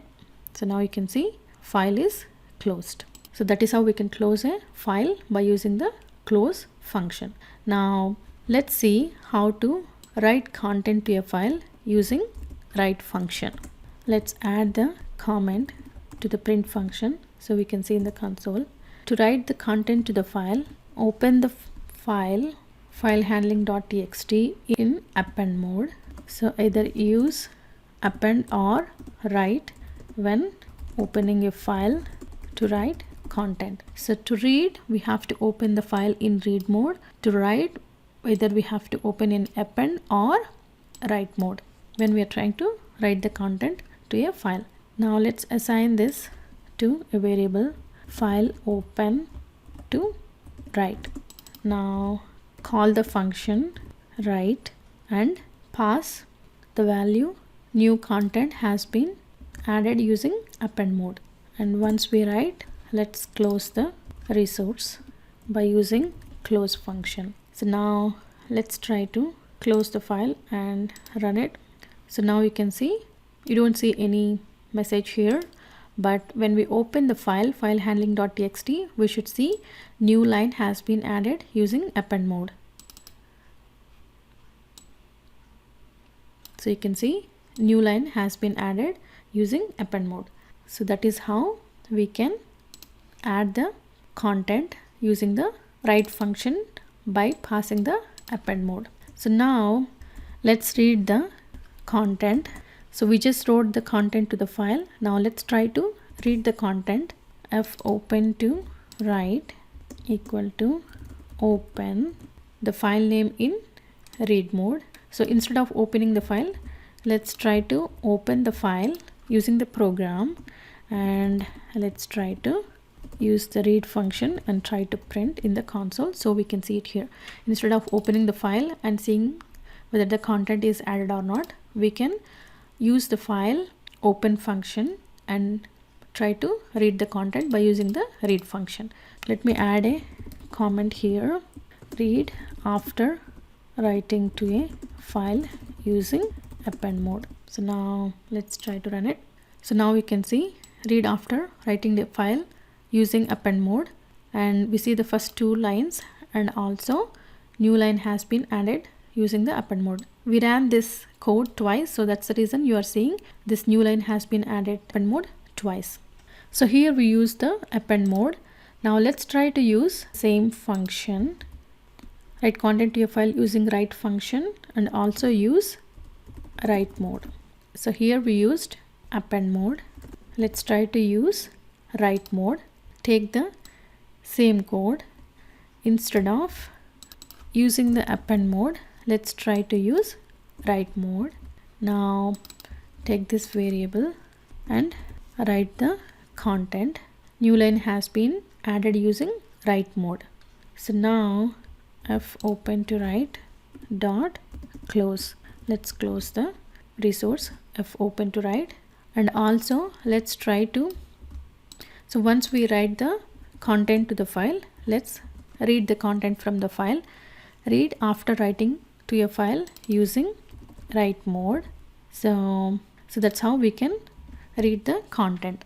Now let's try to run this. So before we run, this is what we see in our file. These two lines have been added by using the append mode. So now let's close the file. Since we are trying to read the content from the file after adding the content by using the write function and also in the write mode, so we can see in the console, since we are trying to print anyways after writing the content to a file. So now let's run it. So now if you see read after writing to a file using write mode, we are not seeing the first two lines. We are just seeing new line has been added using write mode. So what this means is write function, and when we try to do in the write mode, it overwrites the entire content. So append mode appends the content to the end of the file, and write mode overwrites the content. Now let's see how to delete a file using remove function. Before we delete a file, let's try to create a file first. So we have to prepare test data here. So make sure you prepare test data before you actually write the code. Create a new file. Let's name it file to remove.txt. So we can remove the file that we created. So go to our project folder and create a new text file, file to remove.txt. So once we create the file to remove.txt, so now let's use the module that is OS and import the module by using the import keyword. So here it imports OS module. Now add a condition if OS dot, inside that we have a function called path exists, and specify the path that is. So what this does is check if the file exists before we run delete. So now once the file exists, then use the remove function and delete the file remove.txt. So once we delete the file, let's print the comment file has been deleted. And if the file doesn't exist, let's try to print this using the else condition file doesn't exist. Okay, so if the file exists, then remove the file and print file has been deleted. If the file is not present, then print the comment file doesn't exist.